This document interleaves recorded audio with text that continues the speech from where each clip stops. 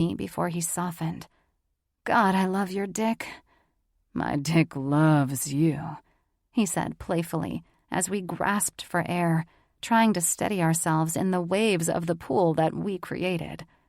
I'm starving, I said with an exhausted laugh.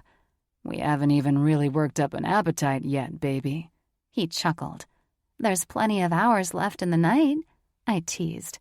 Let's grab something to eat. Then I'm fucking you against my shower wall.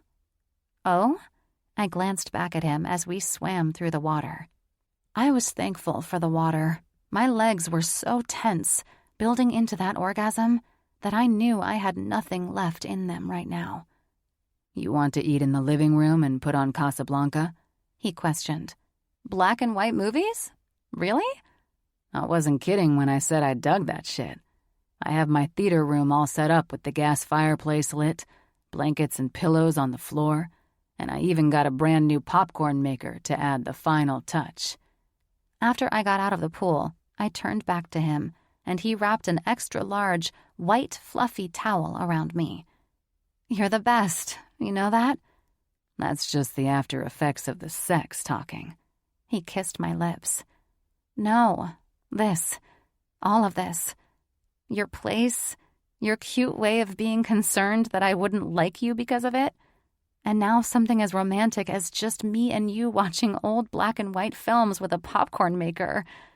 It's a romantic wish come true. Well, it's my romantic wish come true to hear those words come out of your beautiful mouth, baby, he said.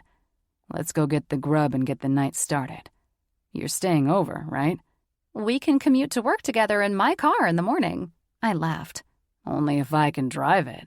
Oh, I'm sure that Honda will make you glad you left the Ferrari at home. The night was better than I anticipated. It wasn't only about sex. That part came at intermission during the switch out of movies. Instead, it was a night of lying in John's arms, the fresh smell of popcorn filling the air, laughter, and just being comfortable with each other. I'd never had a relationship like this before. It was a mixture of everything I held most important: love, laughter, goofiness, friendly conversation, and most of all, feeling the desire of someone who was as entirely into me as I was him. It was surreal. It was so much fun to let my guard down and enjoy everything without worrying about what could go wrong. Chapter 33. Mickey. I was starting to second-guess this Aspen trip after John picked me up from work in a Bentley, and we shuttled off to the airport, only to realize we weren't boarding a commercial jet. No, we were flying on one of 5 private jets that Jim Mitchell owned. I was entirely out of my element, and I had no idea what possessed me to think that a ski trip with a group of billionaires would exude anything less than extreme wealth and power. I had met Jim Mitchell before, CEO of Mitchell & Associates and Forbes 500 top wealthiest men on the planet. And although he seemed stiff, he ultimately came off as a regular man who ran a big company. Knowing his younger brother, Jake, a little better as in he'd said hi to me on a few occasions in the hospital dining area, and when I assisted John during his wife's surgery, I could tell Jake was the more approachable and outgoing of the brothers. Still, I hadn't added everything up in my head, which was that these people were the 1%ers and had more money than most people could spend in multiple lifetimes. Somehow, that vibe never really oozed off them. At least, I didn't pick up on it. The other Rich Kids Club member joining this excursion was a neurosurgeon at St. John's, Dr. Colin Brooks. From what John had told me, he came into money through his father, a world-renowned architect and close friend of the Mitchell family. Basically, I was the only one from Podunk, Tennessee, and try as I might to act cool, I felt pretty goddamn intimidated as soon as I saw the jet. I tried not to think about what I'd roped myself into, but I felt a tad more at ease that John's family had offered to let us all stay at their place just above Aspen, overlooking the ski resort. If I was lucky, John's family was a bit more down to earth than his friends. I mean, this jet was unreal, and I might not feel like such a simpleton for the rest of the trip. Dr. Smith? Dr. Aster? The flight crew greeted us as we approached. It's a pleasure to be flying you today, one of the pilots said with a friendly smile as he led me up the stairs and into the plane. Thanks, John said in acknowledgement. I smiled, trying to access my inner Coco Chanel and appear to be a proper lady. I was overwhelmed. It's not like these people were really our friends. They were just a cool group of people I'd met a couple of times, and they seemed like they'd be a lot of fun to go on a ski trip with. Ashley was the essence of sweet, a total ray of sunshine, even through the most challenging time of her life. But honestly, I never would have associated her with this whole private jet situation. Champagne? A stunning woman with a crisp, tailored suit greeted us. I'm Kat, and I'll be at your disposal for your flight today. Do you have any preferences? Preferences? I smiled and looked at John, out of my element in the biggest way possible. Yes, preferences for food before the meal is served, she politely answered. My eyes shifted to where the captain sat in his cockpit, his attention on the hundreds of lights shimmering on display around and in front of him. This was wild.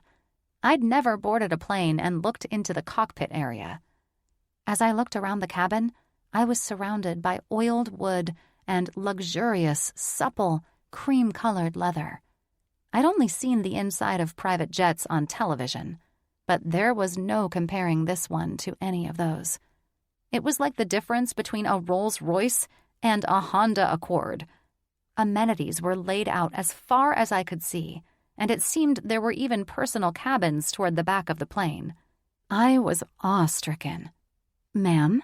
Kat kindly spoke, no doubt having a good sense of humor about me being flabbergasted as I looked around. "Sorry, it's my first time on a private jet," I admitted, as she and John laughed, walking farther into the cabin. Preferences? No, I like everything." "Same here," John added. "Very good. Now, I hope the accommodations meet your needs and your flight is enjoyable." "I'm sure it will be," I answered. "Excellent," she said. "I will allow you to make yourselves comfortable, but please do not hesitate to call for me should you need anything or have any questions." "I will, thank you," I said. "Thanks, Kat," John said. "Before you go too far, can you bring a tray of the La Madeleine aux truffles I had shipped in exclusively for the trip?" "Right away, Dr. Aster," Kat said promptly. I smiled like I knew what he'd had flown in, and then turned to follow him through the plane. "I'm so happy to be here with you," John said, pulling me off to the side far enough to where I could see there was a business center in this jet. "I think the last time we did anything outside of work was before Thanksgiving." "It really has been that long," I said. He and I had spent the last month working like crazy to be able to take off this third week of December. Our Thanksgiving was spent on call at the hospital, delivering little bundles of holiday joy. But it was perfect. There was no family stress or fighting over politics and turkey. It was just him and me, and a whole lot of babies. It was a welcomed sense of togetherness that we both needed, though, even if it was at the hospital. The only actual date we'd been on was when I went to John's house for the first time. We'd had the best night ever, watching old movies, laughing, swimming in his luxurious pool, and enjoying each other's company with no pressure. We sat on the floor, wrapped in a blanket in front of John's electric fireplace, and watched TV on oversized pillows. As much as I hated for that to end, we knew we'd have to work overtime to be able to take this trip, and so we did. Now, at long last, we could enjoy our time off together. "What kind of chocolates did you have flown in, anyway?" I questioned, pulling John's face out of my neck where he'd buried it. His lips and face had found my neck and nuzzled it with every brief hug or encounter we'd had over the last few weeks. That seemed to be John's favorite place, and I loved it. A special kind that's going to get me laid as soon as we reach the house. He chuckled. God, it's been almost 2 weeks since I've had the privilege of enjoying my lady, he said, his hazel eyes sparkling and dancing with their usual excitement. Seriously, I laughed, feeling his excitement for what I had also been aching for these past few days.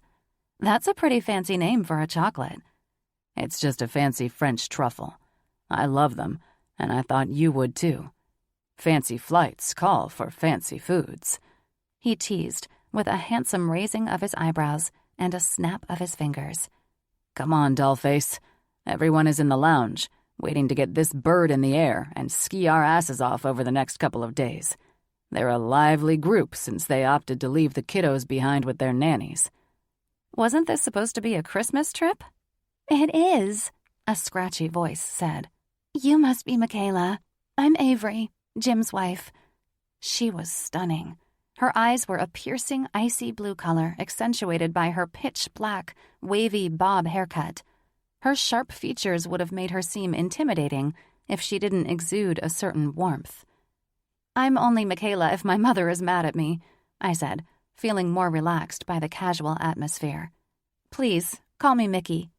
We'd arrived at the lounge area, and Jim ended his conversation with Jake and another man and approached us, joining his wife. You made it, Jim said, extending his hand to shake John's.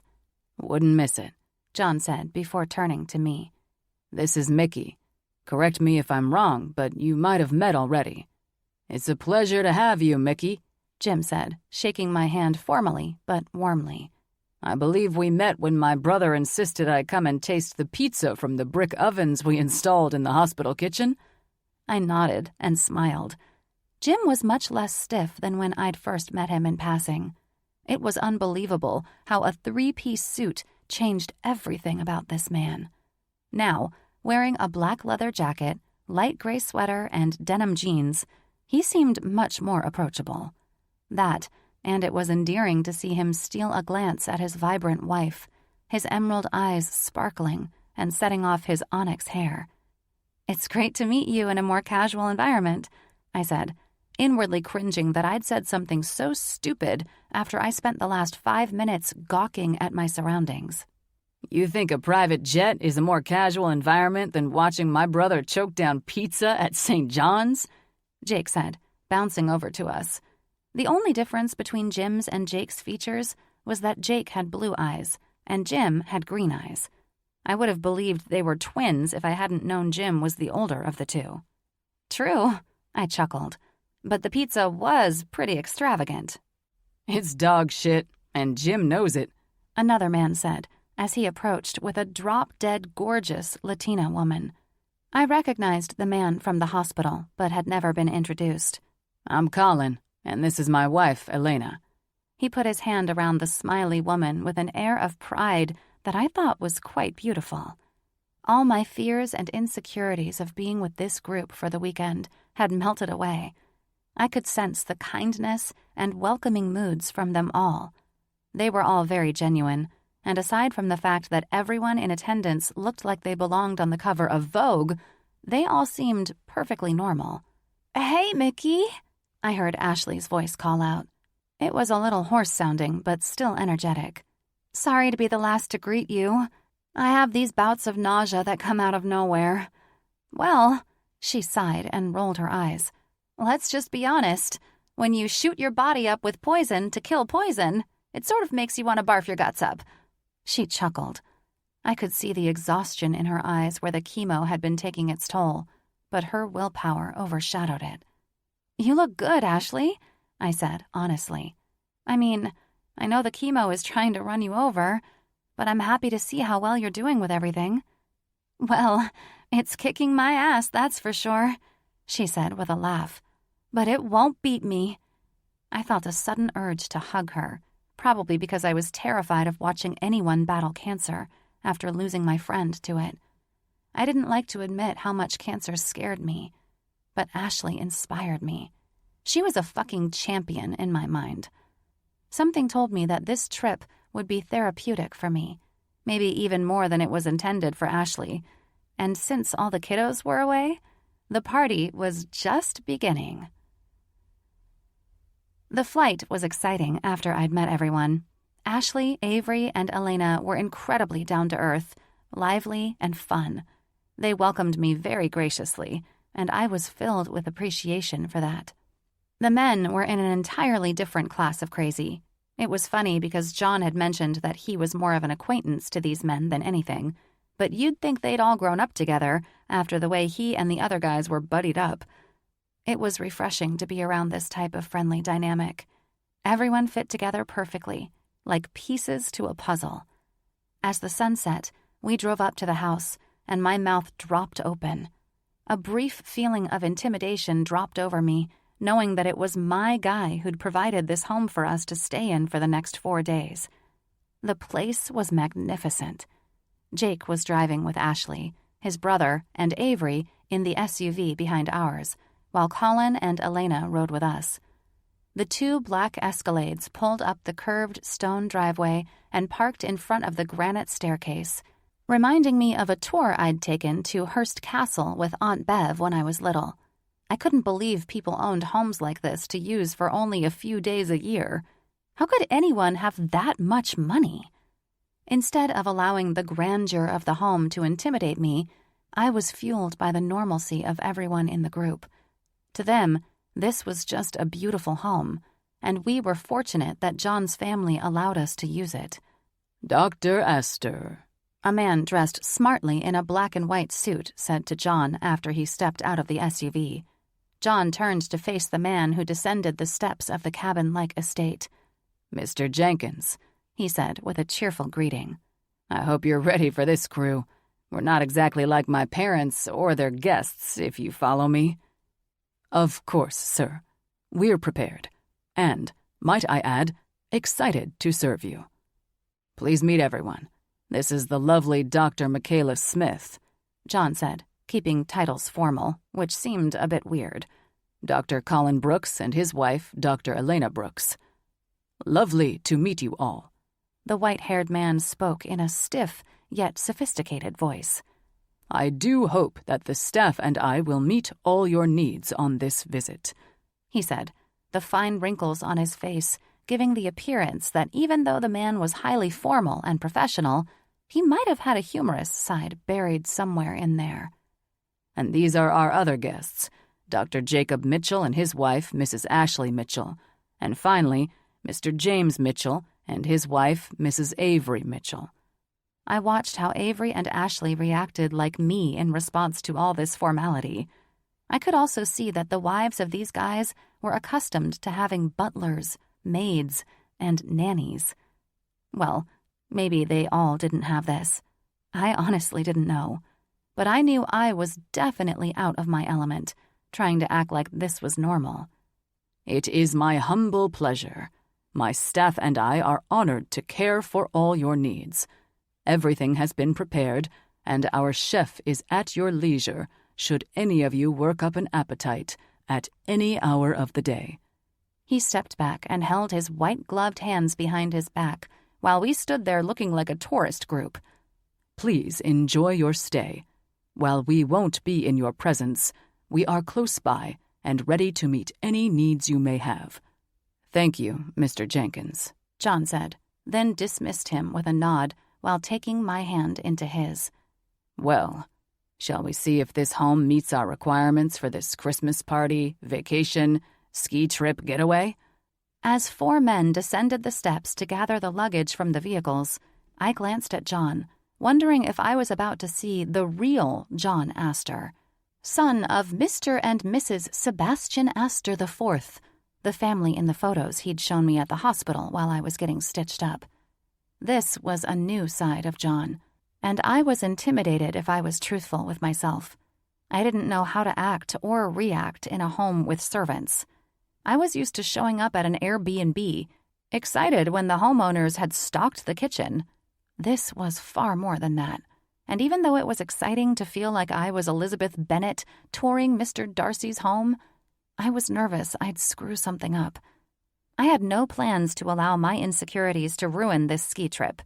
but I was curious to learn more about this side of Dr. John Aster and find out if I had what it took to go the distance. Chapter 34. John. Because Mr. Jenkins was pretty much my parents' informer and had practically raised my brothers and me in every home we'd ever lived, I kept things extremely professional. After seeing how my brother behaved at dinner the other night, it was undeniable that my mother was up to something. She'd been perfectly fine with me staying with friends at our Aspen home plenty of other times. She'd never sent the main house butler to babysit me and my friends before, but this time she'd pulled out all the stops. Word must have traveled to her that Mark and I had an extremely strange dinner, or perhaps she was just on red alert because my brother was ready to jump ship on his wedding and engagement. It was easy to tell there was drama back home in New York, and I did what I'd always done best when shit flew around any Aster family estate: dodged all communication about it. My mother wasn't one to lay low. She was known for controlling the entire family. Don't get me wrong, my dad was a strong-willed man who ran his boys with an iron fist, but that always came behind my mother's desire to have this family run as she saw fit. Mark's behavior at dinner was a fair enough warning that my mother was now putting eyes on me and what I was doing, or who I was entertaining in my personal life. This could easily bother me if I allowed it to, but I wouldn't. In fact, knowing that my mother had sent Mr. Jenkins to run the house made me a bit excited. I knew the old man would report back to headquarters, so I might enjoy giving my mother something to worry about. "This is the price you pay when you get nosy and don't trust my decisions, Mother," I thought with a grin, leading everyone through the grand entrance and directing them to the suites of their choosing. "And you and I are on the master suite floor," I said, kissing Mickey on her temple while leading her up the stairs. "What do you think of the place?" "It's insanely beautiful," she said with awe. "This is just the Aspen home, eh?" "Ha, yes, and how do you feel about the staff on hand?" I questioned, understanding that not everyone might be comfortable with having an entire staff around. I had to keep things in balance, and if I did that, this trip would go off without a hitch. The guys and their wives were most likely used to this pretentious nonsense. They, like me, didn't prefer all the fuss, but we could all deal just fine without issue. What I worried about was that it would be overwhelming for Mickey, and that was the last thing that I wanted. "It's different," she said with a laugh, after we crossed the landing area that overlooked the large stone fireplace of the living room and finally reached the master suite. Mickey turned to me, shook her head, and smiled, evidently overwhelmed at the vast room that was easily the size of an average home, complete with its own fireplace, living area, a bed that could fit 10 people, and walls garnished with antique Nordic skis.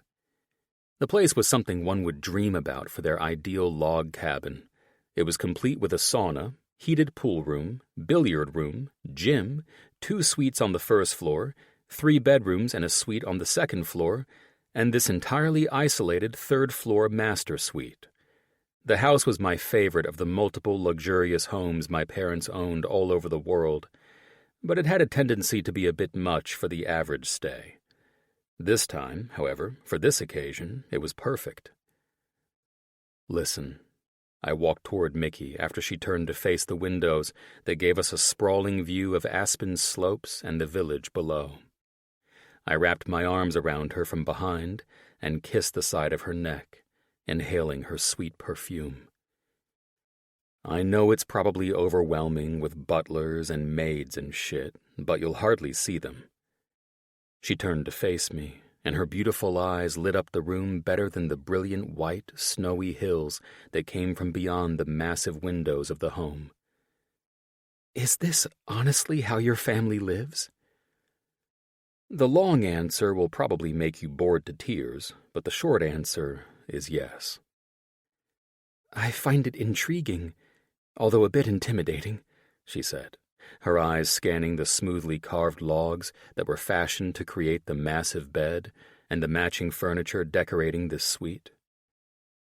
Don't be intimidated, love, I said. I'm nothing like them. I don't live this way, and you know that. You've seen my place, and there's not a butler, maid, or chef to be found. She chuckled. Yeah, but your home is just as nice as this, if not sleeker, and I just— Mick, I said, with a smile and sigh. You know this is not my style. Sure, maybe I bought $100,000 of camping equipment and a vehicle to haul it for an overnight camping trip, and my home is up there with some of the better ones in my neighborhood, but it's all just stuff. I think I was saying this more for myself than for Mickey. I saw the woman standing before me, and these raw emotions that warmed me and made me feel complete were worth more than anything else. This woman was worth more to me than any possession or dollar amount I could ever see in my bank account. So, what's first on the agenda? She asked, walking around and inspecting the room. I eyed the luxurious quilt that covered the log bed.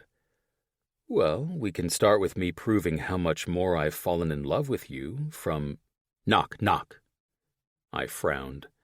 Probably Colin, I chuckled. The guy can't rest unless he's giving me shit. It's all good. We have all night, she chuckled while I opened the door. Mr. Jenkins? I questioned with a frown. May I help you? Forgive the interruption, sir, he said, knowing my mother always had strict orders for the servants to keep their distance from the family whenever we were home. Mr. Jenkins knew this rule well, so unless the place was on fire, his intrusion was very well noted by me. May I ask what brings you to my room so unexpectedly? I would like to ensure all is well with your sleeping quarters. Mr. Jenkins, perhaps you can answer a question for me, I said, annoyed that this asshole was on some mission from my mother to keep an eye on me. Certainly, sir, Jenkins responded, while I studied his solemn expression. Do I look like some wild teenage boy who needs to be policed and watched after outside of my parents' presence? No, sir. However, no, I interrupted him. I don't. And I do hope that your rude behavior, coming to check on my girlfriend and me in our room, was not extended to the rest of my guests. Just because you watched me grow up as a child doesn't mean I still am one. But Mrs. Aster— Ah, yes, of course, my mother has put you up to this, I said with a smile, narrowing my eyes. Listen, Mr. Jenkins, I trust you are aware that you're not only attending to extremely important guests, but one of those guests happily chose to stay in this home at my behest to relax and keep her mind off of a most unpleasant and unfortunate circumstance in her health. If any of these guests are rudely intruded upon during our stay, I will be most displeased. I will deal with my mother and her orders for you to keep an eye on me later. For you, I trust that you will behave as though you are waiting on my mother for the remainder of our stay. I'm sure you understand what I'm saying. I understand, sir, Jenkins said, his head held high. Thank you. We will not be dining in tonight, so save the chef his trouble. That's all. Jenkins quickly bowed before spinning on his heel and closing the door behind him. As he left, I began to feel my blood boiling beneath my skin. I was not one to be treated like I was some teenage idiot who my mother couldn't trust to be unsupervised in her home. Mark was right. Things weren't normal, and to have Mr. Jenkins spy on me and my guests was nearly enough for me to find another place for us to stay. My only hesitation in proving a point to my mother and uprooting us all at the last moment was for Ashley. She didn't need any stress. She needed 100% relaxation and positivity, and that's what I intended to offer everyone, regardless of my mother's machinations. Chapter 35. Mickey. I opted out of hitting the slopes first thing in the morning since the large, oversized bed was cozier and more comfortable than the idea of gearing up in a ski outfit, putting on stiff, clunky ski boots, and going out into the frigid temperatures.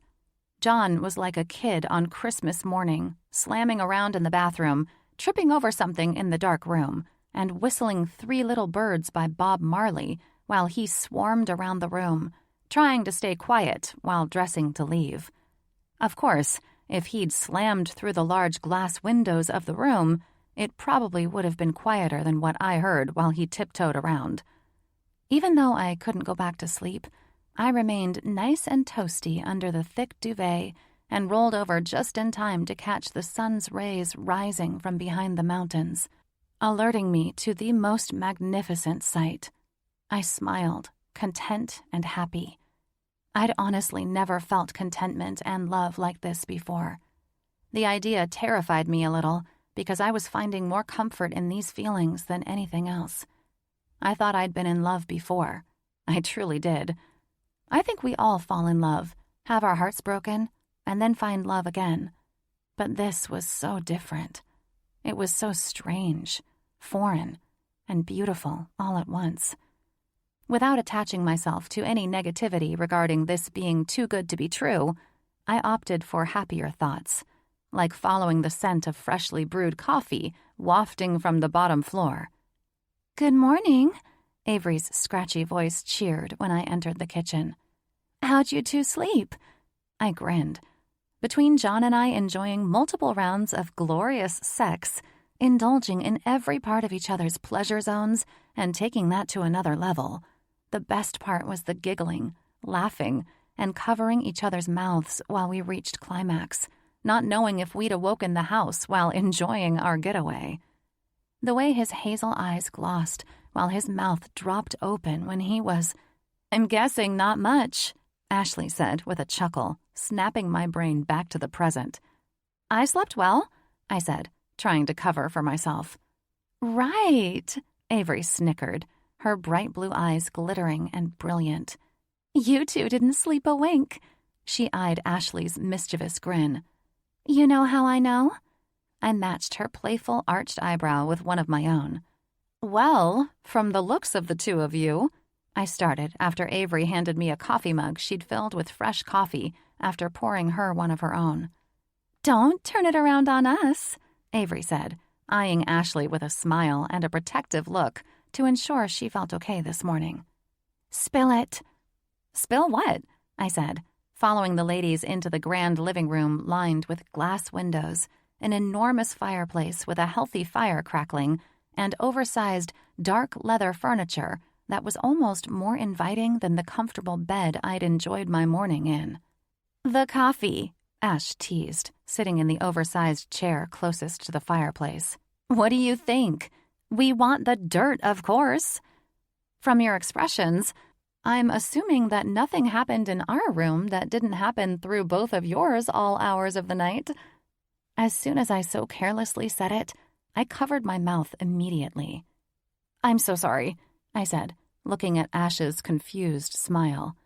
"And now I'm sorry that I'm apologizing." "Oh, honey," Ash said gently and kindly. "Why are you apologizing to me?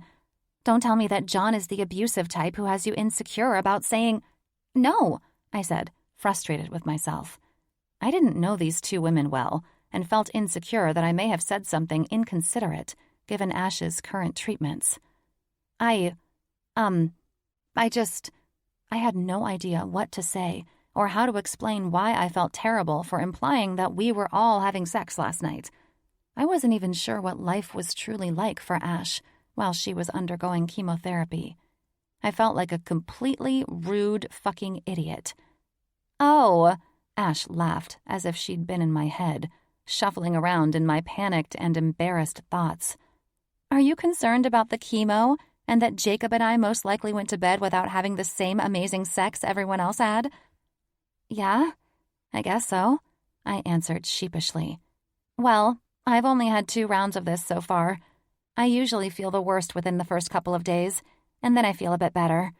I'm not sure if it'll worsen before it gets better, but that's why I wanted to come on this trip. After my first round of chemo, I caught myself thinking this shouldn't be my life, and that I was on the same path as my mother, leading me into an early grave. It plays with your mind like that, you know?" "I can't imagine," I said truthfully. "Well, "It does," she answered, her eyes distant and staring off toward the bright white snow of Aspen's Valley below us. "However," her eyes met mine and Avery's, "that's why we're doing this. I want to live, and when I say live, I mean there are so many things that happen in life to take our minds off the importance of why we're here. Initially, I feared losing this battle, but then I realized it was just one big mental game. Entertaining those unhealthy thoughts would have me lose this battle before it ever started. And that's not who I am.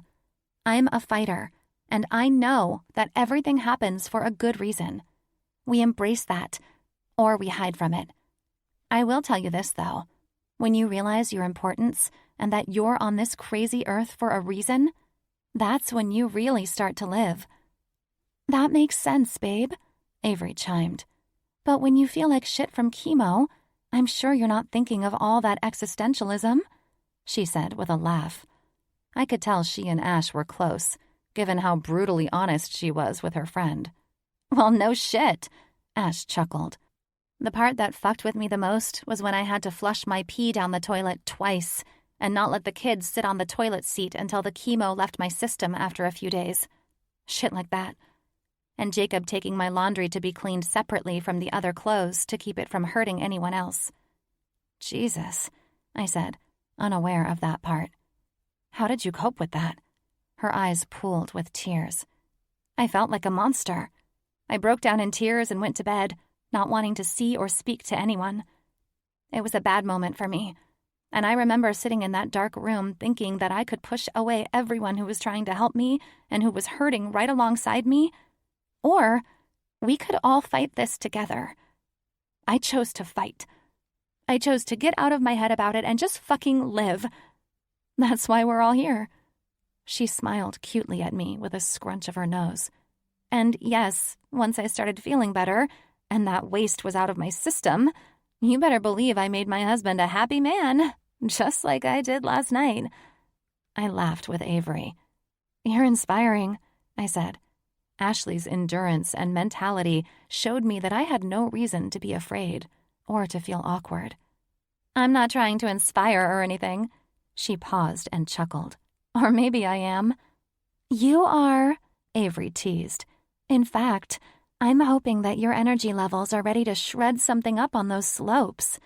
You know I'm not meeting those boys for drinks later, only to hear their war stories about killing each other on the double black diamond slopes, while we sit in here and drink coffee." "Good morning, ladies," Elena said as she entered the living room from the kitchen nook. "I'm trusting you're all here to discuss that those men won't know what hit them when we take to the slopes." "You know it," Ash stood and smiled. "Now, this is how it's done." She fanned her hand out and waved across the room. "Good friends, good appetites, and good fun." "I couldn't agree more," I said. "I'll agree after I eat breakfast, you crazy hippies," Avery said. "Good God, we go from existential motivational talk to kicking the men in their balls on the slopes, and no one has made mention of the homemade croissants that the butler told the chef to prepare for us." "Dude," Elena said, her eyes wide. "What's with that guy anyway?" "Who, Mr. Belvedere?" Avery said, mocking Mr. Jenkins while sipping her coffee. "He gives me the creeps. I've been around plenty of people who have butlers and maids and shit, given who Jim is and all, but this guy is a bit over the top." "How so?" I wondered if John would be mortified if he knew his guests felt this way about his butler. "Well," Avery said, smiling at me, "Jim had this conversation with John first thing this morning, so I'm not gossiping behind John's back, just to be clear. But John said he interrupted you both last night, being nosy and shit." "I just thought that was normal with rich people," I teased. The ladies all laughed. "Not hardly," Ashley chimed in. "Although these men don't live as lavishly as one might think from their worth. We tend to value privacy, which is why, if we're ever in the company of house staff, we usually let them off the hook or let them know they'll be called to the main house we're staying in if a situation arises for us to have staff on hand." "Yours is mainly on the yacht," Avery said to Ash. "But what this guy did last night to Jim and me, checking up on us, was surprising to Jim. That's usually the quickest way to lose your job, so it was strange that a seasoned butler would intrude like he did. So, that's not normal? I questioned, confused. No, Avery answered. These men don't like to be treated as though they're a bunch of college kids in someone's home, and the staff needs to keep an eye on them. If I'm being candid, Elena added, from the little I know about John and his personality, I'm surprised he has a staff. The guys have never really gone for that house staff on hand treatment. I mean, they'll all tolerate it perfectly fine, but to have the house staffed to serve their needs or requests just doesn't seem like any of them. True, I smiled, wishing I had known John for longer to be able to add my input. I guess since meeting John and having spent time at his house, the last thing I expected was to show up at one of his family's vacation homes and see butlers and house staff like we're visiting Downton Abbey. I chuckled. But then again, I didn't imagine we'd fly over in a personal jet either. Avery laughed and sipped her coffee. Oh, let's not give these men too much credit. They do love their lavish lifestyles for sure, and the private jet excursions prove that without a doubt. However, they don't insist on being catered to. They'll play with the toys, but also appreciate their privacy and try their hardest to live like normal humans. I don't know much about John's family, I said, feeling a bit more relaxed in the company of these women who seemed completely down to earth. But it does seem like his parents might run the show a little bit. Avery nodded. He's from old money, she said knowingly. And old money people are quite different. When I married Jim, I was all but homeless. She laughed. But that story is for a different day. Anyway, with Jim's status and the circles he's in, I've learned quite a bit about how these people conduct themselves. It used to be extremely intimidating because I didn't appreciate the eyes staring me down as if I were Cinderella every time we made a public appearance.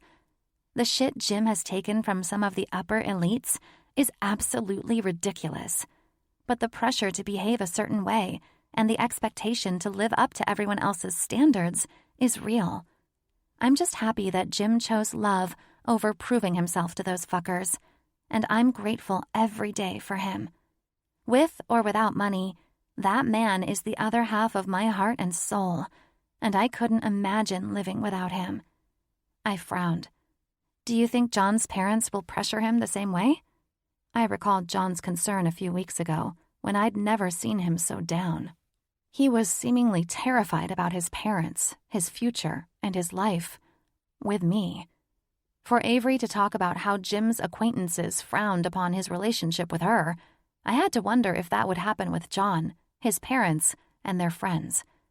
I had no idea how the life of the wealthy worked. I figured it was the same as ours, except they were all blessed with a bit more than normal people. I'm not sure about them, Avery added. But just be yourself.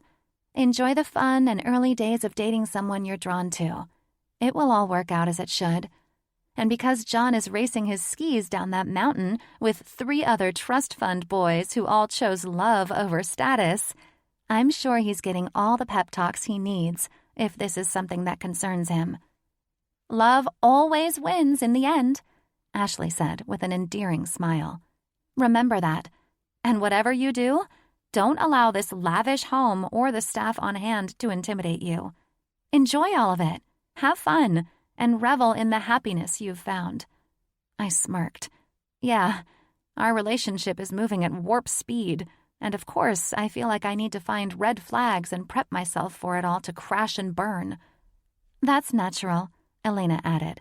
But don't let this nonsense, she waved her hand around the room, the butlers, maids, 5-star live-in chefs and all, bother you. I've seen the look in that handsome man's eyes, and there's a love vibe in the air. And each one of these men has had it, Ash said. And your boy got bit in the ass with that love bug too. So I say, let's head up to the slopes, meet these men for lunch and beers, and do what we came here to do. I agree. I smiled, a bit relieved. I have no idea how we even got onto this subject. Because John expressed how pissed off he was that he's got a lurker or a spy for a butler in the home. Avery laughed. But I'm telling you, when he and Jim were discussing this Jenkins character, the lively John I met yesterday turned into quite the irritated man. I had no idea, I answered honestly. Avery smiled. That's why you'll both be just fine, parents or no parents, to interfere with their son's love life. He's already shielding you from the bullshit, so that's a huge plus in my book. Shielding me? Great. There's something else I didn't notice. It's not like he's keeping secrets, Ash added. But he's not okay with his family interfering. He doesn't want to scare you off. From what I know in these circles, if a man wants a future with a woman and she's not from his class, so to speak, he keeps her as protected as he can from it all. Part of me wonders if that's what his parents are doing with staffing the house, Elena asked. Could be, I answered. Don't worry, Ash added. It appears John is already ensuring that it stays out of your life.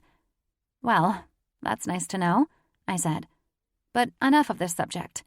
Ash smiled, stood up, and stretched. Agreed. We need to give these men a run for their money. I couldn't agree more. I stood and smiled. It was nice to know I wasn't the only woman who'd accidentally fallen in love with some rich guy from an entirely different world. These women were special, and I was excited to see how the rest of the trip played out. Chapter 36. John.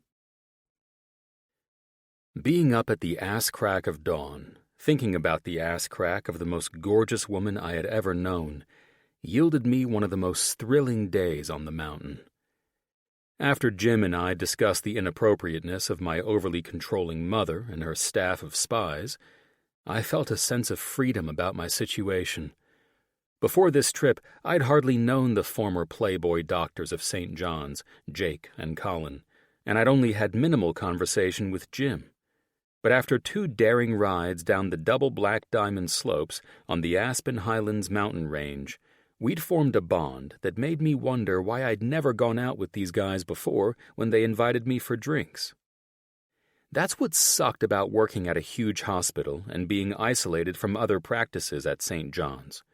I'd never really been around them, except for trading stories in the lounge or possibly a staff meeting.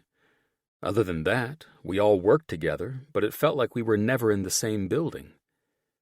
I think the main reason I'd avoided mingling with the Mitchell brothers and their friends was because of the way I grew up.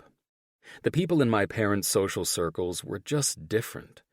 And since I was no longer living in New York, I didn't need to subject myself to that lifestyle. I guess I'd just figured these guys, who had earned the nickname the Billionaires Club years before I'd moved out here, were the West Coast version of the people I grew up around.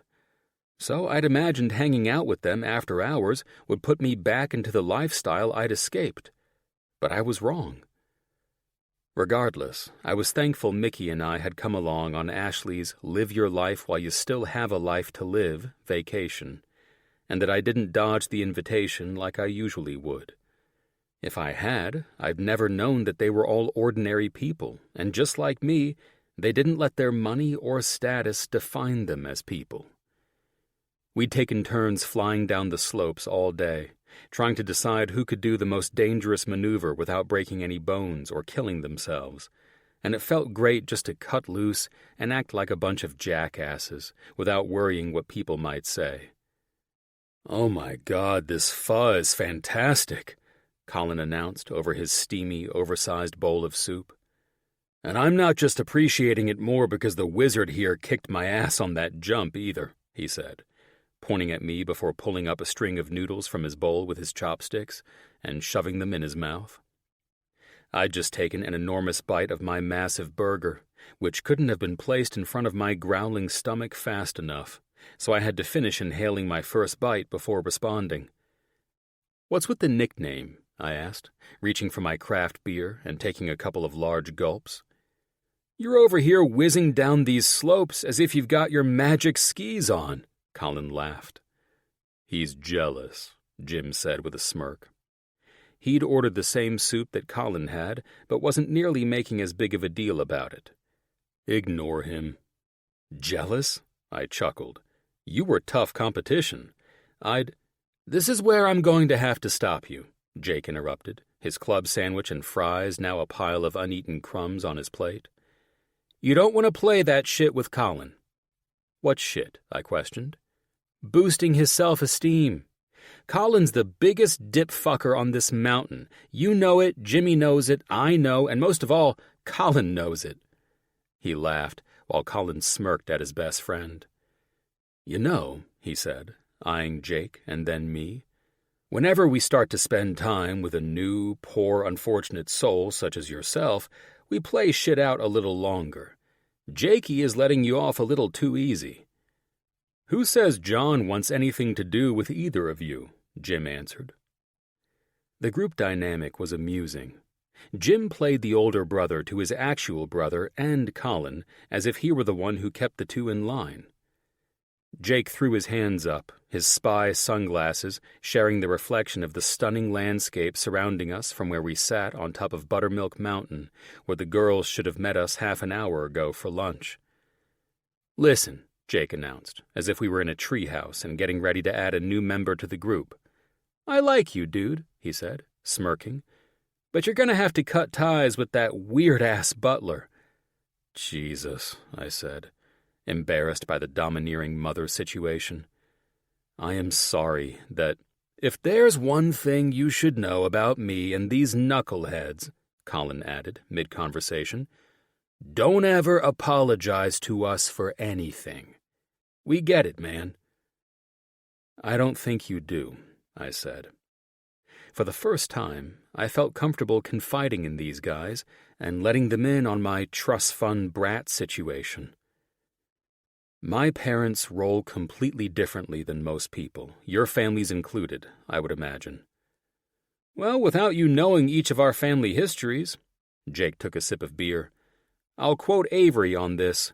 'The rich are weird,'" he chuckled. "I think everyone agrees with that," Jim added with a laugh. "What Jake's trying to say is, it doesn't matter. We've all grown up with the same sets of rules and boundaries. It seems none of us let it define us as adults, though." "Bullshit," Colin interjected with a sigh. "All of our asses belong in therapy, and you know it." "That's exactly why we go ride horses at your wife's horse clinic," Jake said with a grin. "Right," Colin said. "That's why you're more damaged now than you were before she opened the damn thing." "I'm completely lost," I admitted.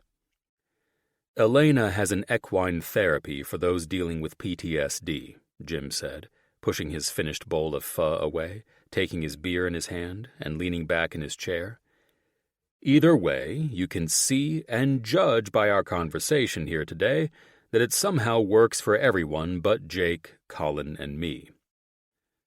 "I don't mean to be blunt," I started, "but I avoided hanging out with you guys a lot because I knew you all came from the same kind of money that I was born into, and I wanted nothing to do with that shit in Los Angeles after I worked so hard to move away from it."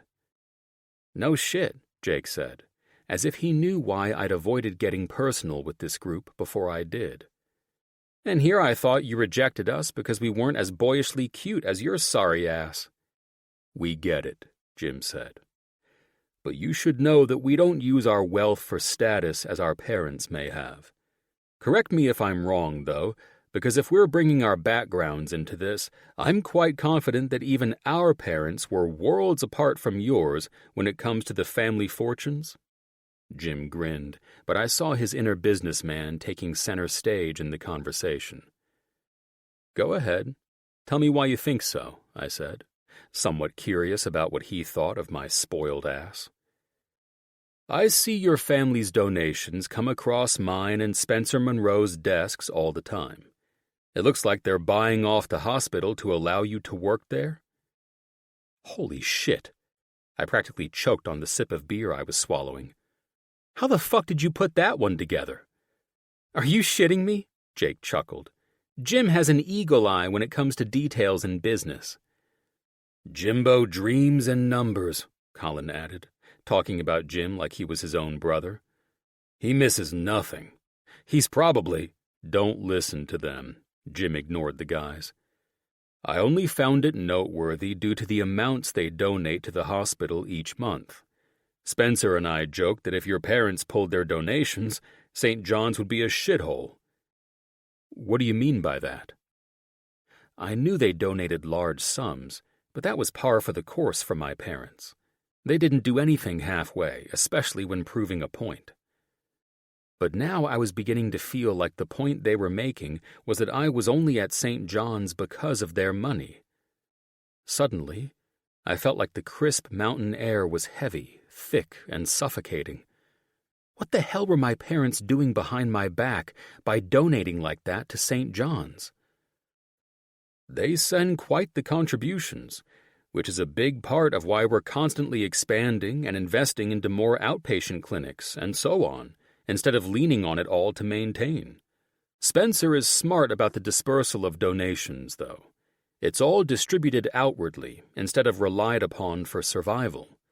Something told us that, because the dollar amounts are unique and quite extreme, if they came to be expected and then suddenly withdrawn, St. John's would have a serious problem. We've gone out of our way to avoid that scenario. I'm thankful you gentlemen have found better ways to use the funds, I said, and suddenly feeling like there was a world of shit going on behind my back, and that in my parents' minds they were allowing me to live out here and work at the hospital. This move was all part of their control, and I had a sinking feeling that they'd set this up as Plan B if I didn't drop everything and come home when they beckoned me. Would they really threaten to cut off funding to the hospital, thinking it was entirely reliant upon them, as a way to force me to come home and do my part like my brothers? Fucking blackmail? Jesus Christ, I wouldn't have had the slightest clue if Jim didn't say anything. I see the look on your face, Jim said somberly. Because I understand the reasoning behind the staff situation in the home, and now this, I'm going to tell you something as a friend. I've seen this shit in these fucked up circles of wealth before, so if there is more to your situation and familial obligations, and they decided to blackmail you with what we've talked about, know that St. John's will not be affected if they pull their interest from it. We have many other parties who are well invested in the place. So St. John's will be the same in the future as ever, regardless of whether the Asters will continue to donate. I'm glad you told me this, I said. Because yes, at any moment my parents could demand me to return to the family and do what I was born to do. And that is? Jake questioned, as if he were confused as fuck about the conversation his brother and I were having. Focusing on what generations before me have focused on, our family's wealth and status. Currently, my brothers are playing the old money game and keeping my parents at bay and not needing me to be involved. You are part of that wealth, Colin said, his eyes telling me he understood my life very well. You're just not needed at this time, but they will make their demands, and you will comply. It's very interesting that Jim and Spence picked up on the games your parents have played. No different than any other game our wealthy investors play with us, Jim said with a smile. It's why I want you to know not to do anything to ruin the life you've made for yourself out of fear that the hospital will be affected. I had no intention of doing anything of the sort, I said, fucking pissed that my life was somehow on display because my parents had to have control over it. And that's how it should be, Jake grinned and raised his glass. To the cute doctor from Labor and Delivery, may he love us as much as we love him, and may he love the beautiful ski bunny walking up behind him more than the money that will one day be used to blackmail him. I turned and glimpsed Mickey giggling with the other ladies, and my heart wanted to pound out of my chest at the sight of her. Her long auburn curls danced along her powder blue ski jacket, and her tall, sleek frame was accentuated by how her ski suit clung to her perfectly. I'd never known love or intrigue like this for a woman, and I wouldn't lose her. What Jim had just said was not to scare me, but to inform me.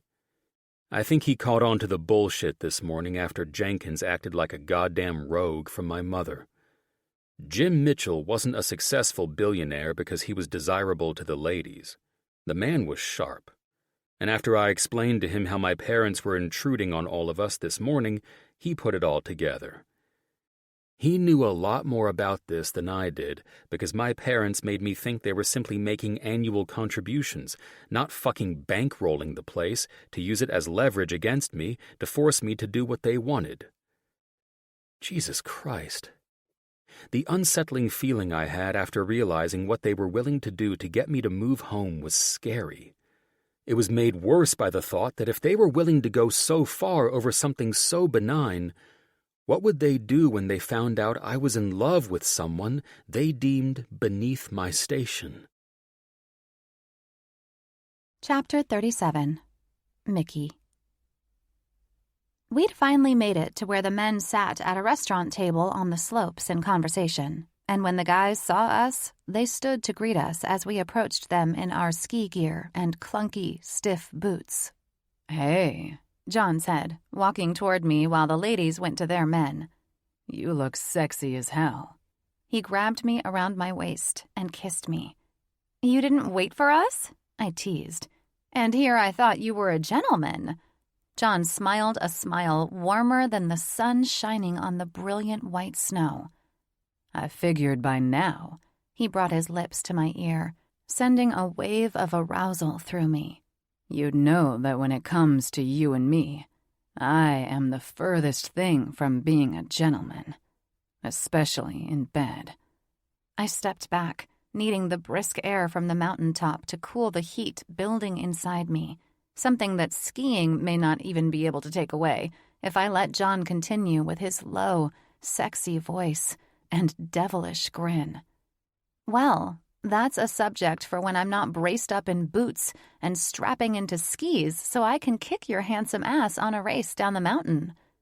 She's competitive, I heard Colin declare as Elena took her seat comfortably on his lap and picked through some leftover fries next to her. That's what we need since John's pretty much a chicken shit on these slopes. I grinned at the doctor, his attention now on his wife's smile and capturing her bottom lip friskily. Speak for yourself, Brooks, John said, snatching my hand and leading me to an empty chair beside where he'd previously sat. I'm not the one who face-planted coming off that jump. I sat beside John and leaned forward, grabbing a menu intentionally left for us. You, Colin? I heard Avery say as she sat to the left of her smirking husband, Jim. The one who has done nothing but brag about what a badass you are? Dominating any mountain? Dear God, Jake said, after tucking Ashley under his arm while she stared intently at the menu he grabbed for her. We could go on all day about how Colin should have been an Olympic skier and that it's a shame for the U.S. Olympic ski team that he never pursued it. But we all know he would have never made the team. That's bullshit and you know it, Colin defended himself. I perused the menu, my growling stomach in search of something that would appease my appetite. Funny you all mentioned the Olympics, because you're sitting in the presence of someone who actually made the Olympic swim team, John said, beaming at me proudly. No shit, Jim said, pleasantly surprising me with his informality. It was the first time he'd seemed relaxed since I'd met him. If I was honest, I was beginning to wonder how someone as lively as Avery came to be with someone who seemed so reserved. It was just another reminder that not everyone was what they appeared to be on the outside, something I should have known by now after falling in love with John, despite my reservations. The fucking swim team, eh?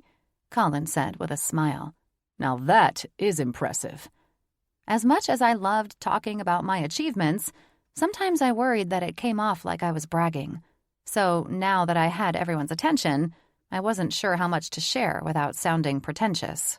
"Ha," I said, nodding when John pointed to the burger I was eyeballing on the menu when the waitress came with beers, asking if we were ready to order. Well, as amazing as it sounds, I nodded when John turned and asked if I wanted fries instead of soup with my burger, as he placed my order for me. It just wasn't meant to be, I finished with an honest smile. Well, From the way John's been bragging about your expert resident doctor skills in the OB unit, Jim said, maybe there is a good reason the swim team didn't work out. I do see things beyond what this guy likes to brag about. He knowingly smirked at John, then sat back in his chair, wrapped his arm around Avery, and grinned. Word on the board of directors of St. John's is that the chief of OB is thrilled to have you on the team. He's constantly going on about how impressed he is with you. My eyes widened with excitement. This was a monumental compliment, and one I wasn't expecting. Wow, thank you for sharing that, I said with a smile as our drinks were placed before us. I picked mine up and raised it playfully to the group, and everyone smiled and followed suit. Well, here's to not giving up. There were many times I wanted to wallow in self-pity that the car accident ruined my chances to go for the gold, and I never thought I'd get past it. It took a long time to follow my dad's advice, and know that once I applied myself elsewhere, I could prove to myself that I had many accomplishments left to make. I could do anything I set my heart to, and I didn't need a gold medal to prove that. And here I was, having a fun lunch on a fantastic ski trip with people I enjoyed, being told by an executive on the hospital board that they were happy they hired me. Don't get too cocky, Jake smirked. We don't need another Colin working at the place. True, John chuckled. I mean, his bullshit reaches the gossip halls of the maternity ward. Those poor children, Elena teased her husband.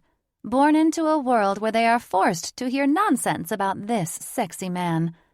Poor children, Colin scoffed, sitting back in his chair pretending to be appalled as the rest of us laughed in response. You heard me, lover, she said, smiling at him with a glint in her eye, lending everyone the idea that John and I weren't the only two having difficulty keeping our thoughts and hands to ourselves. Oh, hell yeah, I heard you. Colin played back. I'm hearing a lot more than, save it for the house, you two. You can give Jenkins something to worry about. Jake laughed. If he's worried about us, he won't have time to report to Mommy Aster about her son falling in love with a woman. Jake trailed off, seemingly stopping himself in his tracks. That was enough to prove that the butler was up to no good on behalf of John's family. The guys had obviously discussed this, just like I did with the girls this morning. It was beginning to seem like a bigger deal than I initially thought. What is it? I finally said, since everyone seemed to be at a sudden loss for words. It's nothing, John said. Just fucking embarrassing that my mom sent a full staff to babysit me and my friends, when she's never done anything like this before. So this has never happened? Jim asked. No, never, John said, shaking his head. If I knew things would go down like this, I would have refused the staff. If my mom had taken issue with that, I would have spared us all the discomfort of staying in a home without privacy or respect. It's probably nothing, Ashley spoke up. Let's just enjoy our time here. I assume Mr. Jenkins will report that John has great friends and we'll all be invited back again. Hey, why don't you assholes own anything up here? John asked playfully, maneuvering the subject onto something more comfortable while we waited for the food. Meh, Colin said. While I enjoy skiing, ski trips, and adventures, I just don't need to add expensive real estate to my resume to make me feel important. He chuckled. Unlike Jimbo, who just secured a whole-ass island. Shut the hell up. Jim laughed into his beer. It's nothing. He looked at all of us, who seemed shocked about this breaking news. I just got us a place for the kids to go that is reminiscent of the island where we were married. So you bought an island? Jake questioned and looked at Colin. How the fuck did you know about my brother's ridiculous purchase and I didn't? I didn't, Colin laughed. I was just fucking around. I didn't think he'd actually have bought an island. Oh, God, Avery said with a laugh. Now our big secret's out, and these guys will all be bombarding us on vacations to our cute place. Cute place? I said with a laugh, unable to resist how funny it was to downplay the purchase of a private island. Right? Jake said in response to me. Seems like you wealthy snobs have a lot of explaining to do. Cute fucking place my ass. You bought a motherfucking island like the bastard you are, older brother, and I deserve some answers. Food is here, Jim said with a confident smile, and I would rather enjoy food than discuss business with you buffoons. The banter played well into the afternoon, and I enjoyed myself more with each passing hour. If hanging around the One Percenters Club was always like this, I'd highly recommend everyone do it because they were normal, just like the rest of us. Once lunch was finished, we all ventured toward the lifts that would bring us to the top and have us leisurely skiing down the mountain. I should have known by the competitive talking at lunch that skiing down the hill wouldn't be what I expected. "All right," I heard Colin say after everyone disembarked the ski lift. I situated myself in my skis, enjoying the fresh hot wax applied to give them a smooth glide over snow, which grew slushy under the sunshine. We've taken this run a couple of times. Now, you ladies are all pretty good at skiing, yes? Colin glanced at me while asking that question because I was new to the group and hadn't gone skiing with them before. Elena and Avery were sitting on the snow, locking their boots onto their snowboards since they'd both opted to snowboard while the rest of us challenged the slopes on our skis.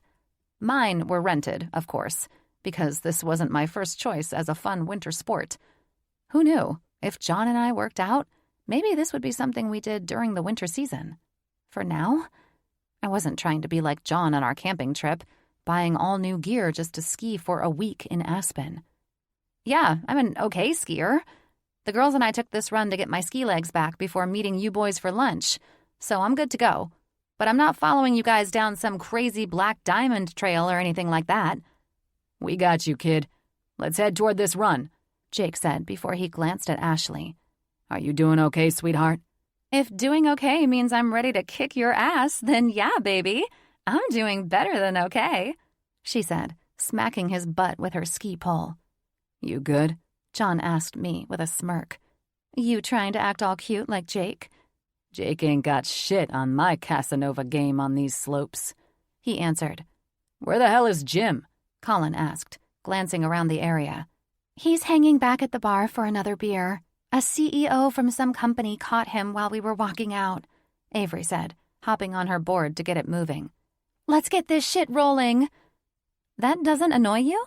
Elena asked Avery as the guys moved ahead of us. God, no, Avery said. Jim knows I don't need him holding my hand on the slopes for me to enjoy myself. Honeymoon didn't last long for you two, eh? I teased. Oh, girl, the honeymoon never ends with that man, Avery said, bending her knees and guiding the board to move to the right a little. But hey, I know who I married. When a business opportunity knocks, my man is going to answer. It's what he does, and I love that about him. Besides, we have an entire week here, and I'm not getting my feelings hurt if the man sits out a run. He's just a bitch, Jake said from in front of us. He doesn't want you all to see how shitty of a skier he is compared to us badasses. Let's hit the tree trails, Colin said. There's jumps, John said. That's when the men seemingly forgot we were skiing behind them. We followed them into the forest of trees that 2 ski runs went around. It was all thick powder, and I loved the feeling of my skis smoothly cutting through it like butter. Before I knew it, the 2 ski runs that split off to the right and left of this forest pocket were gone, and so were the voices of all the people coming off the lifts and riding down the groomed area. Are you sure this is safe? Avery asked with a laugh after we all fell into a single file line. We followed the wild men who were cussing and yelling excitedly as they launched themselves off small jumps that others had made before us. It's as safe as skiing down the groomed part and having another skier come out of nowhere and collide with you, Colin said, his voice echoing back to us where we were lost in the damn trees. Holy shit, Jake hollered, catching air on a jump he took fast as hell with John behind him. This was fucking incredible, skiing through the trees like we were the only people in the world. Check this shit out, Colin said, heading through a deeper section of the trees and finding his jump. Throughout the area, the men darted through the powder as we moved down the mountain, each finding some cool jump and taking it. Fuck! Ah! Jake growled. Jesus Christ, John said, after the tone of Jake's voice made us realize something wasn't right. I stopped first while Avery and Elena spun their boards sideways to stop downhill progress, and then Ashley wound up down by Colin, looking up to where John and Jake seemed to have disappeared into the snow, up to their waists. You two dip fuckers. Colin was laughing so hard he couldn't finish what he was saying. What the hell? Avery answered, unstrapping a boot. Don't, John said, advising us to stop moving.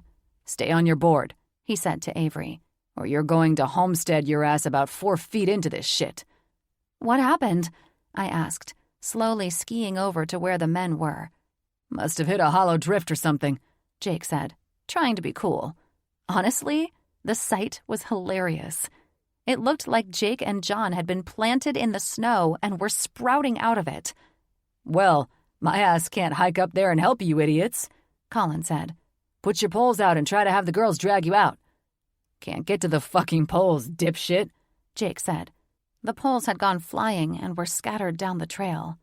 You guys are really stuck, I said with a laugh that prompted everyone but Jake and John to join in on the humor. I'm taking a picture of this, Elena said, pulling out her cell phone from the backpack she'd been wearing down the mountain. Good, because that's going to last longer than John and I being stuck in this shit, Jake answered. Give me your hand, John said to Jake. Maybe we can pull toward each other and crawl out of this. Good idea, Jake said, both in a survival situation to save their lives from the depth of the snow that had swallowed them up. How is that supposed to work? Colin questioned, watching with humor and some satisfaction that his friends were royally fucked right now. We pull each other out, Jake answered, as if he'd solved the problem. You do know you're still wearing your skis, correct? Colin questioned them. You're both fucked. We all started laughing again. I knew it was all fun and games, but we did need to find a way to get the guys out of this situation. Jesus Christ, Jake said, looking at John. My balls are starting to get hypothermic, John answered him. Well, my balls are triple layered. I'm getting ski patrol, Colin said, almost excited to announce it. The fuck you are, John answered. We don't need fucking ski patrol. I'm getting ski patrol, Colin said to Ashley. We'll most likely be back before they turn purple. For fuck's sake, Jake answered. You're the dumbasses who wanted to take this trail, Avery said. And now we're all waiting on ski patrol to rescue you two. Elena laughed. God in heaven. John started laughing. It's only because the girls are here. This shit wasn't even close to happening before they showed up. It was an hour of Jake and John bitching, laughing, and then the jokes started flying about dying because they were so cold that they couldn't feel their legs. They're right this way, Colin said as we heard 2 ski-mobiles coming through with stretchers. Buried up to their chests. The engines cut on the snowmobiles, and Avery and Elena got their cell phone videos rolling. I couldn't take my eyes off the 2 badasses being approached by a ski patrol man and woman walking out to them in snowshoes. Well, well, the man said with a smirk. We finally caught you two, eh? Mountain caught us, Jake said. Well, that's the same thing. You see, all you kids come up here and think you can ski wherever you want. And now we're here to say, stay on the groomed trails for your safety, the lady said, as John and Jake's egos kept deflating. Seriously, man, the guy added, pulling on Jake after using a shovel to dig him out. Well, I do this shit all of the time, John argued as I chuckled with Avery at my side. Right, Avery said softly. They gotta act like they're still in charge, even though their balls are frozen off and their egos are shot to shit. Ha, I answered once John was freed and the patrolman clicked his boots out of his skis. Okay, we'll ride you down to the medical building and warm you both up. Once they clear you, you guys can return to skiing on the groomed slopes, the lady advised. I'm not taking a ride down on a goddamn ski patrol stretcher, Jake argued. You think you can ski? Colin said with a laugh. Jake sat on the stretcher board and rubbed his legs briskly. Once I get these bad boys warmed up, yes. That's not going to happen by rubbing your legs. the guy answered with a grin. "I'll ride down with these two," Colin said. "Head that way." He pointed toward the left. "The groomed part is right there. At the base, meet us at the medical patrol building." That was the end of the conversation, and the next thing everyone saw was Jake and John being carted down the mountain in defeat, egos blown to hell, and us girls laughing and doing our best to follow them down so that Avery could keep videoing the entire event.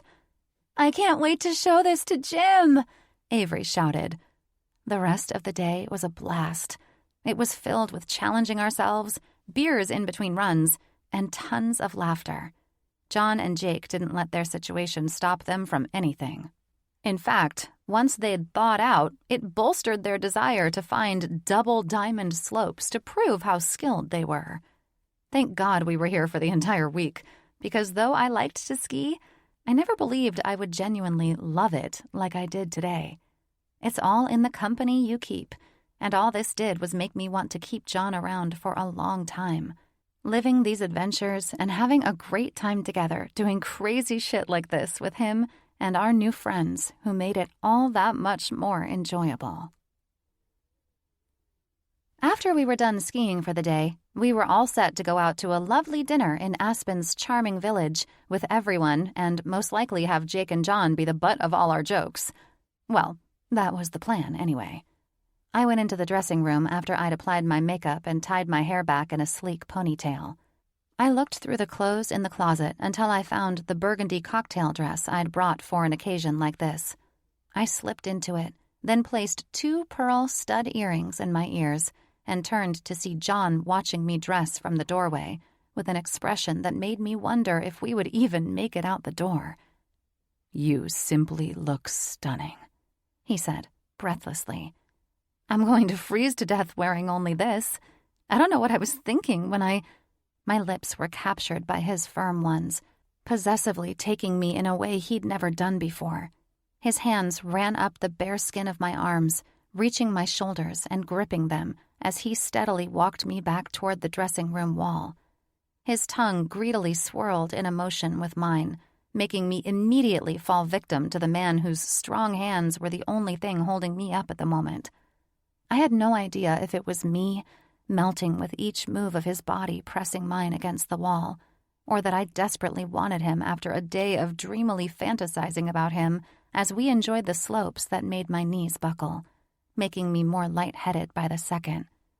Since being intimate with John, this had never happened to me before, feeling weak in my knees. But something was different, and I would have welcomed it if it didn't make it so hard to engage. John gently pulled back and brushed the back of his knuckles over my collarbone. "You're so beautiful," he said. His eyes spoke more to me than his words, and a lovely energy soared through my entire body as I smiled at him in response. Something changed at that moment, and John's expression became so sincere that I felt it pull through me like a powerful sense of knowing that this man would be the only man I could ever love, and, if the chance presented itself, spend the rest of my life with. His hands came up to my neck while his lips pressed gently into the base of my throat, then to my chin, and one last taste of my lips before he pulled back and studied my eyes. "I won't lose you," he promised in a deep, earnest voice. "I swear that whatever happens from this point on, you're mine, and no one is going to fuck with that." I had no idea what had gotten into him, but my sex and entire body weren't arguing about it. I was wet, ready, and willing to give him anything he wanted, as if a spell had been cast over me by the sound of his voice as it declared these promises. The air seemed to spin all around us, filled with the potent energy of true devotion and love.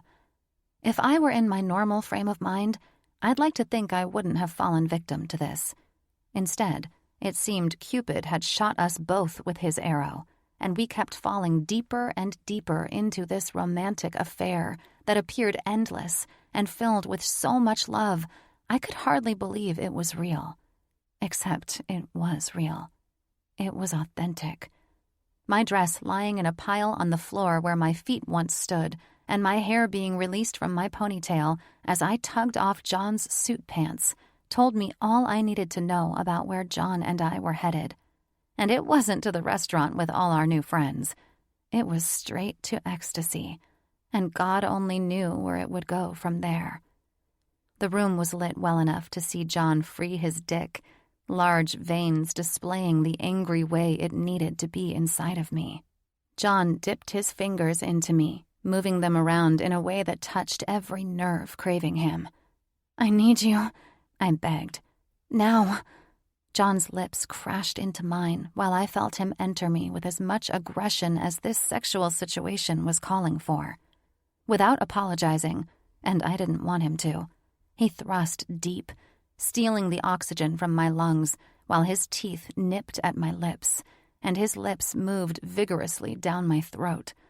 His growling, groaning, and moans were heightening all my senses as I moaned in ecstasy and pleasure, needing this harder and deeper. "Fuck, baby. You're so fucking wet," he said, breathlessly. I reached up and gripped my hands through his hair, twisting his natural wave through my fingers, only to spur him on to fuck me harder. My legs fell open, and he positioned himself into slow circles with his cock that made this orgasm want to explode out of me, surging deep within, bringing everything in me to a simmering boil. My God, I was breathless, yet still breathing. I couldn't explain how his slow, circular motions were making me come undone, but everything was back-building and leading up to something that made me unsure of whether I would scream or cry when it happened. With complete sexual desire, I couldn't lie on my back anymore. I wanted this man's dick doing precisely what I needed and on my terms. I maneuvered John onto his back and rolled with him, keeping his hardness inside of me while I gripped his firm chest, bracing myself to take his cock as I rode him.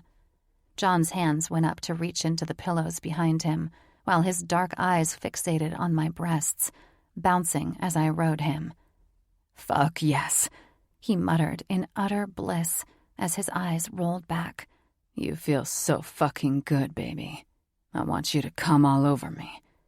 His desperate pleas ripped my orgasm right through me, and from the way his head was pressed deep into his pillow, I had to think the pleasure bolted through me and went straight into him. I was lightheaded, but feeling like that was just a precursor to what should have been. My body shuddered in delight, and my hips moved faster and with purpose. John barked out a sexual sound that kept all of it moving harder and more fervently. He was soaking wet beneath me from my pussy as I felt more pressure building until he clenched my thighs, and an electrical current ripped through us both as we came together. We hardly moved a muscle as the waves of intensity subsided, and I fell onto his chest and into his arms. This was beyond any sexual experience I'd ever had, and it was more than just physical. All I knew was that this, us, was right. What we had was not something that we could ever deny again. Chapter 38. John. We'd missed dinner with everyone, but a quick text to Jake and a thumbs up in response during a short break from Mick and me trying new positions assured me that no one's feelings were hurt. Hell, who was I kidding? These guys didn't get their feelings hurt. They just used your bailing on them as a way to tease you mercilessly for the rest of your life. I didn't give a shit, though. If there were anything to be embarrassed about, it would be that, for the first time, my parents and their controlling ways made me look like some rich child whose parents bankrolled everything he did. There was nothing more shameful for me than to have people look down on me as someone who took handouts from my parents, because that couldn't be farther from the truth. Did I enjoy the perks of my parents spoiling me with the riches of life without having had to ask for anything? Absolutely. But there never seemed to be any strings attached. Until today. When Jim told me about my parents' contributions to St. John's, I was blindsided, not by him, but by them. I quickly came to realize that their contributions were about more than just trying to cover up that their son was employed at the hospital. That part had never bothered me before. My parents had enormous egos, so it was to be expected that they wouldn't want it to seem like I had to work, and that was their way of sweeping that under the rug. But when it became clear that the amount of money they were giving the hospital was to make the institution dependent on them, it sent a chill up my spine because I knew their ultimate intention had always been to use it to leverage me to come home. I was not too foolish to understand that a certain level of ruthlessness came along with the amount of power and influence my parents wielded, but to have it used against me was something I never expected. I knew they disapproved of me abandoning my life in New York and my duties to the Aster fortune, but I had no idea they'd seemingly set a plan in motion long ago to get me home when they saw fit. They were smart about it, too. They knew it would take a lot more than threatening money, houses, and cars to bring my ass back. I would honestly live under an overpass before I left my career, my independence, or this beautiful woman softly snoring and tucked into my side. Yeah. My thoughts were interrupted from racing in circles as Mickey began talking in her sleep. Her leg, which was draped over my abdomen, moved up as she pulled herself tighter against my side. "Harder," she said. And this time I couldn't help but try and steal a glance at her face from the light of the moon shining through the window.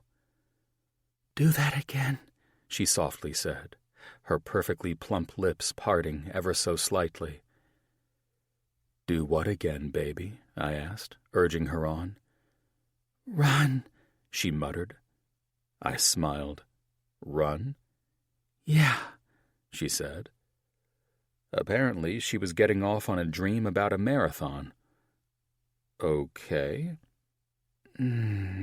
She said, her warm sex rubbing hard into my side and my dick rousing awake and ready to run, fuck, or anything else this woman wanted. "You like that?" "No," she said, pushing me away some, but then pulling me back in. "What do you want, gorgeous?" "You," she said. That was all I could take of the sleep fucking. It was time to bring my lady back to awareness the right way. When I turned to face her and reached between her legs to find her wet and ready, my hopes were answered when two beautiful eyes snapped open and a glistening smile met my searching eyes. "You want more, baby?" I asked in a low voice that was ready to consume and devour this woman with my mouth. She stretched out flat on her back, dropping each of her legs open wide for me. She still smelled like the rose bath wash she'd used while fucking in the oversized tub hours before we fell asleep. She smelled like beautiful sex and roses, a fragrance that should have been captured and bottled up just for me to enjoy on the lonely nights when I didn't have this woman at my side. As my tongue went to work on her clit, savoring her entirely, I knew that I didn't want to have any more lonely nights without her. Until now, I'd had this fear of losing Mickey, which could easily be solved. She could move in with me, get out of her aunt's place, and we could really try this relationship on for size. What could my parents do about it if my girl lived with me anyway? There's no way they'd ask me to kick her out. They'd probably just realize I was past manipulation. I would make this situation work in my favor by asking Mick to move in with me. After the orgasm I knew she was well on her way to enjoying, and all the fantastic sex before this, she'd never say no. Everything about Mickey was perfect. The thought of living with her and waking up with her every morning would be heaven on earth for me. "Are you out of your fucking mind?" Mick questioned, while we sat at the bar in the cigar room of the cabin. It was my dad's favorite room in this place, not only to pass the time after we ate and before everyone went to bed, but also because the room was virtually soundproof in case my dad was working a business deal and he wanted privacy.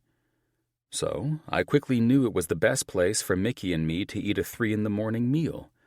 And since the only thing between the two of us right now was fucking and eating, I figured it'd be the perfect time to ask what she thought about moving in with me. "No, I'm not," I said. "This is the smartest idea I've had aside from pursuing a relationship with you." I was honest, and that's how relationships should be, right? "John," she said, swallowing a bite of the chicken wing she'd nearly choked on after I asked her to move in with me. "You can't be serious. We're just getting this relationship off the ground after accepting that it could go somewhere good, even though it took off at warp speed. This is where we have to pump the brakes a little." "I don't see the point in that," I told her, reaching for a curly fry. "The point in what? Slowing things down a little? Like..." She did a cute expression that popped a dimple on her cheek. "I don't know, having a normal relationship." "What's not normal about you moving in with me?" "That if you decide you're over it one day, I'm out on the streets and homeless?" We both laughed, because she'd made an excellent point. "I would never throw your cute ass out," I promised. "You say that without knowing the real me," she insisted. "Well, how else am I supposed to get to know the real you if you don't live with me? It's sort of like saving yourself for marriage. What if we'd waited, and then you'd find out that I have a pencil dick?" I grinned when she brought up her greasy fingers to cover her laugh. "I don't marry people for the size of their dicks," she said, shaking her head. Her eyes sparkled in a way that had me mesmerized. God dang, she was so beautiful. "No? Well, that explains why you were with your last fiancé. Jesse, was it?" "Oh," she challenged, with an arch of her eyebrow, while my eyes dropped to her enticing lips as she carefully ran her tongue over them. "Why would you assume that Jesse has a pencil dick?" "Well, I don't. I'd peg him for more of a micro-penis type." "Well, that's a given," she smirked. "Seriously, though, I have no idea why we're on the subject of the size of my ex's dick and off the topic of me prematurely moving into your house. The answer is no. We're not ready for that step just yet." "Listen to you, trying to put me in my place," I said. "No." She licked her lips again, and now my dick was alert and awaiting the next thing she'd be wrapping her lips around. "I'm just declining your lovely invitation to move in before we really do move this relationship into a heavier place." God, I rolled my eyes, most likely drawing attention to myself that I didn't need. She cracked a smile. "And he's upset with me again? His feelings are hurt?" "His feelings don't get hurt," I said. "However, I see shit all the time about relationships that go virtually nowhere. It's all over Instagram. And guess what? I'm not the asshole who is trying to do that to you." "Situationships?" She laughed. "I have no idea what the fuck they're called. It's relationships where someone is afraid to commit, usually a dude, and the chick is left confused and heartbroken. I'm not doing that to you." "I get that," she said, finding all this humorous. "However, your methods could end up hurting me, especially if it doesn't work out, and I'm posting a room needed for rent on the hospital chat boards. Can't we just try to work on finding a healthy place in the middle of the situationship and marriage?" "I'm just terrified I'll lose you somehow." I finally stopped playing games and became serious with her. "Then don't screw it up, ding-dong," she teased. "No, I'm serious, Mick," I said, fighting the gut feeling, telling me that I should enjoy her and what we have while I can. "I can't lose you." "You can't make decisions like that based on fear, or it'll never work," she said, becoming more serious. "You're acting like you did that night when you came to the hospital and talked about the whole fear of the future thing." "That's exactly what this is," I said. "I'm not fearful of you in my future. I'm fearful of you being pulled out of my future." "I get that," she said. "But I don't plan on leaving you anytime soon." "It's not that," I said. "You don't understand." "Then help me understand, because last I checked, We had an amazing day with everyone, came home, had mind-blowing sex, and now we're sitting here eating air-fried food, and you look terrified." "I am," I answered truthfully again. "I see those guys." I pointed my thumb back toward the door, referring to Jim, Jake, and Colin. "They're so happy and living fulfilled lives." "Are you going to propose marriage now?" she teased. "Careful, I might." I gave her a wink. "Anyway, they grew up kind of like I did. Hell, it's half the reason I avoided a friendship with them all these years, because I feared it would be the same bullshit that I left in New York." She stayed quiet, so I went on. "Even though they're extremely wealthy, they don't let it define them." "I don't see that you let it define you." "I don't, but my parents do," I said. "And they see me almost as an investment account of theirs. These guys here don't have that problem. However, a strange fact that Jim relayed to me this afternoon assured me that I would be a fool to believe I could live the rest of my life happy and free like I've done all these years." Her face grew solemn. "John," she reached for my arm, running her hand over it. "Before I say anything, I understand you're a grown man living life the way you want to." I nodded. "But may I ask why you seem so terrified of your parents and what they expect of you?" "Because it's not as easy as just controlling my own life," I said. Not sure if I should really explain how ruthless and horrible my family might become if they find out I'm in love with a woman they didn't choose. I know I could live comfortably in Los Angeles without my parents bankrolling anything. Right? She seemed to be struggling a bit to follow my current paranoia. However, let's just say I don't follow the rules, or perhaps I go against what is expected of me. I learned today that many other people could be affected if my parents need to get their point across to me. "Oh, shit," she said. "That bad?" "It could be," I said with a shrug. "Well, let's not worry about that," she said reassuringly. "To worry about something that hasn't happened or may not happen is pointless." "I used to think like that all of the time," I answered, realizing that her method was the healthier approach to my current concerns. "And look how far it got you," she grinned, enticing me to pull her into my arms. "It got me happy in a profession I love," I said, kissing her. "And the woman I love." "And there you go," she said, melting into my arms. I pulled her bottom lip between mine, brushing my tongue over hers. "I'll never let you go," I promised. I scooped the woman who owned my heart into my arms and carried her back to our room, where I could prove to her that she was a silly fool for turning down the chance to have me any time she wanted, if only she'd taken me up on my offer to move in. Chapter 39. Mickey. The ski trip to Aspen was an eye-opener, to say the very least. I'd love to say all wealthy people were like Jim, Jake, Colin, and their lovely wives, but I wasn't that naive. In fact, John's second brush with fear about losing me due to his family's power dynamic told me that not everyone with that amount of wealth was the same. I didn't concern myself too much with John's concerns about his family's approval of me. That was another conversation he and I had after we'd returned home, and he dropped me off at my aunt's place with great protest. He was so funny to me.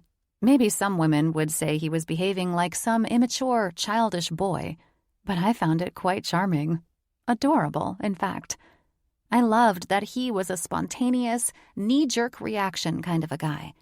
And it was kind of funny because usually outlandish behavior like his, purchasing an $80,000 vehicle to go camping, last-minute trips to Aspen, and begging me to move in after only a little over a month of becoming exclusive, would ordinarily seem like chaos to me.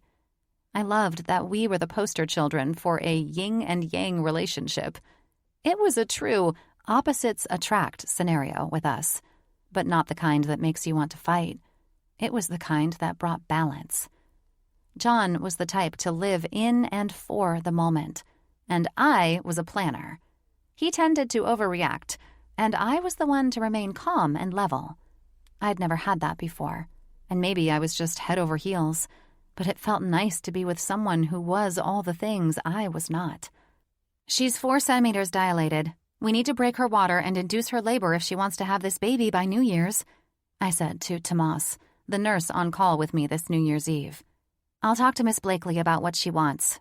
"She's adamant about the baby being born this year," Tomas answered. I twisted my lips. "Then we're going to need modern medicine to help us along. And even then—" "I understand," he smirked, his green eyes filled with humor about our picky mommy. "Babies come when babies want." "And it's her first child, so she might want to get used to that bit of wisdom since that little thing will be running her show in no time," I said with a chuckle. "Let me talk with her and see if she's up for us inducing. The baby is ready, but we don't want to risk injury or anything else by rushing a birth to have a specific birth date."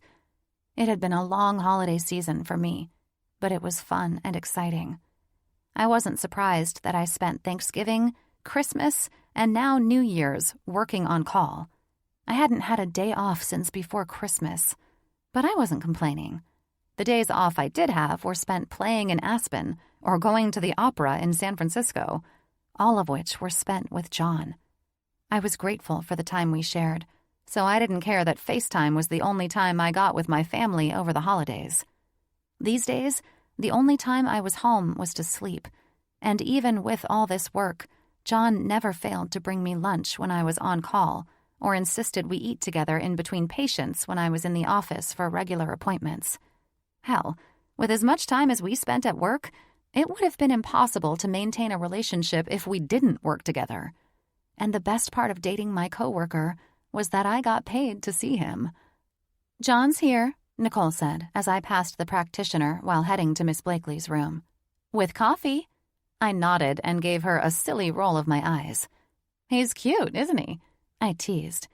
It was much easier to deal with our relationship at the hospital these days, mainly because it was now the norm. There were no new shocking revelations of landing the hottest doctor and the eligible bachelor stuff. That had all faded, and now it was just Mickey and John to everyone. "He's beyond cute, lucky devil," she teased. "Tell me about it," I played back. "Hey, Nicole, I'm probably going to need the anesthesiologist in about an hour. Miss Blakely is pressing pretty hard to have her baby before midnight, so that gives us 6 hours. Can you call and give them a heads up? I'm sure she's going to insist on an epidural once the Pitocin kicks in." "Got it," she said. "But why? I wonder why she wants the baby born before the New Year. Most people want the baby born on New Year's Day, practically crossing their legs to wait for a special first baby of January delivery." "I have no idea," I grinned. "But I'm not Mama. So long as it's safe for both of them, I'll make it happen." A few minutes after speaking with Miss Blakely, she agreed to induce labor and get things rolling on the last day of the year, and we crossed our fingers for her wish to come true. All we could do now was wait and monitor. I walked toward where John was chatting with the nurses and a couple of technicians at the nurses' station while they all stood around staring at him like he was Chris Hemsworth. It was his day off, so he graced us with his presence, wearing dark denim jeans with his black, long-sleeved shirt clinging to his chest. The man had the perfect ass, which complemented his hard, thick, muscular thighs. I was a fortunate woman if we were judging him merely on his physicality. Lucky for me, he was also funny, brilliant, tender, loving. "It's the woman of the hour." Oscar, the newest intern on the team, interrupted my thoughts. John turned, leaned his arm back on the counter gracefully, eyed me, and smiled as if he'd waited his entire life for me to walk out of a labor and delivery room to meet him. "The woman of my dreams, you mean?" John said, his eyes locked onto mine. "Dreams, eh?" I said, hugging him and pressing my lips to his cheek just to feel the light scruff and inhale the rich cologne I loved so much. "I'm going to marry your ass one day," he said, handing me the coffee he'd brought. "All I need is a yes." I sipped the coffee and smiled at everyone, watching us act young and in love. Keep proposing to me with a cup of coffee instead of a ring while I'm on a 72-hour shift, and you'll definitely get a yes. Then that's exactly what I'll do. Can't hurt to insist on having 2 Dr. Asters working at St. John's. I leaned up and kissed him as the small group he'd been entertaining upon my arrival walked away, returning to their routines. Listen, John said, as I reached into the brown bag he'd handed me and pulled out a fancy blueberry muffin. I have a huge request of you. I nodded, catching the crumb that fell off the warm muffin after I took a bite. I'm listening. And no, I'm not ready to marry you. I eyed him with humor, knowing that any request was possible with John these days. Close, he said, seeming a bit nervous. John, I said, starting to feel nervous myself. Just come out and say it. I don't think I can safely guess with you anymore. My brother gets married in 2 weeks, he said, making it sound like he was going to a funeral. I want you with me. I most likely gotta work, I said. How long will we be gone, and where will it be? You will be able to get the time off. You know that's never been a problem here if they have notice. Right. Okay, I said. Again, where is it and how much time will I need to take off? So you're okay to come with me then? He acted relieved, like a 1,000-pound weight had been lifted off his shoulders. But I still had no specifics. I don't know. I need to know how long we will be gone. From what I gather from the importance of your family, this event will not be small. It's probably on some isolated island in Greece or Italy. Italy doesn't have isolated islands like Greece, he said factually. It was a joke, but from how you make your family out to be, I wouldn't be surprised if they raised an island over there just to own one. Yeah, that wouldn't surprise me either, he said with a roll of his eyes. It's going to be in Monaco. My family is pretty close with the royal family there, and it promises to be quite the event. Holy shit, Monaco? I said, trying not to suck in the muffin out of shock. So, this is like a Grace Kelly wedding then? A big affair? He shrugged. It's just a show to inform everyone that 2 powerful families are joining forces. And what the hell am I supposed to wear? Those little hat things like the cousins did for Prince William and Kate's wedding? I knew I sounded extremely American about this, but what did anyone expect? I was the kind of girl who didn't miss a royal wedding. I watched live coverage of Harry and Meghan's wedding from when I woke up until I went to sleep, and I loved it. The fashion was as classy as it gets, and if I was going to attend such an event, I had a lot of shopping to do. That's what I'm nervous to ask you about, John said, snapping me out of my thoughts about whether I was up for the job to show up as a powerful family's son's +1. I have to wear that headband thing, don't I said, recalling how everyone poked fun at Prince William's cousins showing up with their unique hats. Do I need a cape or something? Well, because you'll be attending as Mark Aster's guest, it might be best if we had a stylist help you with your attire for the week we'll be there. I don't want to be a bitch about this at all, John, but a stylist? That's not who I am, and I wouldn't want to go into this as if I were. I would be misleading your parents by doing so. That's why I would need the stylist, right? No, he said. Well, not really. It would just help keep my mother's nose out of our business. So long as you look the part, she'll leave you alone, and you and I can have a wonderful week together. Most women would dump your ass for what you're asking of me. Well, I sighed. Either that or they'd go along just to live a lavish lifestyle. I, however, am going to have to pass. I can't do that. That's what I was afraid of, he said sadly. You look adorable when you pout, you know. I laughed. Really, though? I would be a fool to try to mask who I am as a person with some stylist dressing me to fit in with your family. I'd look like a damn fool. And then what? Next, you're teaching me how to curtsy or walk at your side? No, he said, still defeated. You realize the tall order this is, right? I mean, jumping onto a private jet with your friends and staying in a fancy house in Aspen with butlers and chefs is one thing.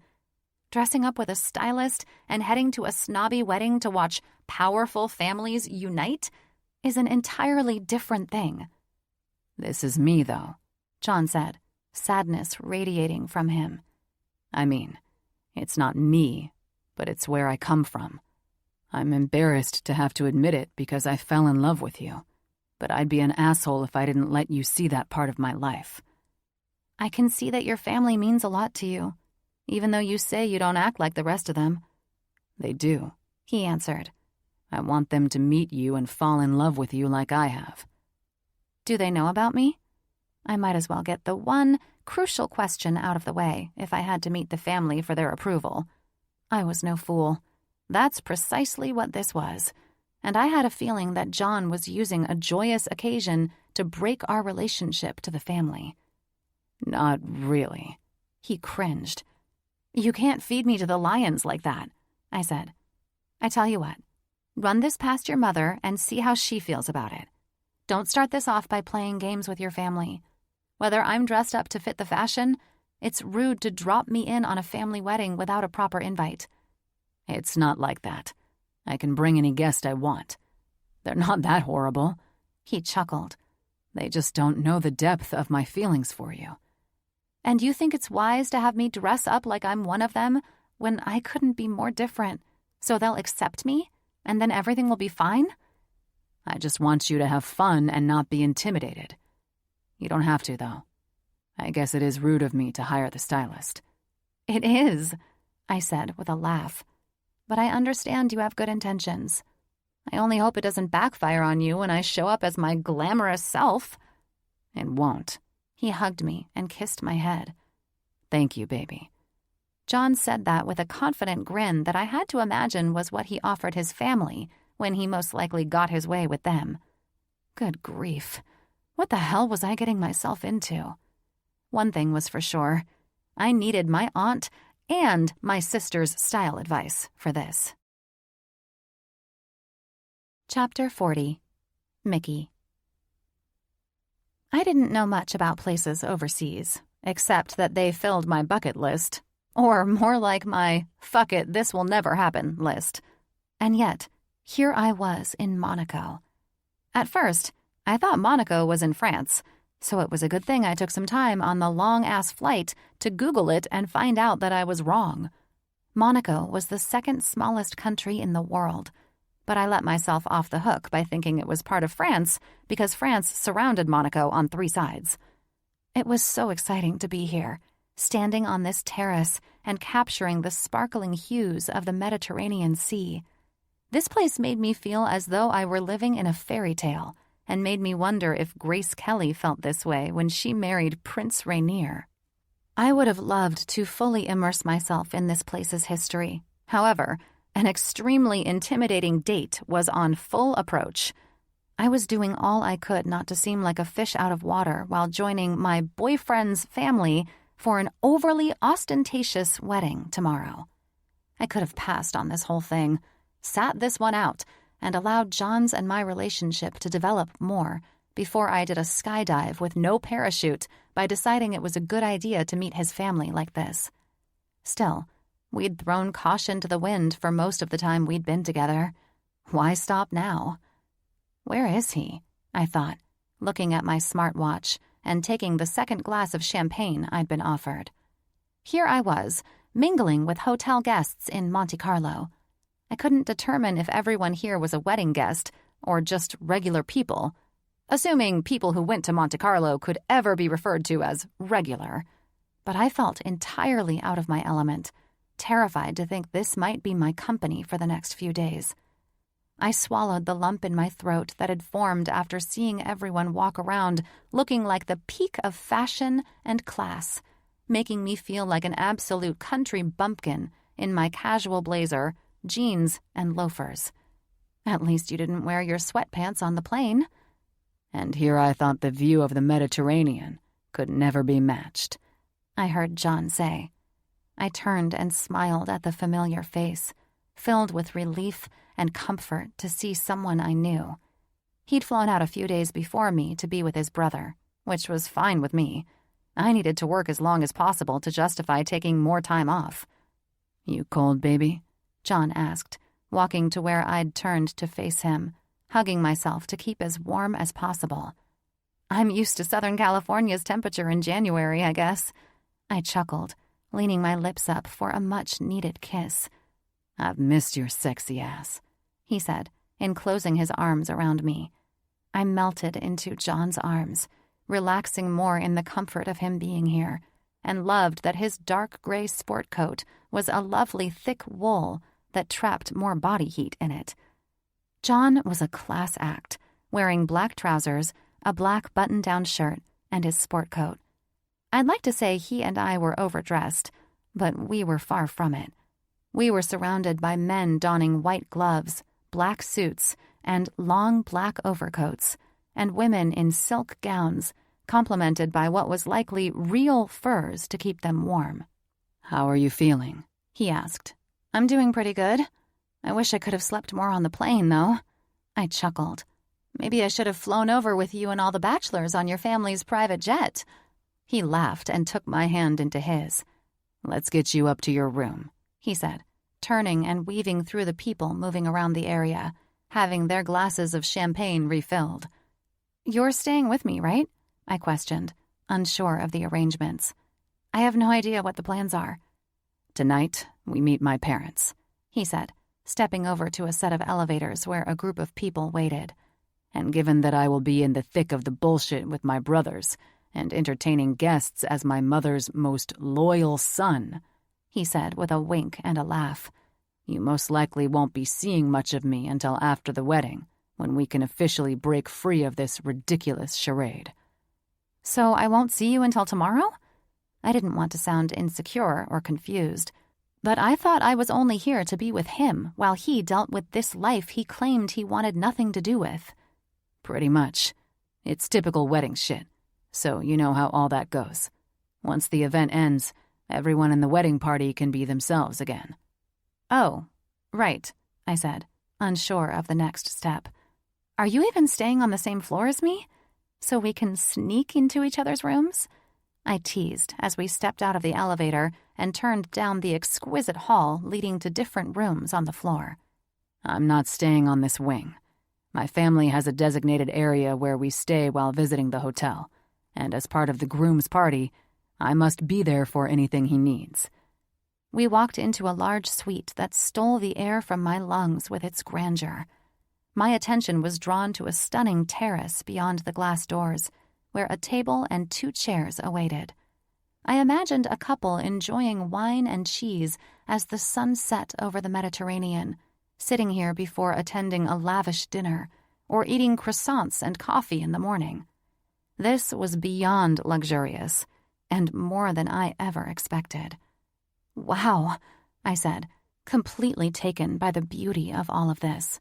"If this is my room, I can't imagine what your family is staying in." "Anything that makes them feel more important than the bride and her family, of course," he teased, then led me to a bar where there was wine on ice and a lovely platter of cured meats and cheeses that had been prepared and waiting for my arrival. "I need to get dressed and freshen up for dinner tonight. I won't be able to make it back in time to take you there because I'm rushing around and handling loose ends all day. It doesn't matter, though. I'll have staff escort you to the dinner reception." "John, wait," I said. It was apparent that he was on autopilot. "I don't need to attend any family dinners. I'm cool just relaxing in this awesome room and—" "Shit," he said, sighing and running a hand through his hair. "You're already uncomfortable, and that's my fault." "It's no one's fault. I'm just a bit jet-lagged, obviously, and trying to adjust to a lifestyle I've only read about in magazines. I just expected we'd be in the same room, and you could prep me so I don't feel out of place around your family. I'm a big girl, though. I can handle it, just like I handled flying on an airplane by myself." I laughed. "I swear to God, this isn't my life," he said with some agony in his voice. "So whatever happens, or however all this makes you feel, please know that—" "If we get married, it won't be in a place with a royal family?" I said with a laugh, but my words changed his expression. He subtly smiled. "Just try your hardest to know that a life with me will not consist of anything on display here over the next days with my family. This is virtually an arranged marriage between two extremely wealthy families trying to elevate their status even more than it is. Seems pretty depressing.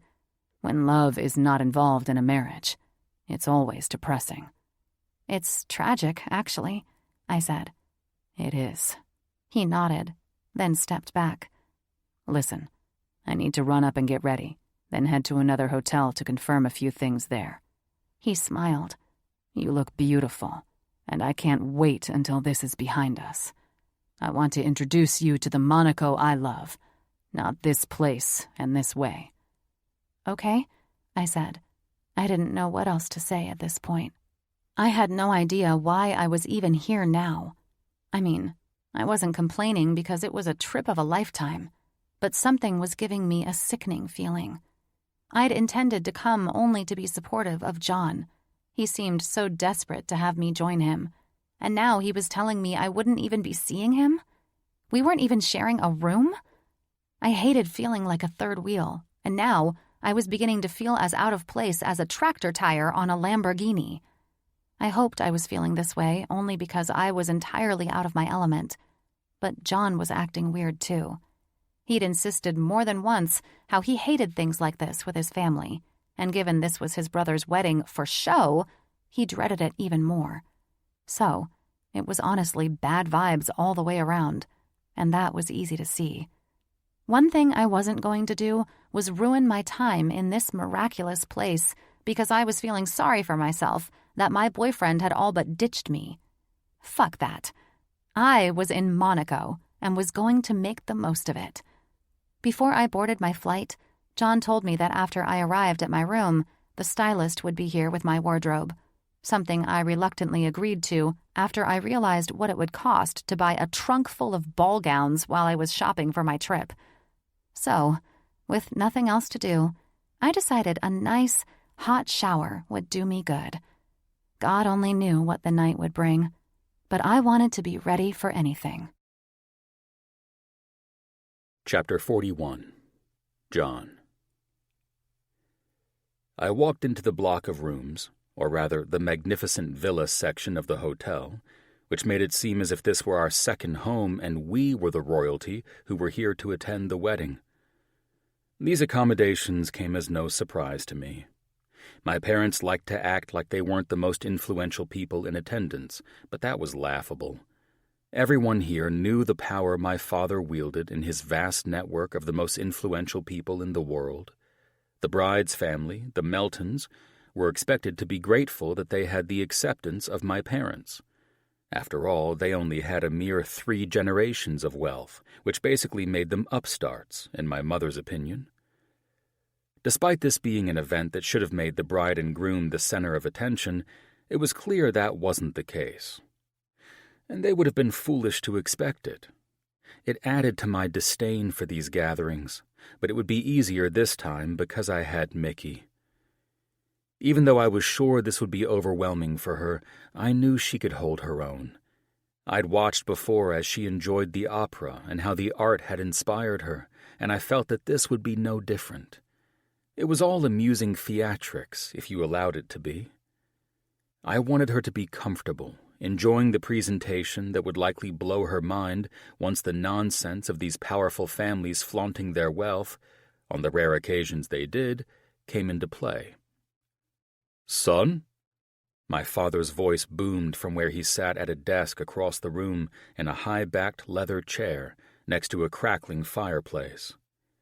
The way he said son and the curious pitch he used made me know he was talking to me without calling me by name.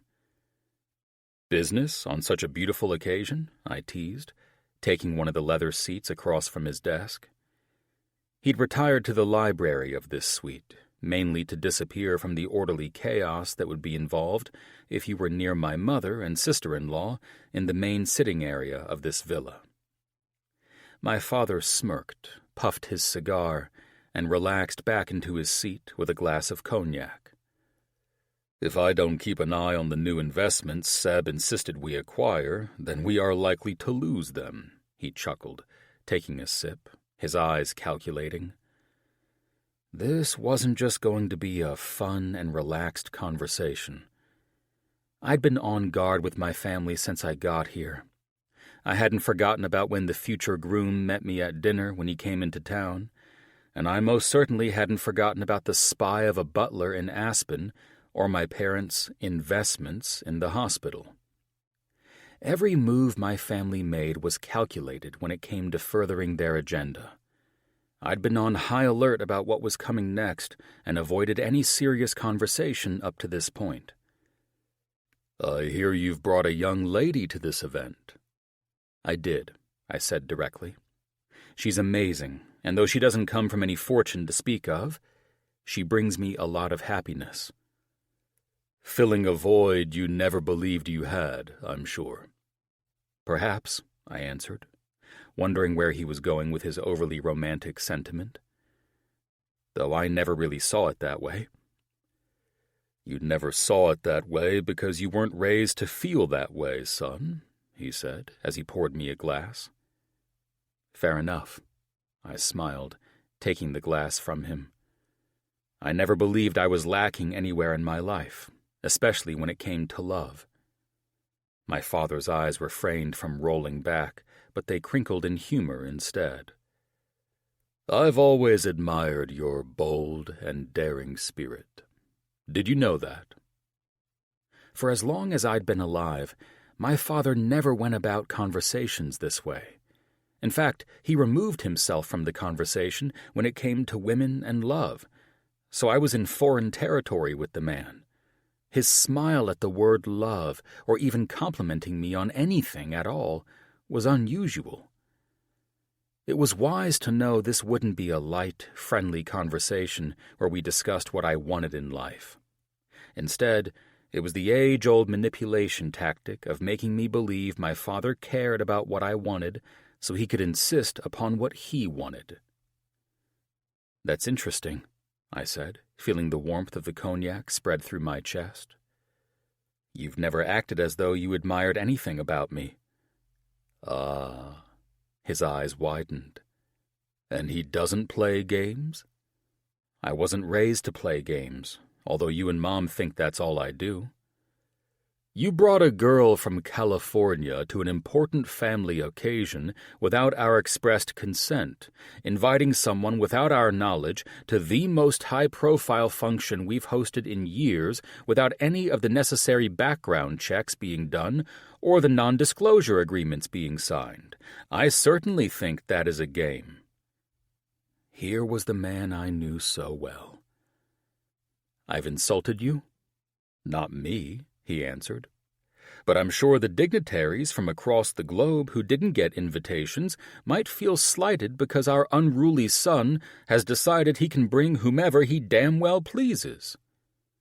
"That's not why she's here," I insisted. "You don't have to tell me that, John," he answered coldly. "I know exactly why that girl is here. She's here so you can prove another childish point to your mother and me, trying to let us know that we can no longer stand in your life and make requests." He was right, but I thought I'd established that years ago. "She's here because she's a big part of my life.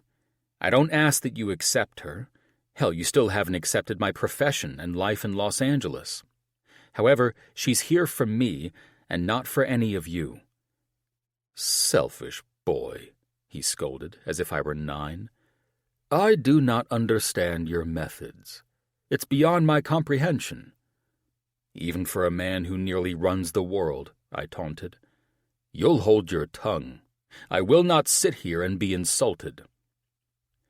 Even though my mom ran the show, she was easier to talk to about things of this nature. "I'm not trying to insult the family, and most certainly not you," I said. "If you want to talk about insults, I'm the one in the family on the receiving end of them." His eyes squinted through his cigar smoke as he puffed. His brown eyes became darker, black, and unwavering. How in the fuck could I be almost 40 years old and still feel like I was a child every time I sat under this man's gaze? He wasn't hateful. He was stern, set in his ways, and extremely protective of his family. But it sucked because all it proved was that he didn't trust any of us to make our own decisions. All any kid wants is for their parents to be proud of them, but short of doing exactly what they wanted, I'd never experienced that. That's because you chose to be rebellious. You know how this family expects things to be. You bear the name of my great-grandfather, and yet your actions, your utter lack of interest in this family, would shame him. If I didn't take interest, I wouldn't be here for my brother, I insisted, knowing nothing I said would get me anywhere. My parents didn't care what made me happy, and I knew it. So what was I doing, thinking they were going to give two fucks about the woman I loved? What's done is done, he said. We are your family, and we come first. We are not simpletons who play games with their children, allowing them to roam through life aimlessly. We know what is best for our children, and we will not waste time allowing any of you to make mistakes you'll regret. I won't regret this woman. I know that. You say that now, he smirked and waved his hand to dismiss me. I look forward to meeting the young woman who seems to have stolen my son's heart from where it belongs. After this conversation, I think it wise to wait. I will not have Mickey feeling uncomfortable around my family. We're always on our best behavior, and you know it, he said, softening his tone. We aren't children like you, John. Thanks for that. I rolled my eyes and stood. He was letting me off the hook so easily because he had bigger fish to fry this week, and my trivial relationship was the least of his concerns.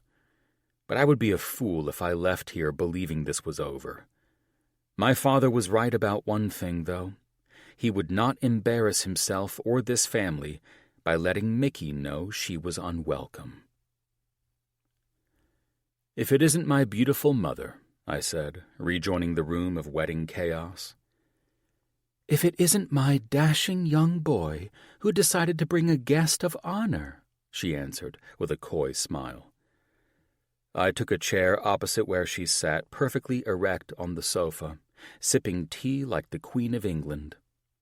Don't get me wrong, she acted like this naturally. However, there was a different vibe here, and I had to level out the resentment I felt brewing beneath the surface about inviting Mickey to the wedding.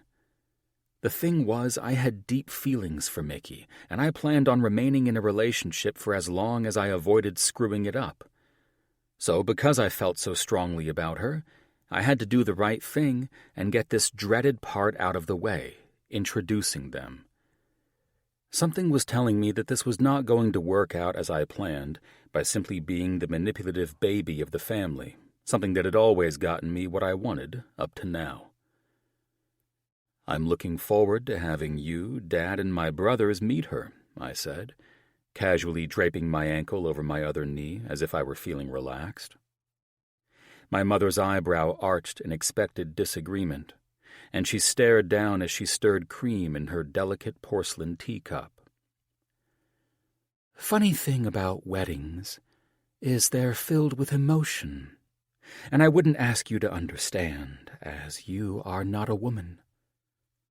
I frowned. Her tone was icy and calculated. Well, that's awfully sexist of you, Mom, I answered, preparing to send Mickey an abort mission text at any moment. Don't be ridiculous, John, she said with reproach.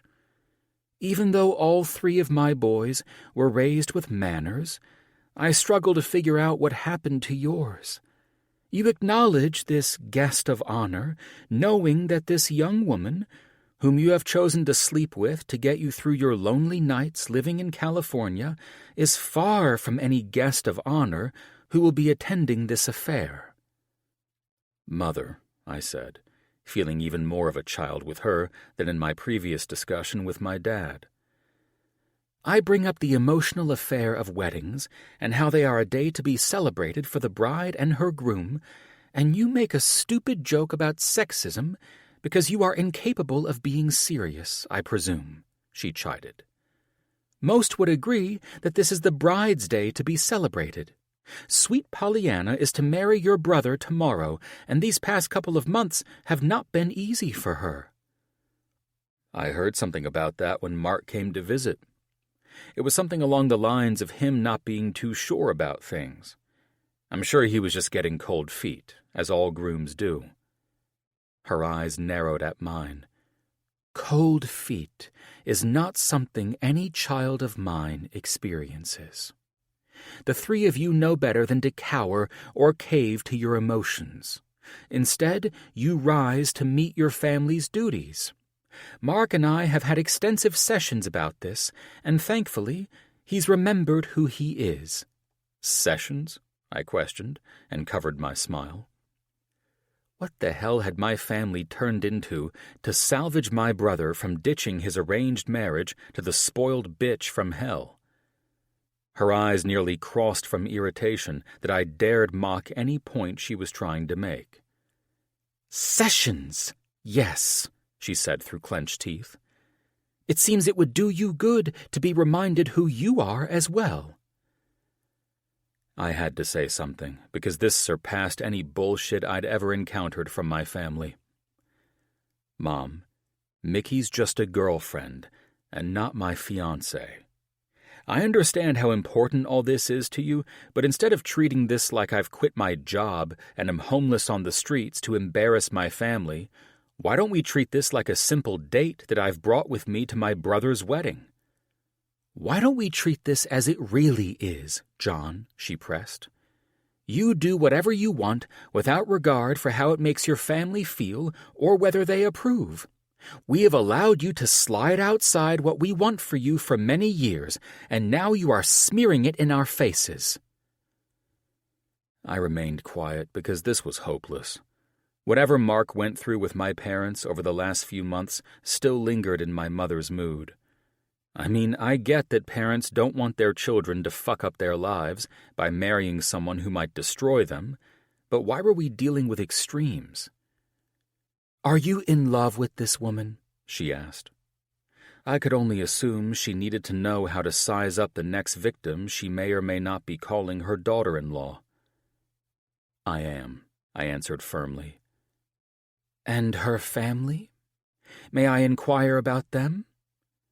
"Perhaps you should ask her yourself." She smirked at my challenge. "Oh, dear boy. You don't want me poking around some innocent woman's mind who has made the mistake of flippantly giving her heart to my son without acknowledging who he is." "Well, you pride yourself in having manners, so I'm sure you'll be nothing less than supportive and civilized when she opens up about her personal life." "You challenge me in ways neither of your brothers ever have." "I can tell you're pissed off, Mom. That's for damn sure." "Oh?"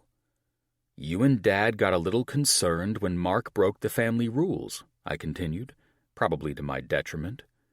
"I don't know what it is with you both, though. Is it that tying your sons to powerful families makes you feel more powerful, or the fear that we might marry someone unimportant who'll steal us from you and ruin all the plans you've made for the three of us?" "Guard your words," she snapped. "That's what it is, isn't it?" I shook my head.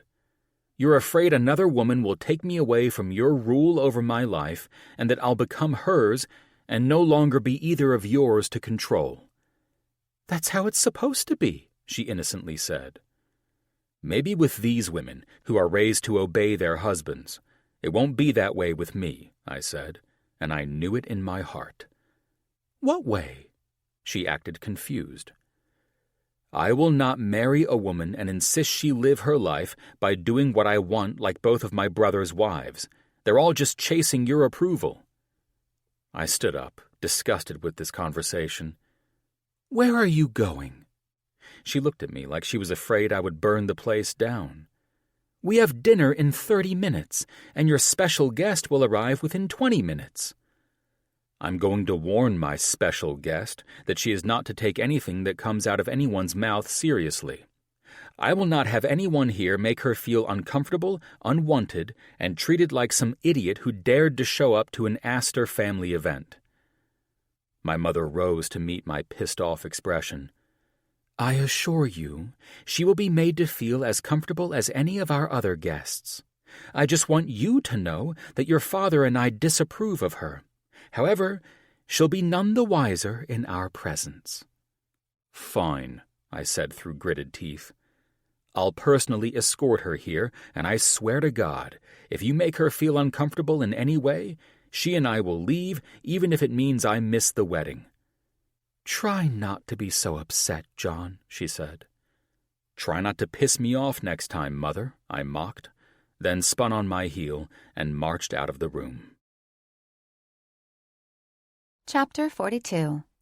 Mickey.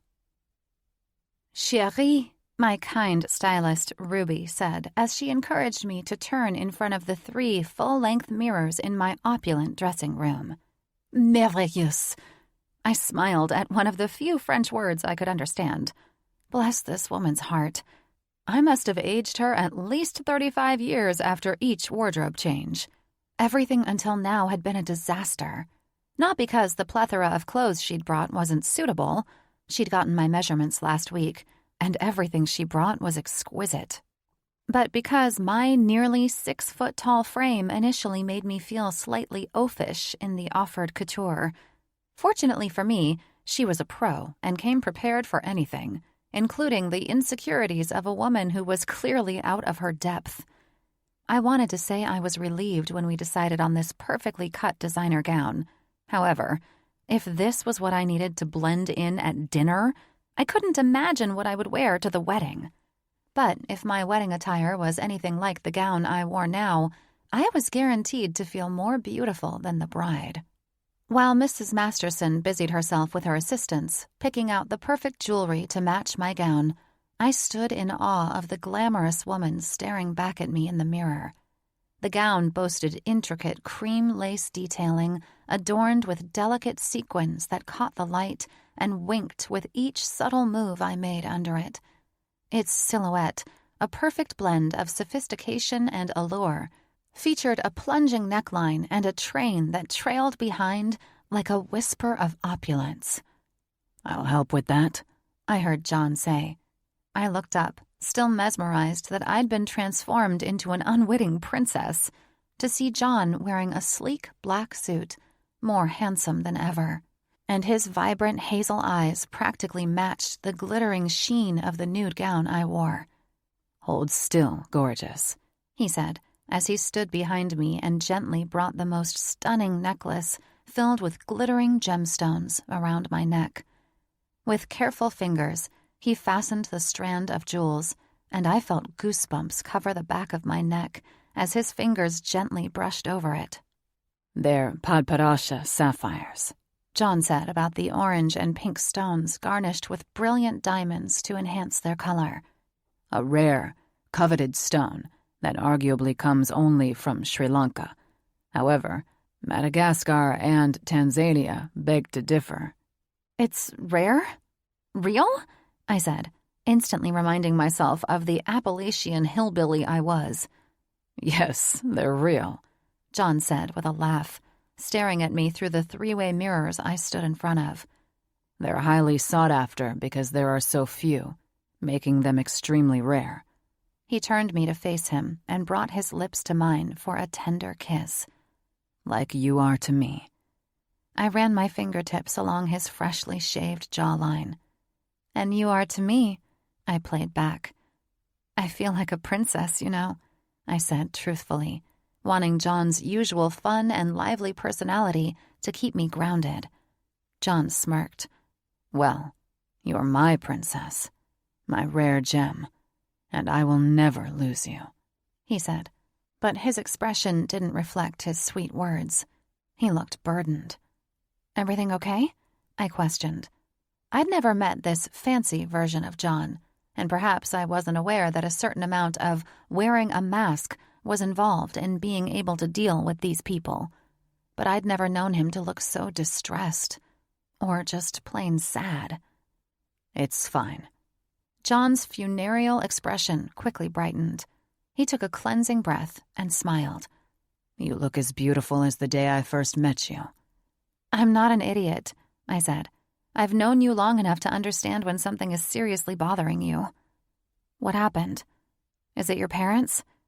It's nothing for you to worry about, he reassured me. I'm not spoiling this night with nonsense, especially when you look like this. I think I should know what's going on. I want to be prepared, don't you agree? I mean, I didn't even think you were coming to get me for dinner.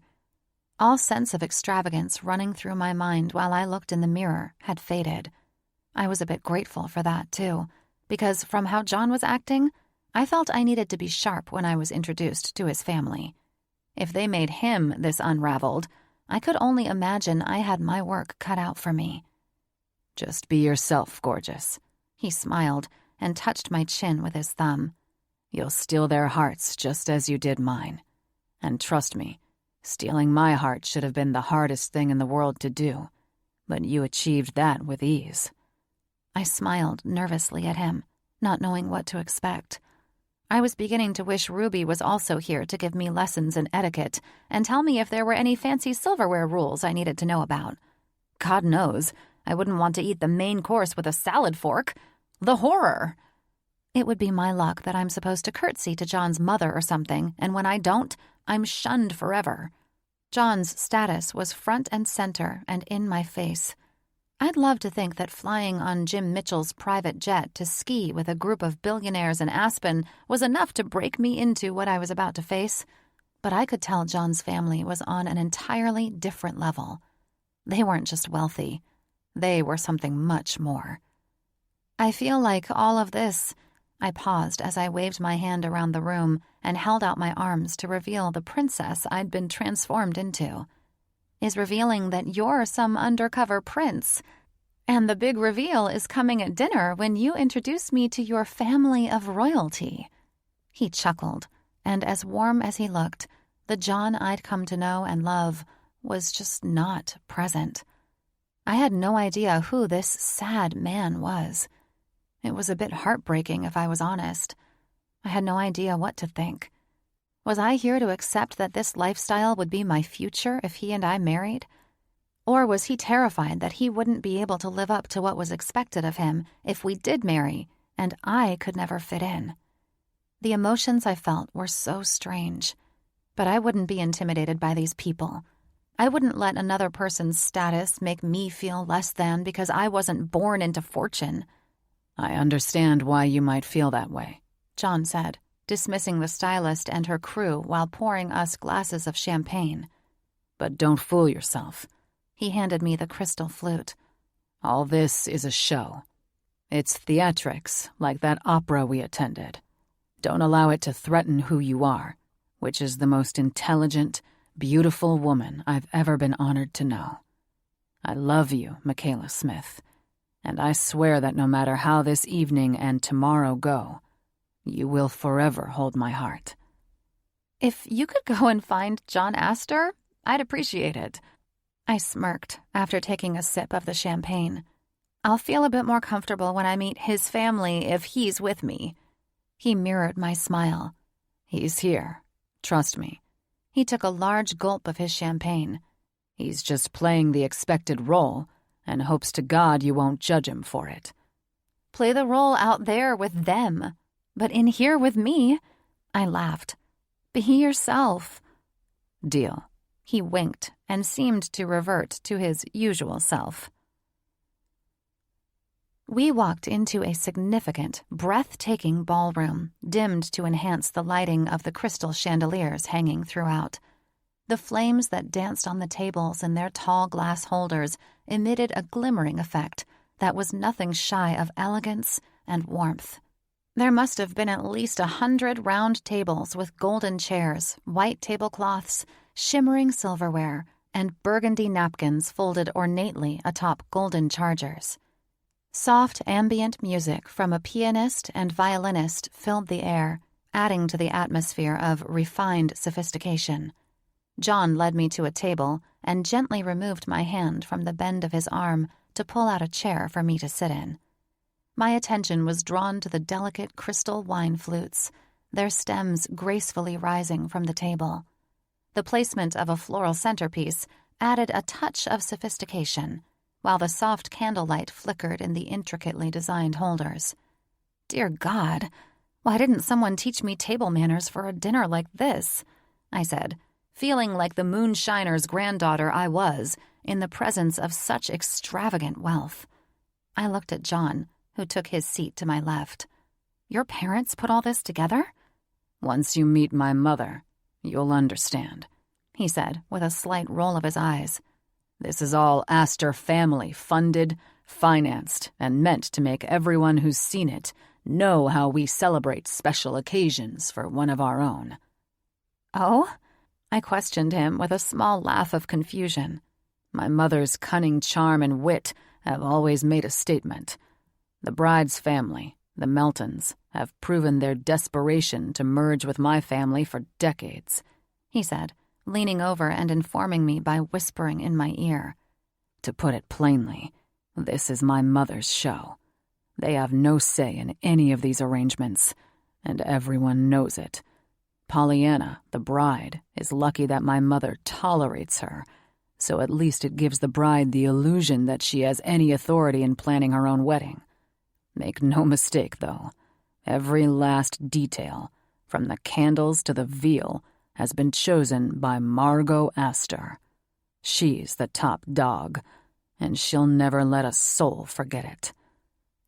I sat back and eyed him with concern about what he'd gotten me into. Guests began filtering into the room, and it was easy to see that anyone walking into this room was wearing their wealth in full display. Jewels winked off the necks of the women gracefully milling around, their gloved hands gently clutching the bend of the regal gentleman's arm they accompanied.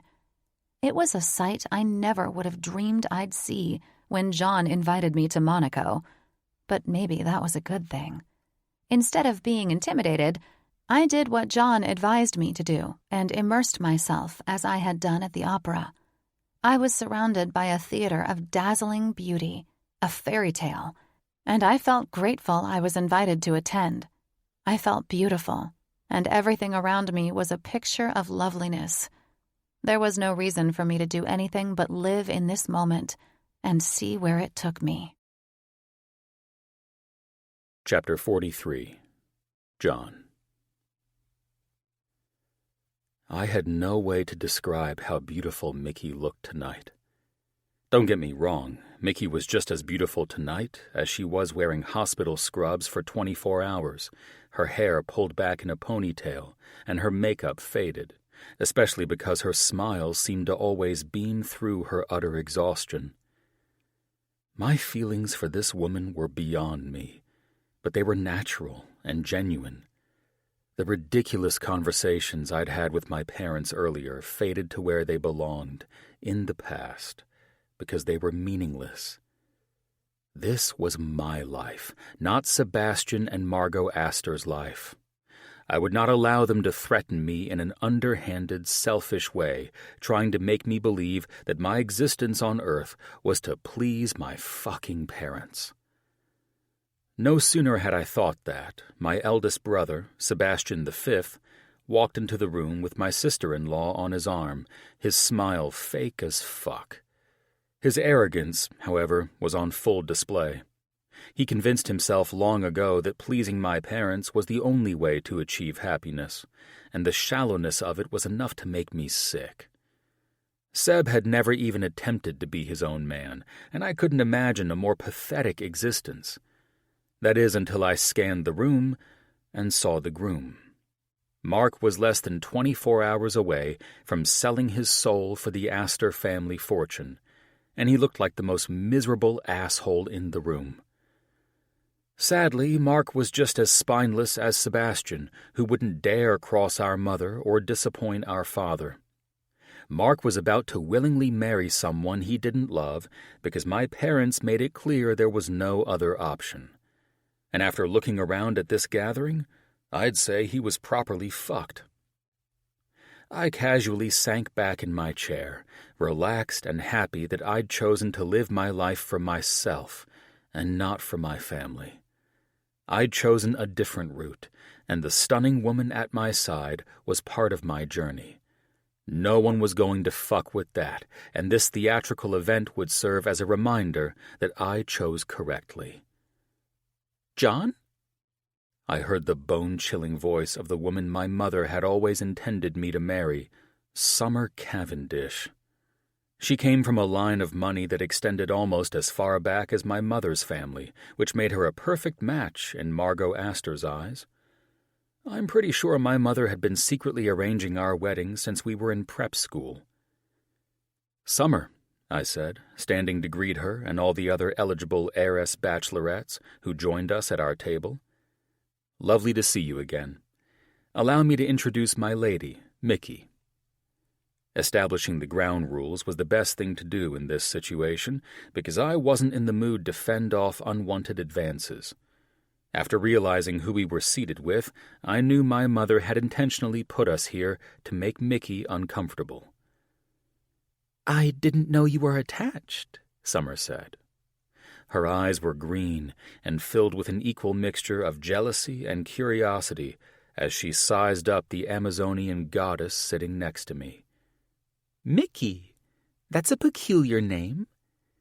"You probably didn't know he was attached because we haven't stamped the whole relationship in stone yet," Mickey teased, probably thinking these women were the playful type. They were not.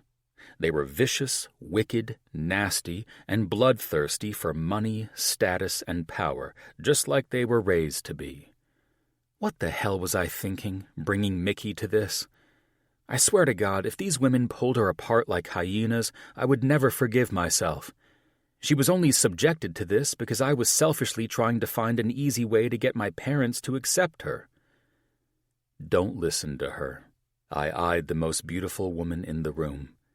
Then, just to piss off the rest of the table, I leaned over to kiss Mickey's perfectly contoured cheek.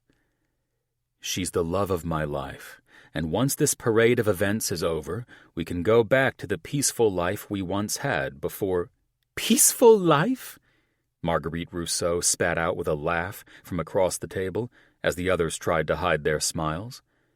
"How is it peaceful when you live in the craziness of California?" She looked at Mickey. "I'm sorry, Mickey. I mean the state, no offense, but I'm sure the state of California isn't offended that you don't like it," Mickey bantered playfully back. "And I'm not sure why you're apologizing to me for any of it. I certainly don't care if you hate or love the place." "The thing I can't understand," Alessia McLouth added, "is how you Californians don't have any—" I think that's about enough," I said, stopping this bullshit. "This is absurd and way too calculated." I stood and extended my hand to Mickey. "If you will please excuse us. I hope the evening's events meet your expectations." It must have been the look on my face that clamped shut the mouths of the pecking hens, because they didn't say a word as Mickey graciously told them she was pleased to have met them, and we walked away from the table. "Everything okay?" Mickey whispered, her hand clenching tightly to the bend of my arm. "It is now," I answered with a reassuring smile, choosing not to make her more uncomfortable by the lack of manners from the women at the table. "I'm actually over this entire shit show, and it hasn't even started yet." "I'm not too sure what happened back there," Mickey said, as my eyes roamed the room for a safer place to sit. Everyone had assigned seats, but I was not returning to that table. "That was my mother trying to intimidate you," I said. "What?" "Shit," I said, leading her out of the extravagant ballroom. "I'm sorry. Jesus, I hate this more than you'll ever know. I'm sorry I even brought you into this." "John," she said, her beautiful eyes glittering under the crystal lights of the hallway. "What is going on? First, I'm dressed like I'm attending a ball for a king and queen. Then I'm meeting Cinderella's stepsisters, and now you're acting like you're about to punch someone in the face." I ran a hand through my hair. I guess I trailed off, at a dead end when it came to words to explain any of this.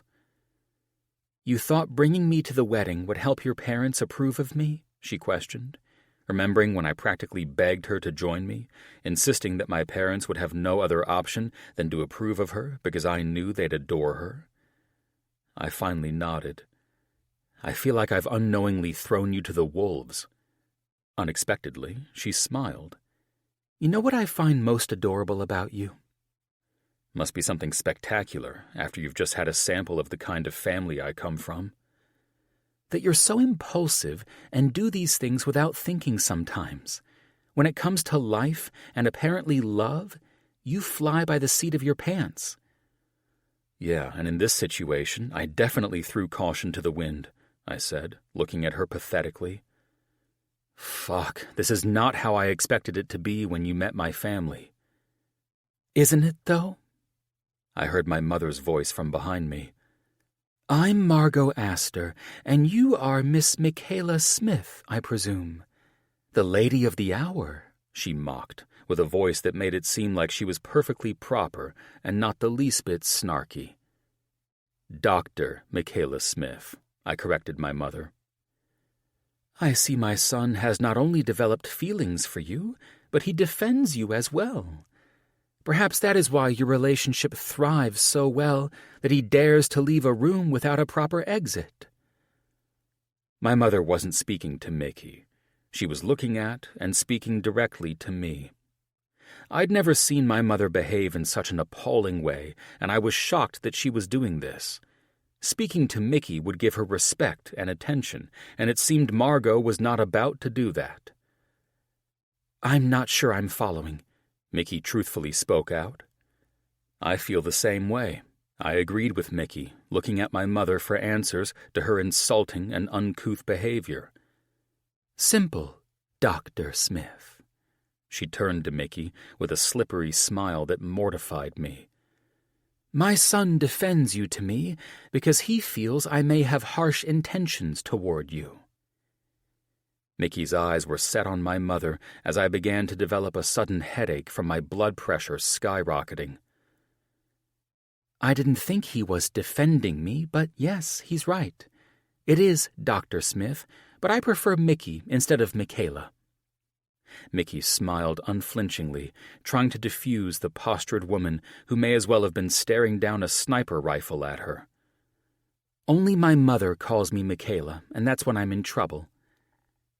Ah. My mother clutched her hands together as if she and Mickey had just formed a bond from nowhere. Then I'm sure you haven't been called that name in years. Thankfully not, Mickey answered. She wasn't trying to stand up to my mother, but wasn't backing down either. Well then, my mother gave Mickey a kinder expression. It is nice to meet you, and though tensions might run quite high at this event, I want you to be as comfortable as you are wearing those stunning jewels. I refrained from rolling my eyes, surprised that my mother could rein herself in and not let this conversation go where I thought it was headed. Dr. Smith, she said, her voice returning to its usual crowd-pleasing tone that made everyone kiss her ass. I noticed you and John seemed a bit uncomfortable at the table reserved for you. When you seat me and my girlfriend at a table filled with ex-girlfriends, you can't think it will be comfortable, Mom, I said, arching my eyebrow. However, Mickey wasn't the one who wanted to get out of there. I insisted we leave because those women were well on their way to embarrassing themselves. And we don't want that, she said coyly. She wasn't teasing us. She was patronizing me while remaining perfectly proper to command Mickey's respect, avoiding any negative opinions of her. Childish women fawning all over the man who rejected them is not something I find in good taste, my mother continued. And that's why we removed ourselves, I said, ready to leave. Unfortunately, there are no free spaces to fill, and I'd rather hunt down a Burger King and eat there than be a part of that. John has never been one to approve of our family events, my mother said, treating Mickey now as an instant best friend. It doesn't take much for him to find a reason to dismiss himself from these occasions, but I hope you will both rejoin us. It was never my intention to make anyone feel uneasy. That's fine, Mickey finally spoke, and we'll be okay at the table. Seeing how those women interacted with someone they'd never met was interesting. Honestly, I expected they'd have been raised with better manners, but what do I know? I'm just now finding out they're John's exes, so it makes sense that I might not have been their favorite person in attendance. That's unfortunate, my mother answered. Indeed, I said. It's also the reason I refuse to play games tonight. We'll be seated at the table with family, as was expected, or we'll leave. You choose, Mother. I did not travel all this way to be treated as if I weren't a part of this family. So perhaps we can all reset and forget any of this nonsense ever happened? Perhaps, my mother mocked. Anyone who didn't know her would have no idea she was furious that I had the nerve to cross her. Let's move past all this pettiness, shall we? Mom, I said dryly, I'd rather not. Don't behave like a toddler, John. I'll have a table rearranged so you and Mickey can join your brothers, their other halves, and your father and me, she said, then turned and floated back into the room. Judge me later for this, and I might have to agree with you, I told Mick. She slipped her hand back into mine. I would never judge you, and I will say I feel sorry for you having to attend stuff like this. Though your mom is right. Weddings tend to bring out a lot of drama and stress. Don't you dare tell me you agree with her, I teased, my nerves crashing down. She chuckled. I will give you hell for all of this later, she played back, and I couldn't resist smiling at her. If Mick survived this night and tomorrow, I'd be a fool not to stop in Vegas and marry her on our way back to California. That's if we survived this. Chapter 44. Mickey. John's expression up until now, as dinner slowly progressed, was far from readable. I had no idea what was going through the man's mind, but all his humor was gone, and a temper I didn't think he had taken its place. I expected I'd be the one feeling miserable and out of place tonight, but it looked like John was the victim of emotions he was struggling to control instead.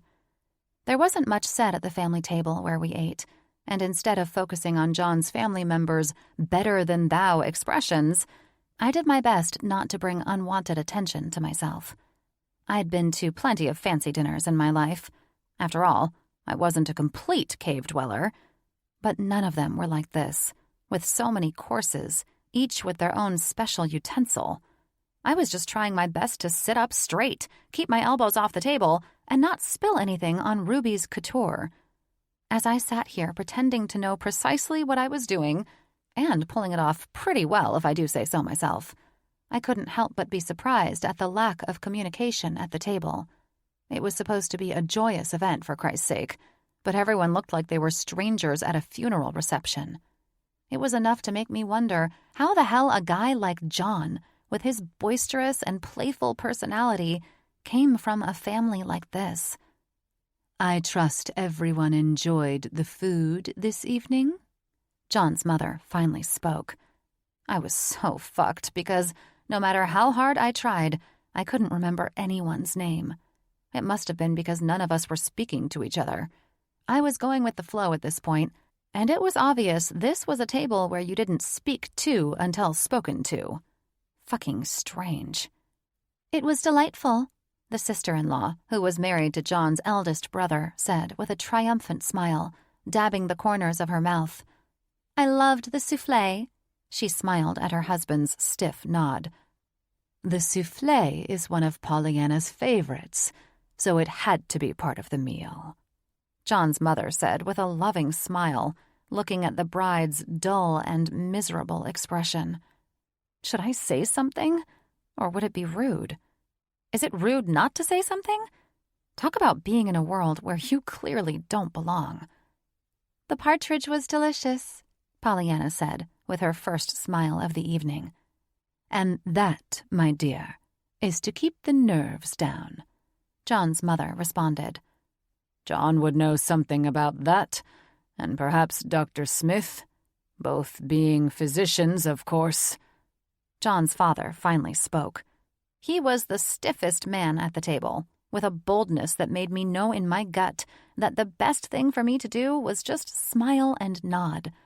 The man was handsome beyond belief, with silver hair cut short and perfectly styled to make his clean-shaven face look more polished. He wore a bespoke suit, looked like he ran the world, and his voice naturally boomed. "We are indeed physicians," John said dryly. He was a different person than the one I'd met months ago. He was just as stiff and prickly as the rest of the miserable-looking men at the table. "However, we are not trained to know how different birds affect our nervous systems." "That's a shame." His father's eyes went straight to me, forcing me to pray that the man didn't ask me any questions about birds. "And Dr. Smith," he said, sipping his wine, his eyes sizing up my response to his approaching me in conversation. "How did you enjoy the fine meal?" I inhaled and decided I wasn't going to even try to fit in with this. "I thought everything was delicious, thank you."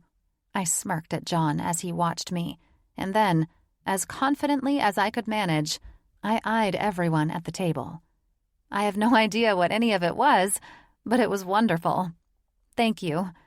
A smirk appeared on John's face, and the rest of the table looked at me as if I'd just spoken in a different language, and they needed a translator to help them understand what I'd just said. "Of course you don't, sweetheart." The condescending way John's mom added that acknowledgement was enough to let me know my admission of ignorance and my attempt to make light of it had confirmed where I belonged, which was certainly not in this family. I wasn't even a welcomed guest, much less a potential member of this active dysfunction, regardless of John's wild fantasy that I could one day belong. It was probably best to stop talking and return to the nodding in approval guest at this event because, even though I was capable and willing to stand up for myself, I wasn't foolish enough to try to prove any points. If I knew one thing from being raised by a strict and proper mother, it was when to keep my mouth shut, even when provoked to open it. So, I wasn't trying to make some point to anyone at this table that I belonged here and should be treated with respect. I didn't belong here. "And that's okay," I finally said, since it seemed everyone was waiting for my response. "It's always exciting to try new dishes, and I'm quite honored to be part of such a beautiful event." I settled on the grateful and humbled approach. Maybe that's what everyone at the table was waiting for. The meek and lowly, lower-class girlfriend who was lucky to be here, showing her appreciation for the opportunity to be in the company of such greatness? Perhaps John should have given me a few more pointers for blending in with these people, aside from needing a personal stylist and heirloom jewels. "We are delighted you've joined us," the groom finally spoke, flashing the only genuine smile I'd seen this evening, aside from John's. I felt John's tight, defensive energy suddenly dissipate. It was almost like a balloon inside him had popped. "Fuck, which one are you?" I thought, scrambling for a name that eluded me. "Well, I'm delighted to be here," I said. "I think it's time for Sebastian to speak on behalf of the bride and groom," John's dad said, ignoring the exchange between the future groom and me. "Indeed." John's eldest brother stood, his brown irises dazzling with excitement, and walked up onto the lovely, Oscar-worthy stage. "Ladies and gentlemen, family and friends, good evening on behalf of the Aster and Melton families and the groom and bride. I thank each of you for joining us for this momentous occasion. Tomorrow, Mr. Marcus Aster and Ms. Pollyanna Melton will commit their lives to one another, marking the beginning of a new era.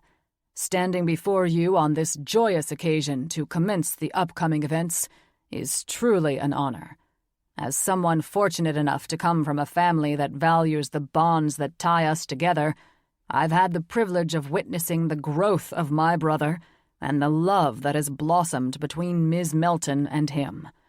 Tomorrow, we will gather to witness their union and to affirm our support for the journey they're embarking on as a unified couple." Everyone clapped as Sebastian looked to our table in front of the stage and smiled at the honored couple. I immediately saw that Marcus looked like he was listening to someone read the eulogy at his funeral. But Pollyanna, a classically beautiful platinum blonde with high cheekbones gifted directly from the Nordic gods, wore an infectious smile. Her blue eyes sparkled in excitement under her long lashes and perfect eyebrows. The young woman was stunning and elegant, and I couldn't understand why John's brother seemed so horrified to marry her tomorrow. "To my brother," Sebastian went on with his speech after the audience quieted. "Your kindness, resilience, and the love you share with Pollyanna inspire us all. As you two prepare to embark on this journey together, may your days be filled with laughter, your challenges be opportunities for growth, and your love deepen with each passing moment." This is so fucking pathetic. John managed to whisper in my ear in a way that made it look like he was inspired to kiss me by Sebastian's words. I ignored him and kept my fake smile plastered on my face so as not to cause a scene with anyone. Whether anyone heard him or not, John's gesture had put eyes on us, and since I was the street rat in the room, it didn't take much to spark people's interest. "And to you, Pollyanna, welcome to our family," Sebastian continued. "Your presence has brought immeasurable joy to us already, and we are thrilled to have you as a part of our lives. May your union with my brother be filled with understanding, compassion, and unwavering support for each other's dreams." During his speech, waitstaff brought glasses of champagne for toasting, and Sebastian prompted everyone to raise their glasses by raising his first. "Let us celebrate the merger of two powerful families, the creation of new memories, and the enduring power of love. To Mark and Pollyanna, may your marriage tomorrow be a testament to the beauty of love, commitment, and a lifetime of shared happiness." The room erupted in subdued clapping and cheering after everyone sipped their champagne. Instead of feeling like an alien amongst the rich and famous, I slid into the role. I held my champagne glass and smiled at Mark's thundercloud expression, gently clapping my fingers against my palm as delicately as I'd seen the older brother's wife do. It was easy for me to pretend I was at the Academy Awards. It was neat to be a part of, but not a lifestyle I would ever want. So I hoped that if John and I became more serious and, God help his poor mother, he proposed marriage, this type of scene wouldn't be expected of us. Imagining my dad, Coach Smith, sitting next to me at this event, wearing a tux and picking apart the partridge, made me nearly burst into laughter. I could hear his comments in my head now. "I hope y'all got a pear tree to go along with this partridge, 'cause there ain't no meat in it." Or, "Egg souffle. We call that scrambled eggs in Tennessee, and we don't eat it for supper." Or my favorite, "Champagne? Hell no. You got a beer somewhere back there?" My family wasn't just worlds apart from John's. We were light years apart. "Darling, that was lovely," Sebastian's wife said after he rejoined the table. "Not as lovely as you," he answered her. "So," the brother's wife turned her eyes to me. "I hear you and John are both doctors who deliver babies." That came out of nowhere, I thought, with a look of confusion. Yes," I smiled. "It's how we met." "That's interesting." She sipped her champagne, her brown eyes darting to John's mom, then back to me. "I refused to give birth in a hospital when my daughter was born." "A fact you love reminding everyone about whenever you can," John stated dryly. "What has this to do with your husband's toast, Melissa?" "I am just curious," she answered John's stern expression. "Curious," John said, his brows knitted together. "Or finding a way to sling an insult at someone you feel is beneath your status. A status that, I'll remind you, you only have because you married into my family." I didn't know when John had reached his boiling point, but it happened, and I had no idea where this would head. "That's enough, John," his father said in a low, authoritative voice. I eyed John. seeing him clench his fist over his knee. "I agree," he said, sipping his champagne. "While we're on the subject of hospitals, and this one," he nodded in annoyance toward Sebastian's wife, "opting for home delivery. Does she know that this family donates large sums to hospitals? Seems like a waste not to utilize them." "I'm not sure I follow you," his father answered. "No?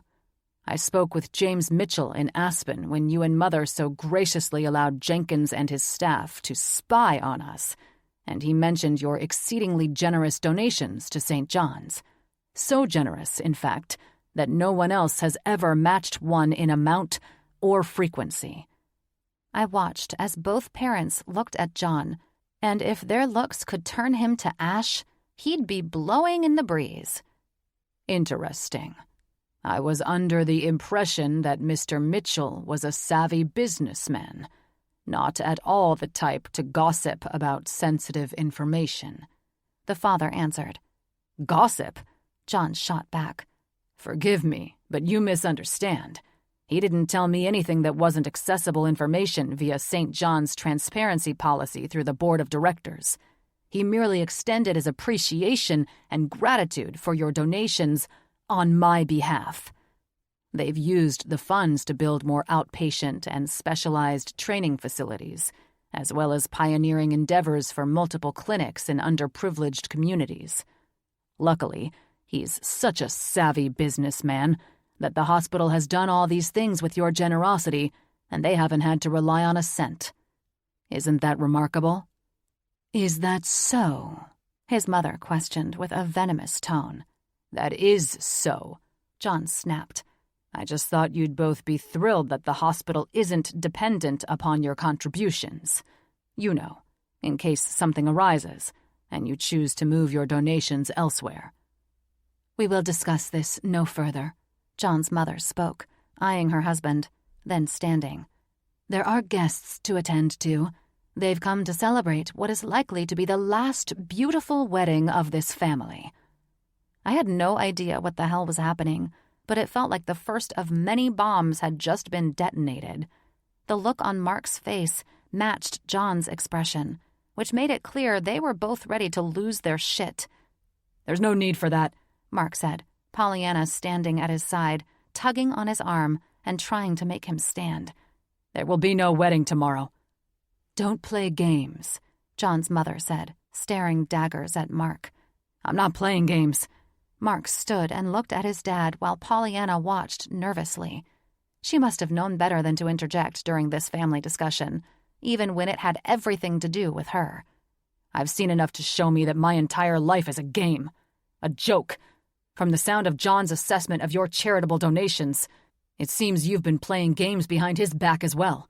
If you want Pollyanna in this family so badly, then marry her to John," he snapped. "But I'm done trying to please parents who are insatiable. I would put a bullet in my—" "That's enough, Mark," John spoke, his voice nervous. "I'll get him out of here. It seems everything tonight has been a bit overwhelming." He looked at Pollyanna, who stood in shock, looking as if she'd stumbled upon a dead body. "Let's get him some air and cool things off a bit." "That's a splendid idea," his mother said. She looked at me. "Perhaps you would like to dismiss yourself to your room." "She won't be dismissing herself anywhere," John said, taking control of this sudden shit show. "She'll be coming with me and my brother, as I'm quite confident she's endured more than enough of everyone here tonight. Good night."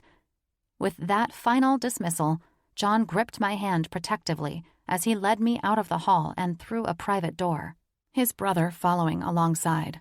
I expected the night to be eventful, but I had no idea it would end like this. Chapter 45. John. 100 things were running through my mind as I led Mickey and Mark from the hotel, but the only one that mattered was what the hell I was supposed to do now. If I didn't pull something out of my ass quickly to stop my brother from becoming the runaway groom, all hell would bust loose, and I didn't want to be in a 1,000-mile radius of this place if that happened. Mark marrying Pollyanna was the only way to avoid that, so I needed to smooth things over and get to the bottom of this.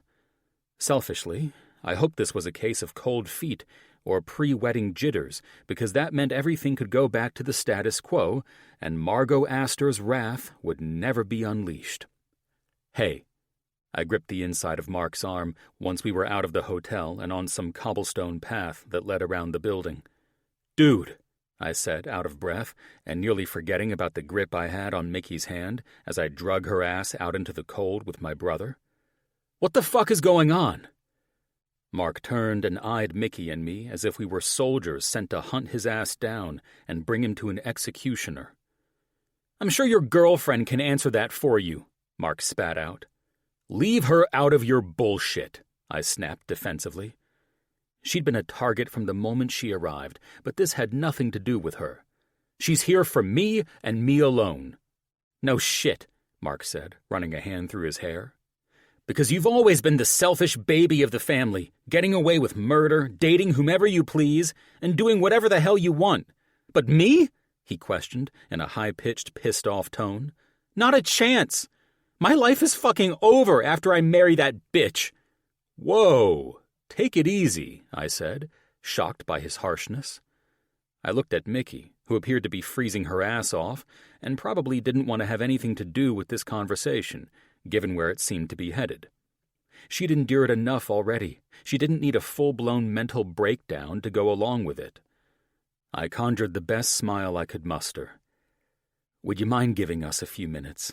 You can go to your room if you'd like, and I'll be there as soon as I'm done." "Yes, of course," she said, then looked at Mark. "I'm sorry if I upset you by being here," she said with a sad look.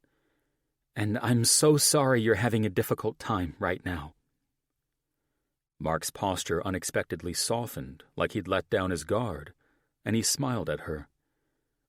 "Forgive me for being so rude," he said. "I hate that you had to witness all of that, and this is how I meet the one woman my brother is brave enough to bring around our family." He stood straight, taking a cleansing breath.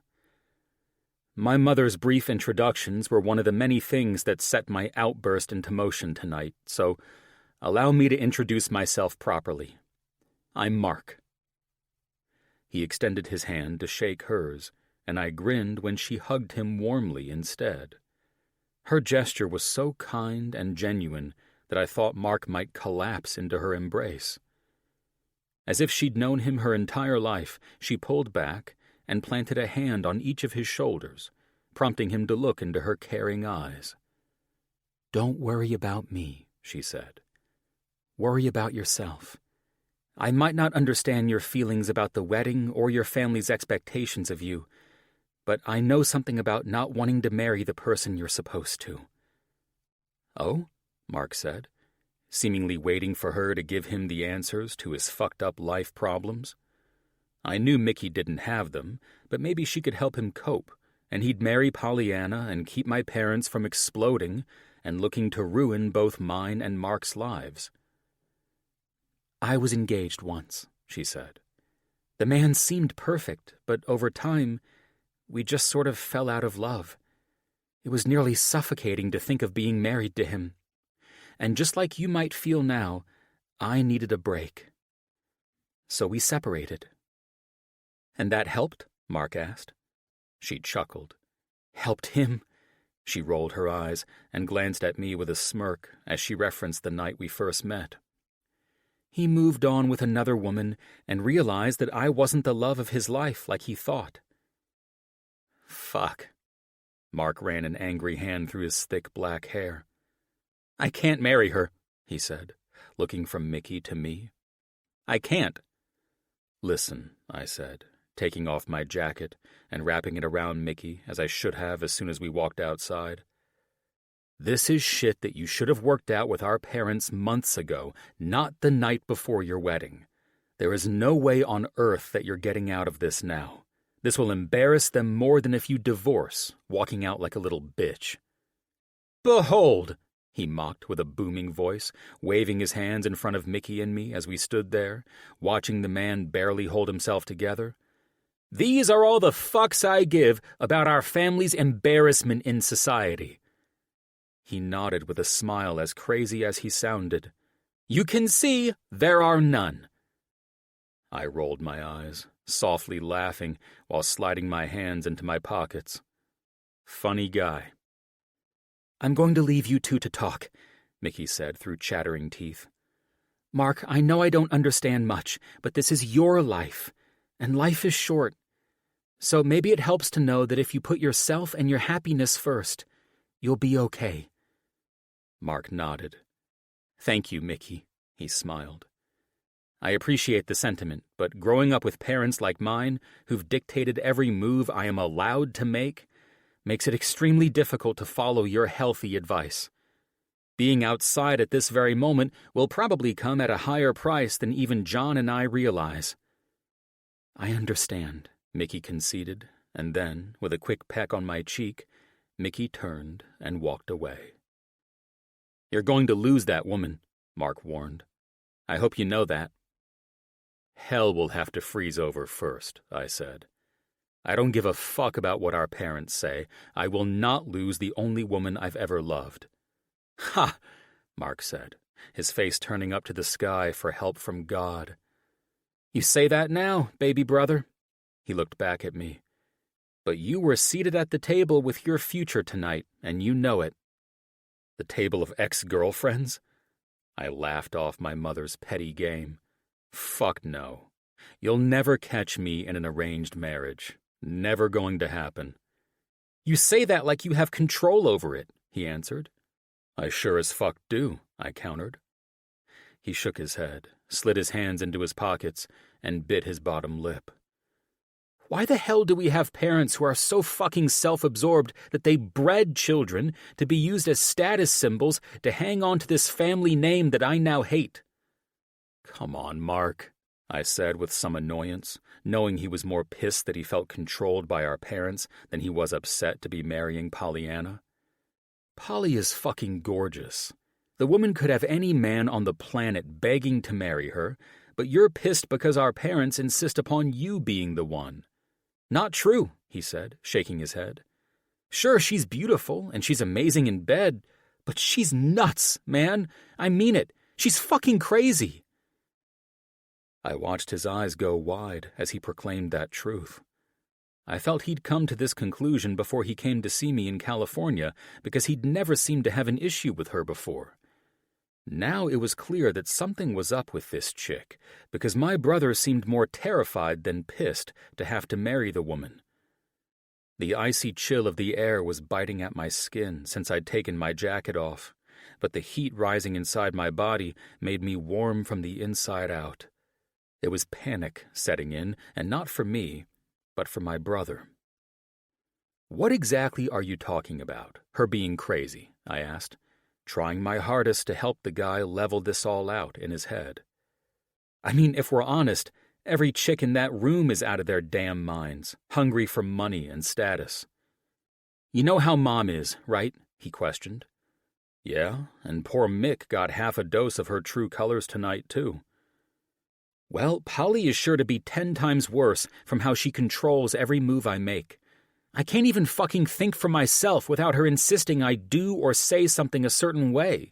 She nitpicks everything. Oh, and if I'm out golfing with Dad, she'll randomly show up. I swear to God, she follows me everywhere I go. Everywhere. Jesus Christ, I answered. Why? Did she catch you with another woman or something? Hell no, he said. It's almost as if she treats me like I'm this weakling who does everything wrong and can't be trusted out of her sight. Maybe it's just childish insecurities, I said, hoping I was right. Really? He said. Is marching into my room at 3 a.m. because my phone was on silent after I landed in London, jet-lagged and completely exhausted from the flight and 10 hours of meetings, just a childish insecurity? Holy fuck, I answered in disgust. Please tell me she was on that business trip with you. He grinned in a sinister way. No, he bit out.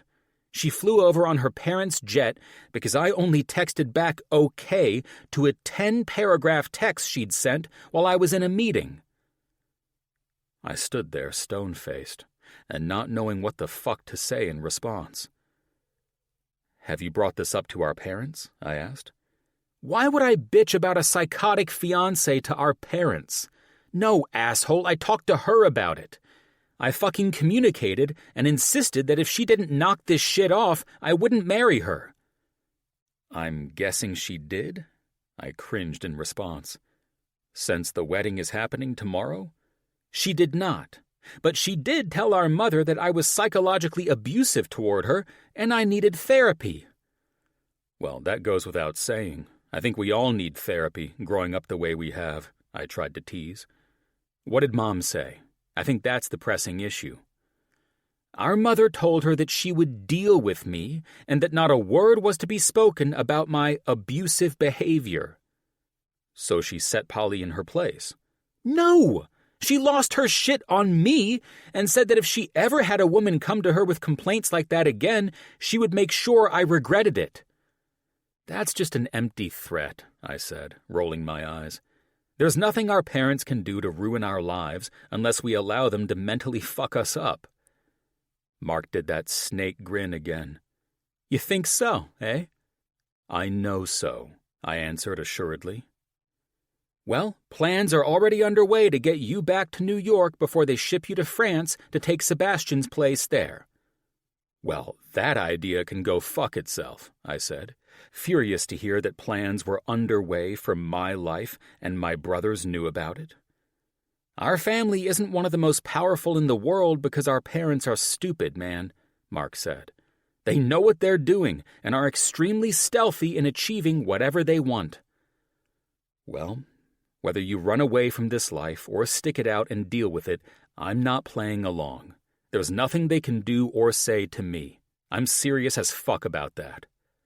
You love your job? He asked, eyeing me as if he knew the plan to get me back and under my parents' thumbs. You know I do, and I love my freedom. Most of all, I love Mickey, the woman who's probably going to dump my ass after all this shit tonight. And that's where they have you, brother, he said. That's how they'll bring you to your fucking knees and make you do what you were born to do. Don't you think you're overreacting a bit? I mean, come the fuck on, I said, getting sick and tired of hearing these ridiculous, fearful threats spill out of my brother's mouth. We aren't all the Rothschilds or the Kochs. Exactly, he answered. And until the Aster family name hits like those names, our parents won't stop climbing their way to the top. Well, they're going to need some conspiracy for people to give a fuck about our family. And what better conspiracy than to use you and your job to make headlines, from California all the way to Manhattan? I felt a sudden lump in my throat. I knew my family was next-level greedy for status, but I didn't realize how desperate they were to achieve it. Using their children to further their agenda was bad enough, but using their kids to make headlines somehow? That was out of control. I didn't know what they were planning, but whatever it was, there was no way my parents would allow the family name to be tarnished. No way in hell. Something was brewing, though. I could tell Mark was too fearful to run away from this marriage. He was just out here blowing off steam, having one last moment of feeling like he owned who he was before Pollyanna took full control of him tomorrow. I felt sorry for the bastard. That woman was well on her way to break him mentally, and the brother I knew now would not be the same man in a year from now. I wanted to have time to figure out how to save his ass from all this bullshit, but something told me my parents were hot on my heels to destroy the life I'd built for myself and take away the woman I loved. I had to fight for myself, my life, and Mickey, if things were about to go down the way Mark was trying to relay. I just didn't know where the fight would be, and that's what scared me. Chapter 46. Mickey. I walked into the overstated, elegant room, which it seemed I had been assigned to stay in, just as I'd been assigned to sit at a table with John's exes tonight. And everything looked quite different to me now. I couldn't kick these heels off or peel myself out of this fancy gown quickly enough. Luckily, The velvet boxes for all of my heirloom jewelry had been placed front and center on the dressing table, because if they weren't, I'd probably have chucked the damn things across the counter without a second thought. Unlike Cinderella, I didn't care if I was about to turn back into a broke maid, wearing only my rags and non-designer clothing. I planned to take a hot bath to soak off the expensive perfume the stylist had dabbed on me with care before leaving for dinner, and wash away the insanity I'd been through. I sat on the edge of the grand clawfoot bathtub and ran the hot water, adding just enough cold to prevent third-degree burns. I reached for the salts filled in a well-crafted glass container and sprinkled it in the water, whirling it through the rapidly filling tub. Once the bath was prepped to thaw out my body, I removed my undergarments, grabbed a fluffy robe, set it on the velvet chair next to the tub, and snatched my phone. I wanted to keep it close while I waited for John to call and notify me he was on his way to the room and hopefully say that his brother was doing better. I wasn't upset with John for this crazy night. I didn't have high hopes for the evening, but I also didn't expect to be treated like a homeless wedding crasher. I didn't want to hold his family's behavior against him. I knew this wasn't who he was. At least, I didn't think so. Ring, ring. I snapped up from where I'd slid so comfortably into the silky bathwater at the sound of my phone ringing. I frowned. It wasn't John. It was my sister. "Hey, Lydia," I answered, confused she was calling. "Everything okay?" "Yeah," she answered, and the happiness in her voice sent a soothing sensation throughout my entire being. "I heard you're in Monaco?" "Oh, yeah, I am. I'd love to say I was here on a beautiful vacation, but no." "I'm arriving there tomorrow," she informed me.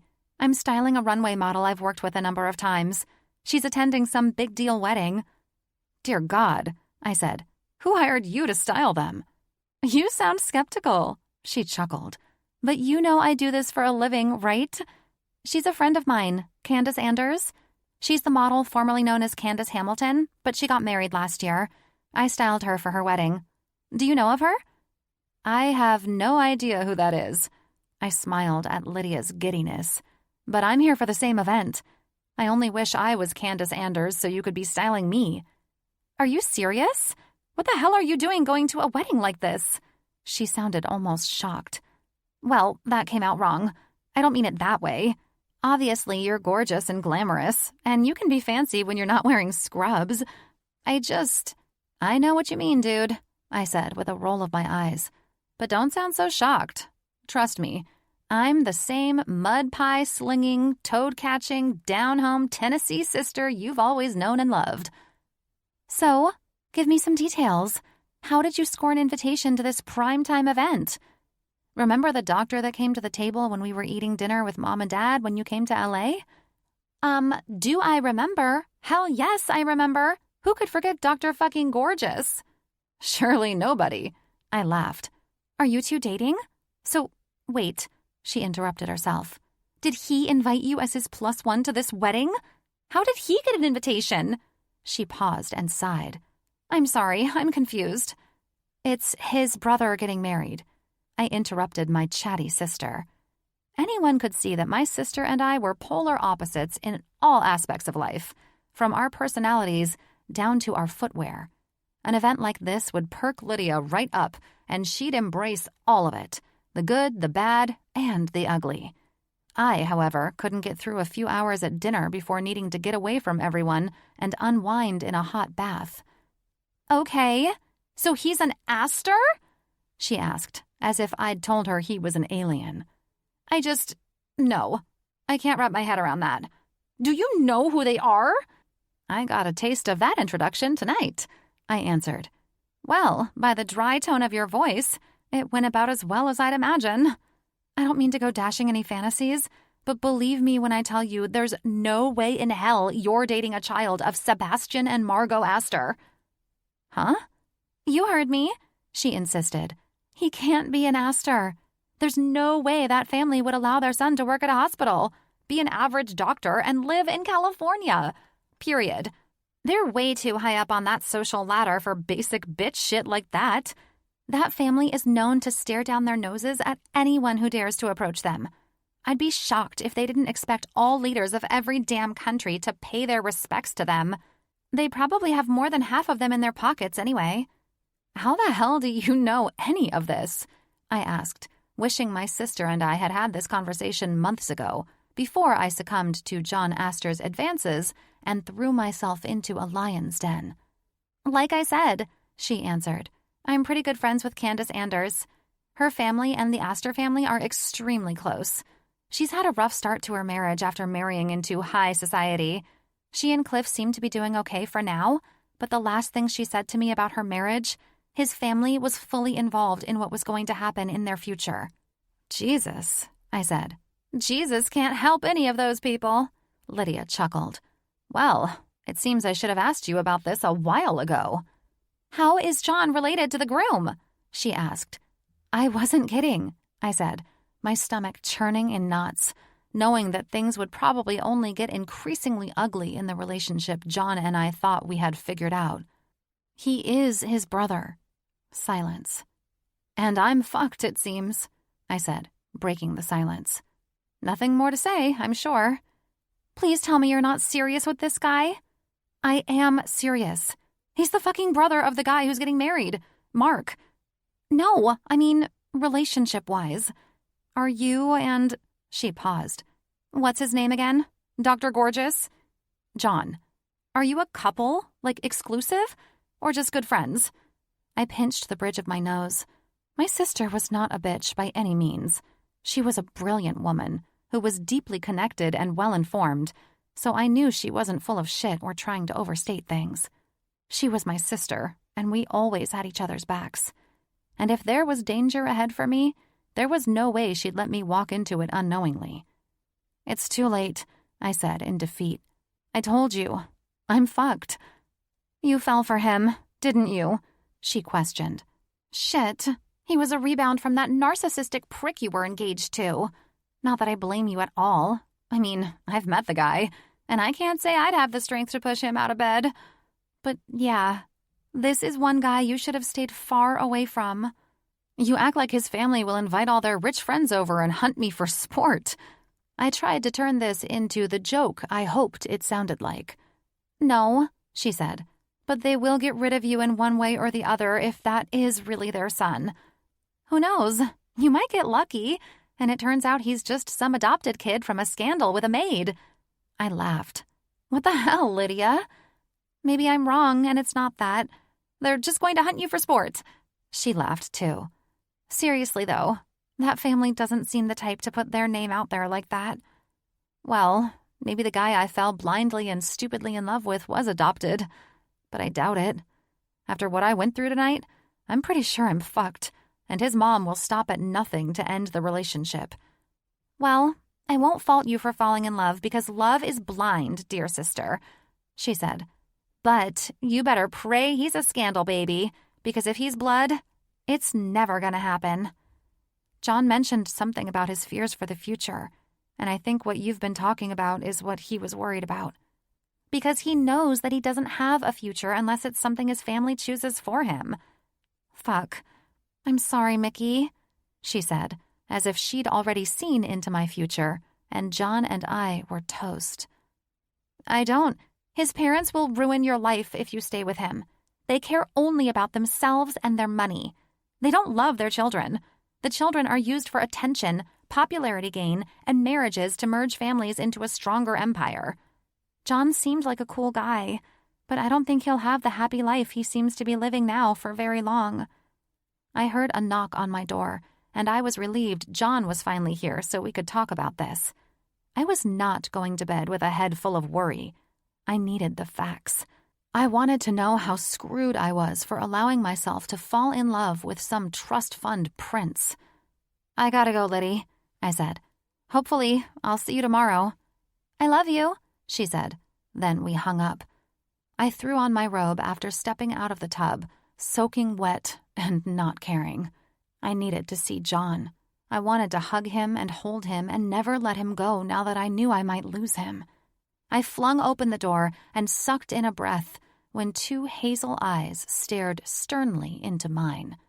Unfortunately, these hazel eyes belonged to Margot Aster and not John. "May I come in?" she questioned with supreme authority.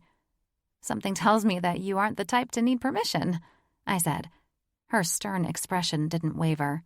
Hell, she didn't even blink. "It would be rude of me not to ask," she stated. "Come in," I said, not wanting to get into a pissing match. "Do you know where John is?" "John is speaking with his brothers and father. Don't concern yourself over him, please." I suddenly felt like I'd been transported to some strange world where everything was prim and proper. It wasn't comfortable. I wasn't even fucking dressed, and I was soaked beneath my robe. But I also wasn't in any mood to be intimidated. "I trust John and you have discussed the finer details of his life by this stage in your relationship," she said, turning and clasping her hands in front of her. "Why don't I go get dressed?" I told her. "Give me a second. You caught me getting out of the—" "There's no need for that. I won't be long." "Okay," I exhaled. "John and I have discussed the details of his life.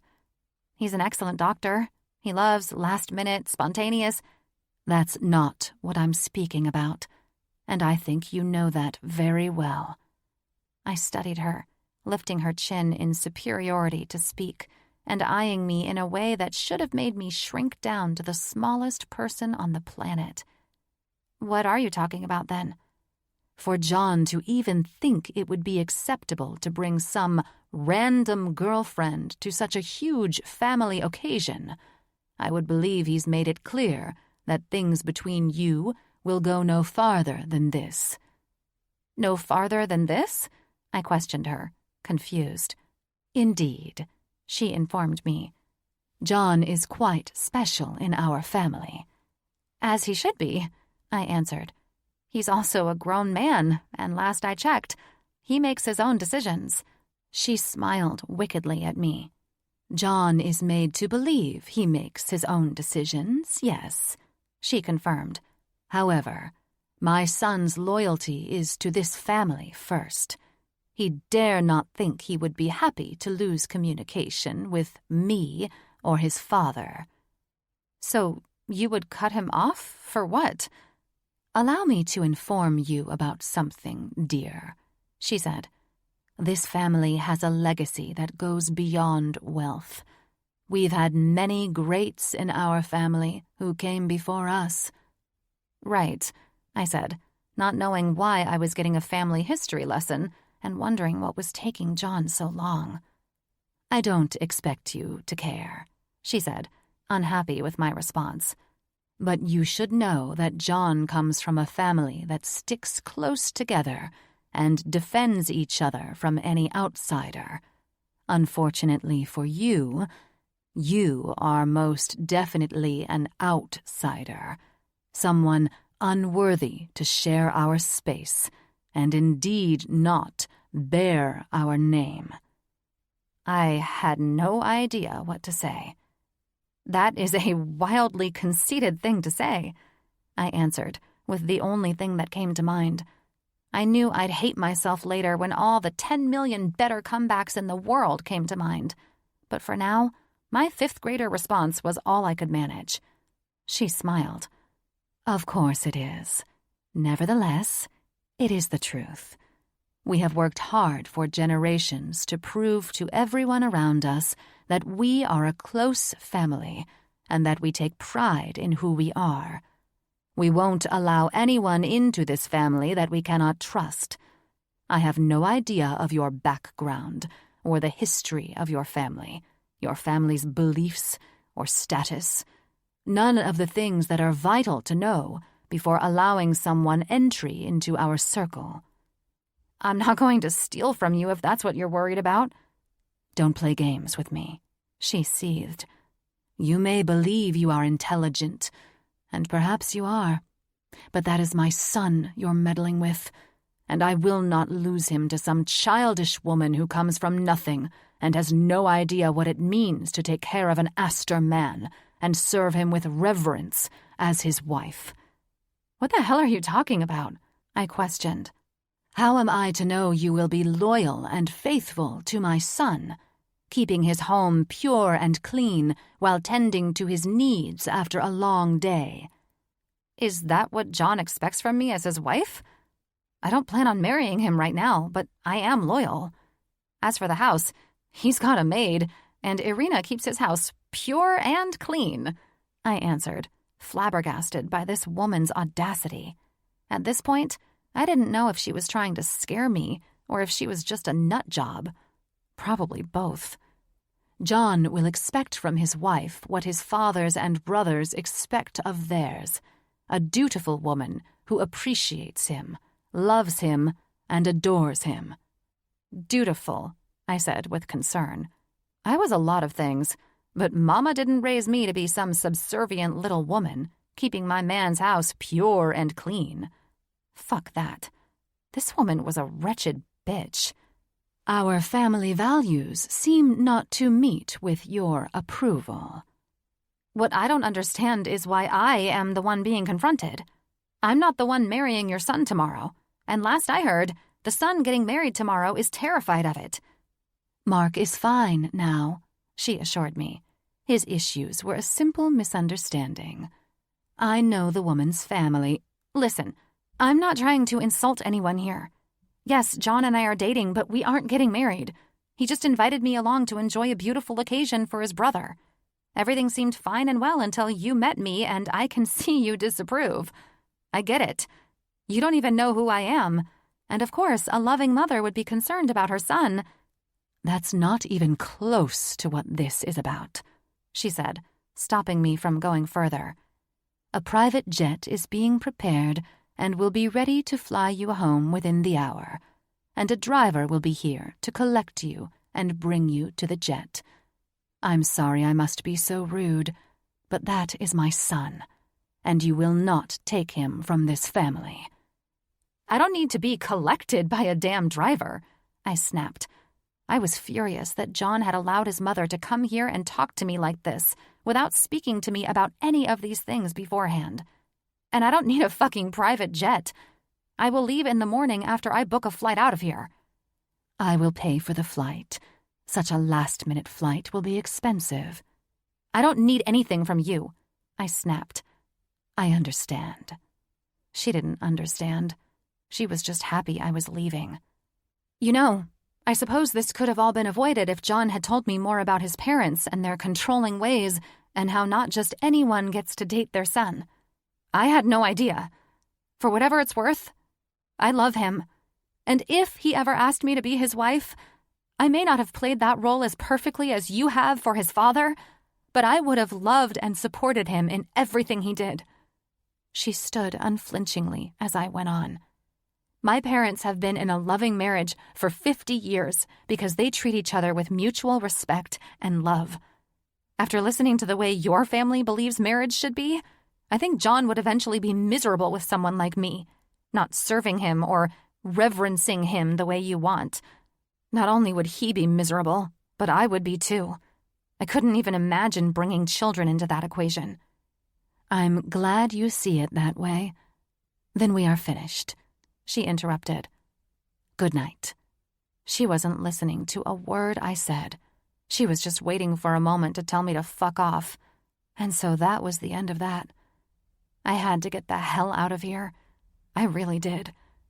I needed to see John, but sending him a text was probably the better option because, after what I'd just been through with his mother, I couldn't imagine the shit he was taking from his dad. God, I needed a fucking drink. Mickey. Hey, I just had an interesting conversation with your mom. I think it's best if I take an early flight home.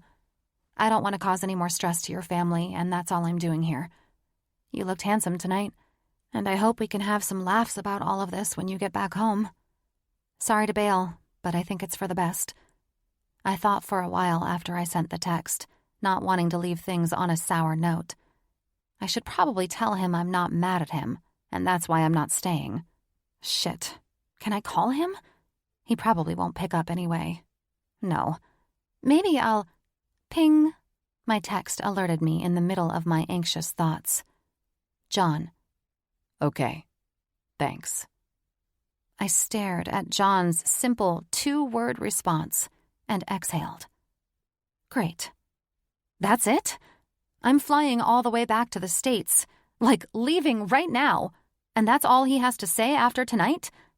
Did he even read my text?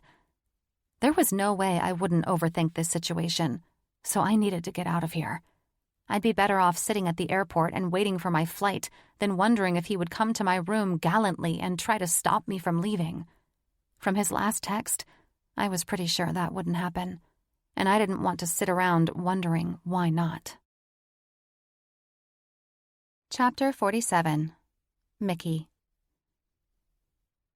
I'd like to say that after I got home to the States and returned to work, everything went back to normal. However, that was the furthest thing from the truth. After numerous calls to John had been sent straight to voicemail and texts had gone unread, I realized his number had been changed, and I began to wonder if his family was holding him hostage somewhere. It had been over a week, and John still hadn't returned to work. Today was the first day of February, and though I wasn't counting down the days to Valentine's Day or anything, I'd never been a fan of the so-called holiday. It was increasingly apparent I'd be spending it alone. As quickly as our relationship had started, it had ended. And even though I left at the time, I didn't think things were over. There was so much to discuss, but it was clear that I was the only one who felt that way.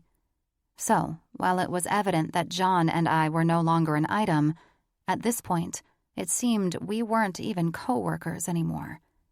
I was filling in for him with his patients, using his desk to keep our side of this clinic rolling as tightly as it did while he was part of it, and I tried to stay as busy as I could to forget about how angry and hurt that I was about everything. Hey, kid. I heard a familiar voice from the office doorway. I'd stayed well past closing time, trying to sign off on charts and handle everything before doing it all over again in the morning. Dr. Mitchell, I smiled to greet the blue-eyed chief of cardiology. Meh, he shrugged. After all our adventures in Aspen, you should know me well enough by now to understand that when I'm off the clock, I'd rather be called Jake.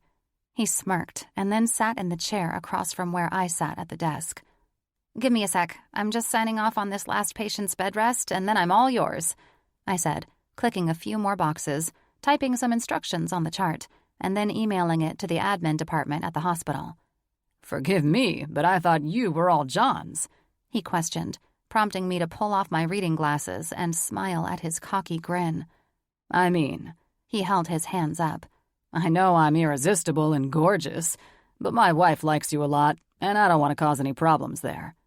I rolled my eyes and relaxed into John's oversized office chair. What's going on? I asked. I was hoping you could tell me. About what? Well, Dr. Aster is usually helping with the load you're carrying these days, and I noticed he'd been gone. Then Ash was referred to another oncologist to continue her treatment, and Jim told me that John had resigned all his positions at the hospital. I couldn't believe any of it, so I had to come and see for myself. I frowned. The knot that had been twisting in my stomach since my confrontation with John's mother tightened in a way that made me want to hurl or cry, whichever came first at this point. My voice cracked as I choked on my words, and I had to clear my throat. Sorry, I wasn't aware of any of this. Jim and Chief Allen are hunting like crazy men to get someone to float over here and help you with the workload, but finding an OB/GYN oncologist is pretty difficult these days. There's not too many of them, I answered, remembering why John had pursued the specialty. Nope. He leaned forward and clasped his hands on the mahogany desk. Have you ever considered the specialty? It would take at least 2 more years of school, and unfortunately, money isn't at my disposal because my parents don't come from a long line of people who run the world like John's, I said snidely. I couldn't help but let some of the venom seethe out. After hearing this news, I was incensed. I should have been angry with myself because I knew from the beginning this could happen, even when he insisted it wouldn't. But I wasn't. I was angry with him.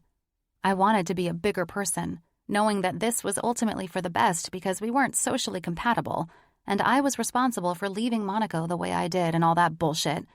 But I wasn't ready to deal with the big picture. There's the pissed-off girlfriend I was hoping to find. What does that mean? I want to know what the hell happened. Why did my buddy, whom I just went on a ski trip to Aspen with, go MIA? Bad breakup? I guess you could say that. If you could get through to the Secret Service and contact his mommy, you'd probably get all the answers you need. Ah, Jake smirked. I'd love to say I could relate to the wealthy bitch mother who runs her children's life with no remorse because she's obsessed with her precious family name. However, you can't, because I assume your wealthy mother isn't a control freak who manipulates you so much that you believe she actually loves you and is doing you a favor when she says that your girlfriend is a worthless nobody who could never love you the way you deserve? Indeed, he answered smugly. My mother was a wealthy crack whore who locked my brother and me outside as children. She also banged anyone who walked through our front door while my dad busted his ass to build us the life we have today. So, yeah, neat lady. Oh my God, I said, eyes wide and feeling like an asshole for my comment. I'm sorry. It was harsh of me to make assumptions about your family. I didn't mean anything by it. It's just burning me that the woman was so goddamn insistent that I'm not good enough for her son. A mama's boy, eh? He grinned and shook his head. Those are tough. They're spoiled golden children, and the little angels can do no wrong. Well, he sure did wrong when he brought me to his brother's wedding, which didn't even ultimately happen from what my sister told me. I paused, trying not to sound as obsessed as I felt, since John had ghosted me in every sense of the word. Doesn't seem that the golden child is golden anymore. Ah, you don't know how these wicked moms work, do you? Apparently, I don't. Here's a funny one for you. He casually slumped into the chair, his chill demeanor and personality putting me at ease, as I listened to Jake prepare to tell me a story. There was this family. The Browns, I think it was. It doesn't matter. Anyway, they walked around like the biggest badasses on the planet, moving out of every house they lived in because every neighbor was jealous and out to get them. It didn't take long for everyone to start figuring them out, though. And what did they find? They were miserable assholes who provoked everyone around them. If someone called them out on what one of their spoiled-ass sons did, they turned them into an enemy. They'd stop at nothing to make everyone's life hell if anyone went up against them. What's the point in this story, Jake? I said, not following him. Well, one of the sons and the old man clashed big time. They never saw eye to eye, always arguing and all that, so the kid pretty much runs away and gets married to prove he can be a big boy. But his parents' disappointment made him try even harder to earn their love. The poor girl who fell for his damaged ass thought the bastard loved her, so they had multiple kids, and she spent years trying to help him with his family issues. Okay.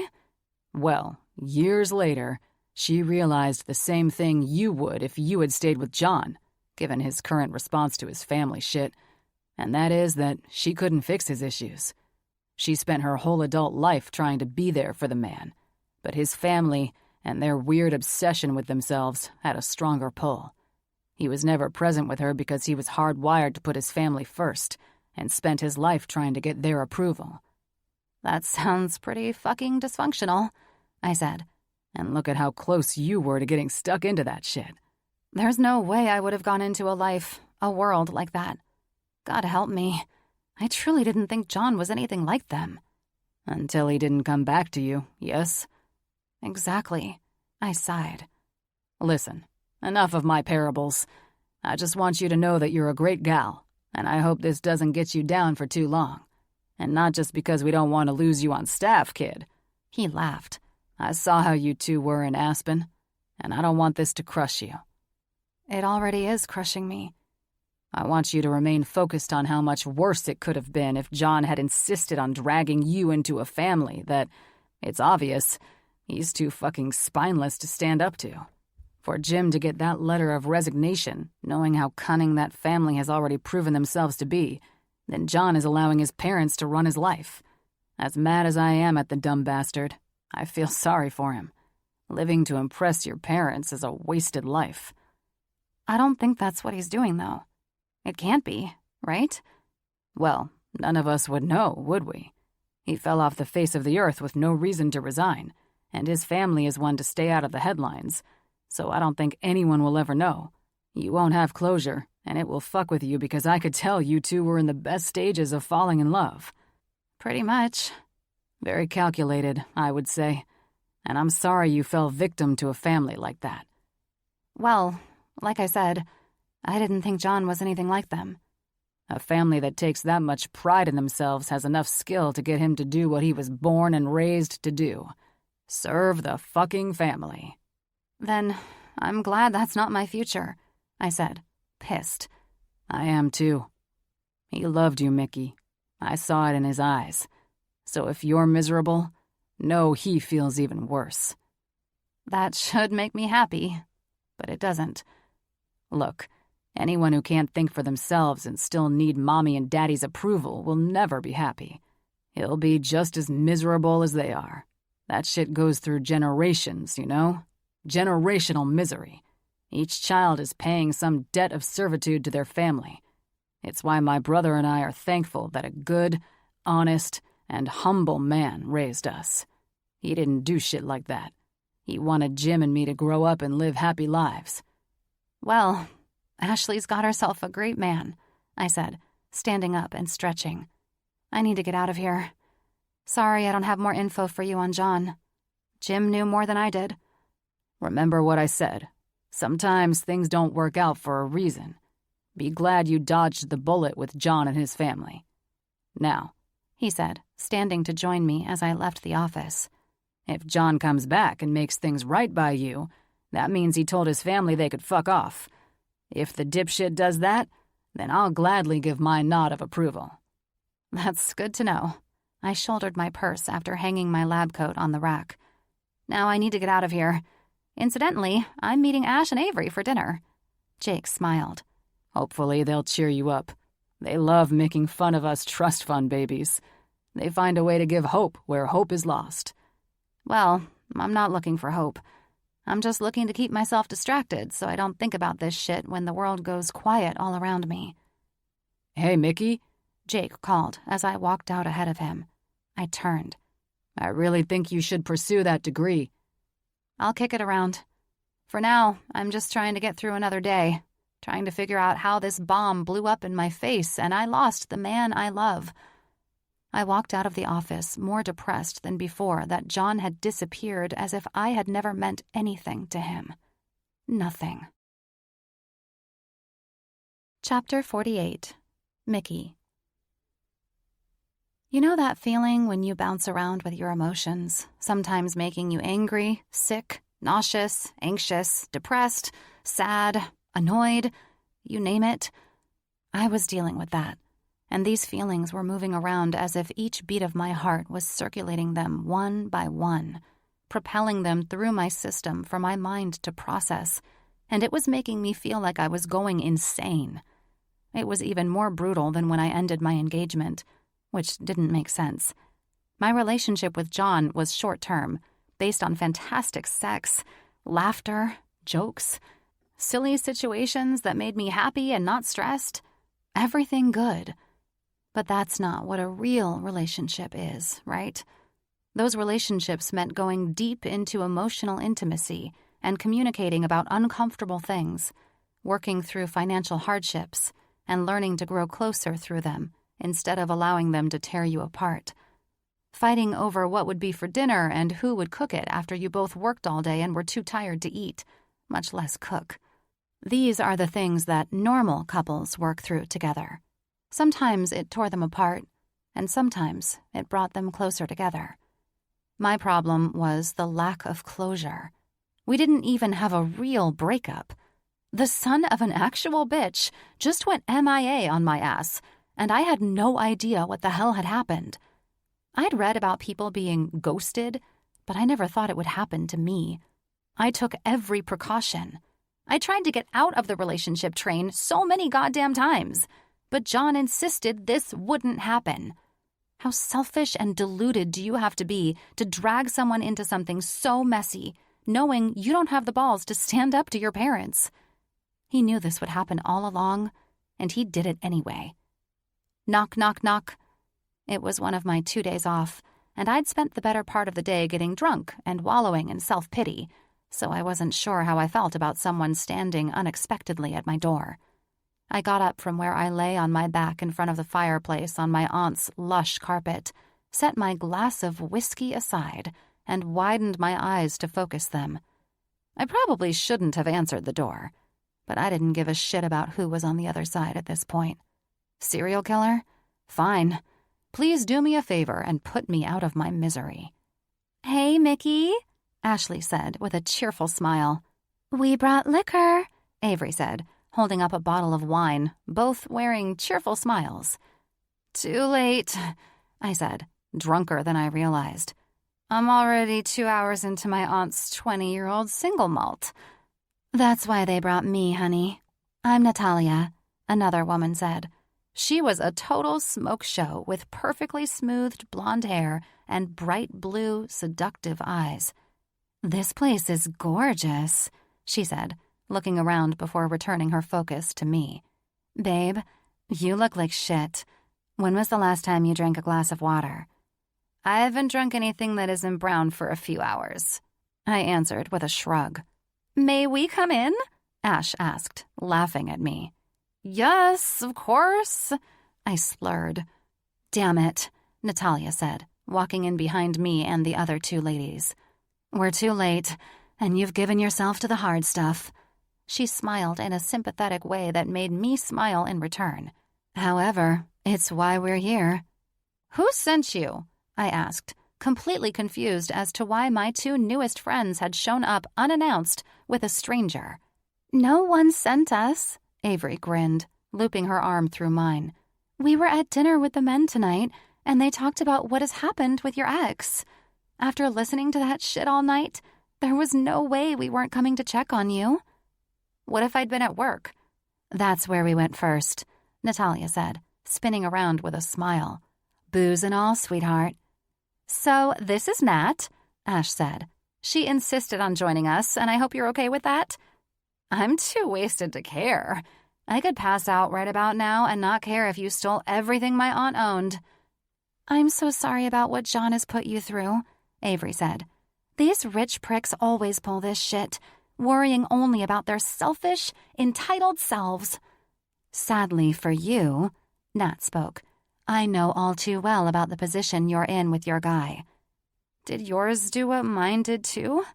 I asked lazily, leading the women into my aunt's sitting room, where all the booze in the world was at our disposal at the bar against the wall. "No," Nat said with a smile. "My guy had his mother put behind bars for the psychopath she was. She was a wretched bitch who took to threatening everyone, but she forgot how smart he was." "Oh," I said in defeat. "Am I the only one whose guy couldn't stand up to his parents?" "Pretty much, but that's not the point," Ashley said. "The point is, it doesn't matter if they can't stand up to their parents or anyone else for that matter. They shouldn't put themselves in a position to push away the person they love because they have the emotional immaturity of a mountain goat." "Look at it this way," Avery said, uncorking the wine she brought. "We're here to let you know that we understand what you're going through. We've all been in your shoes. And at the end of the day, it doesn't matter if it's mommy and daddy issues, business issues, or status issues. They're all just excuses." "Right," I said, feeling a headache coming on. "God, I think I'm too drunk for this. This is embarrassing." "Oh, honey," Nat said with a daring smile that probably made men fall at her feet. "You're not drunk enough if you ask me." She chuckled. "You're not falling all over the place, and you can still talk normally, so there's nothing to be embarrassed about. Now," she looped her arm through mine, "tell me where the kitchen is in this place. I know it has to be just as impressive as the rest of this fabulous house. We'll get you some coffee and help you get your equilibrium back." She smiled at me, leading her down the hallway toward the kitchen at the back of the house. "And before bed, you're going to want to drink a gallon of water, because a brown liquor hangover is not the business, let me tell you. No man alive is worth a woman putting herself through that kind of pain." "True," I half-heartedly agreed. "Can I ask how you know the girls?" I'm married to Jim's friend Spencer, she answered casually. Hot damn! This kitchen is something out of 1943. Jesus, look at this. I smiled at her reaction to my Aunt Bev's house. The funny thing is that Nat reminded me of my aunt. Add about 30 years to this beautiful blonde goddess, and I swear I might be unable to tell them apart. My aunt was an actress for a long time. She was obsessed with the golden age of Hollywood, so when she saw this house, she had to have it. That makes perfect sense. This place evokes old Hollywood elegance and timeless charm, Nat said. Except for this Keurig espresso and coffee maker combo, of course. She pointed at the black coffee maker I'd been using that clashed with the stainless steel, white gloss cabinets and checkered floor. That's because it's mine. I chuckled. Here, let me get a mug, I said, feeling a little tipsy, but my body was holding off from spiraling toward the drunken stupor it was approaching before the girls showed up. I find it fascinating that your aunt was an actress, Nat said, making small talk. I put my coffee cup on the tray and filled the water reservoir. Yeah, it's pretty neat, I answered. Your personality reminds me a bit of hers. Well, I'm flattered, but you hardly know me, she said with a smile. No, maybe I shouldn't say it's your personality. I suppose it's more like your energy. I turned while I waited for the coffee maker to do its thing. The way you carry yourself, your confidence when you talk, and calling me honey? I chuckled, letting my buzz do the chattering when I would never do so if I were sober. My aunt is the same way. She doesn't put up with nonsense of any kind and will put you in your place in a heartbeat if she catches you slipping. Even in her 60s, the woman still has men falling over her feet. You both remind me of Lauren Bacall with your sultry voices and glamorous style. Natalia's vivid blue eyes studied mine with a sassy smirk. I know I haven't met you sober. However, I will say I do love this tipsy version of you. She winked and stepped toward the counter I was leaning against. Perhaps one day I'll have the honor of meeting your aunt. I love her style in this home. It's glamorous as fuck. I think you'd get along famously, I said, taking the cup Natalia took from the coffee maker and handing it to me. Come on, let's go find the girls and figure out what the hell we're going to do to help you get through this bullshit. Oh shit, I just left them alone in the sitting room, I said, realizing I was a shitty host after a few hearty drinks. Avery and Ash are grown women. You didn't leave them anywhere. They're waiting for us in that living room we passed on our way to the kitchen. We walked down and found both ladies sitting in the living room where I'd spent the evening getting drunk and lying in front of the fireplace, feeling sorry for myself. I think I'll remodel my place. This home is so glamorous. Ash laughed, sitting on a chair across from Avery on the chaise under the window, both women sipping on a glass of wine. Is this home yours? She asked, as I walked over and picked up the blanket I'd left on the plush carpet beside the fireplace. No, it's her aunt's, Nat said, sitting beside me on the sofa. This drunk little vixen said that her aunt and I remind her of Lauren Bacall. And as strange as it may sound, since my bestie lives, eats, and breathes old movies and knows about all these actresses, I have no idea who Lauren Bacall is. That's crazy, Ash said as Avery laughed. Bree has never told you that you remind her of Lauren Bacall? Like I just said, Nat said with raised eyebrows, looking like she would like to know what the fuss was about. Now that I think about it, you're a lot like her, Ash said. She's the sassy actress who stole Humphrey Bogart's heart. Okay, Nat isn't the only one who has no idea who you're talking about, Avery said. I'm a hood rat from the 90s, so I have no clue. What I'd like to know is, how do you know anything about them, Ash? I was almost shocked that two people in the world didn't know who Humphrey Bogart and Lauren Bacall were. We were sitting in a time capsule, which my Aunt Beverly had gone to great expense to keep in its original condition, surrounded by trinkets and knickknacks from a glamorous, bygone era. When I thought about it, I wouldn't have been surprised if those actors had been in this very house at some point. It had to have belonged to some studio executive back in the day. The parties that must have been thrown. Well, my mother loved all of it, Ashley said, snapping me out of my tipsy daydream.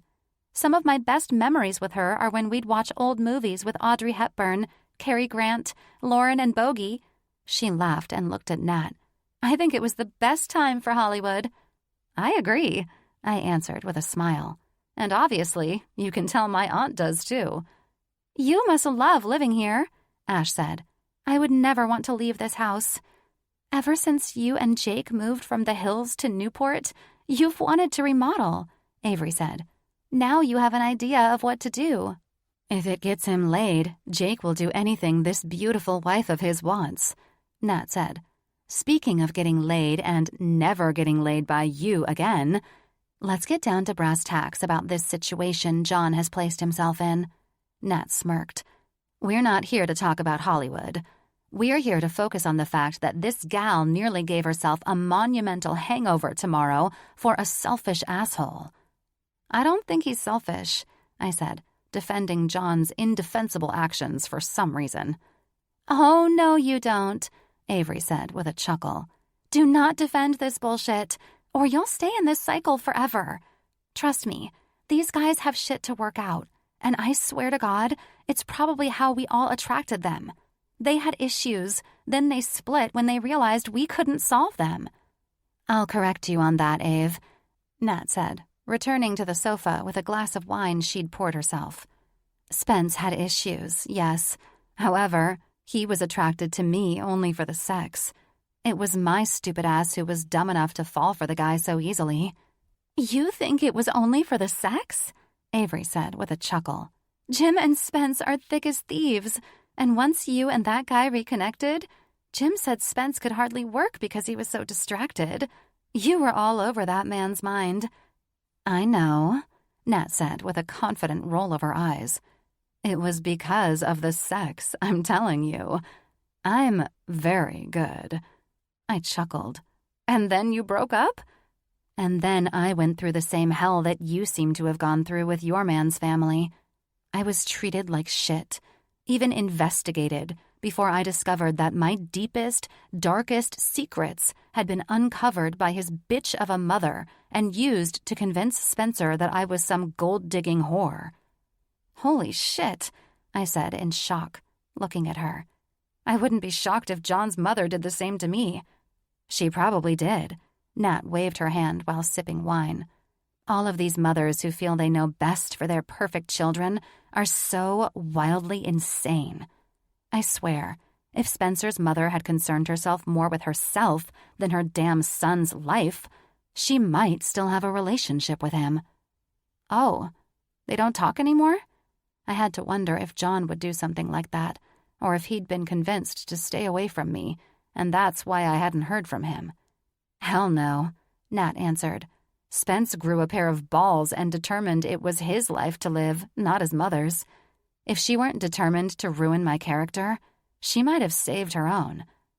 Karma is a nasty bitch, Ashley said with a grin.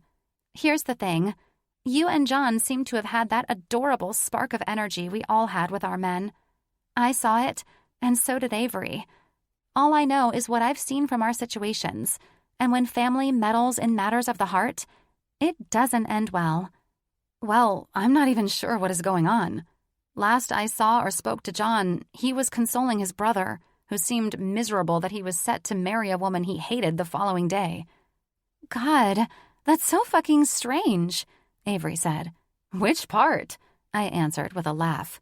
After the nightmare confrontation I had with John's mother about how I was basically trash, I concluded that the family saw me as some kind of threat.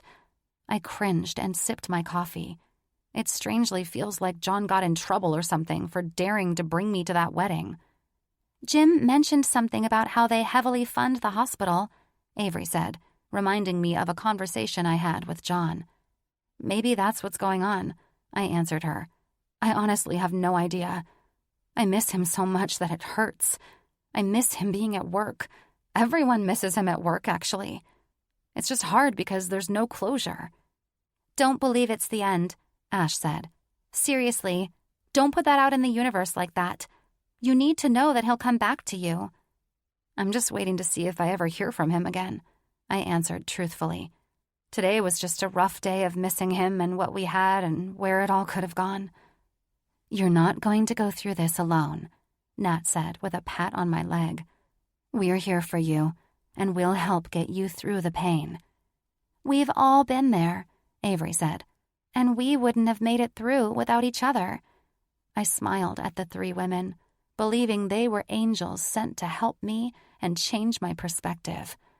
I'd gone from spending all my time going to school and spending time with Jesse to working nonstop and filling all my time with John. What I needed now, what I didn't realize I needed until tonight, was friendship. And somehow, I'd been blessed with a support system, a sisterhood of some incredible women who understood my situation. They were a breath of fresh air, and because of their kindness and willingness to reach out, even when they didn't have to, I was more grateful than they could imagine.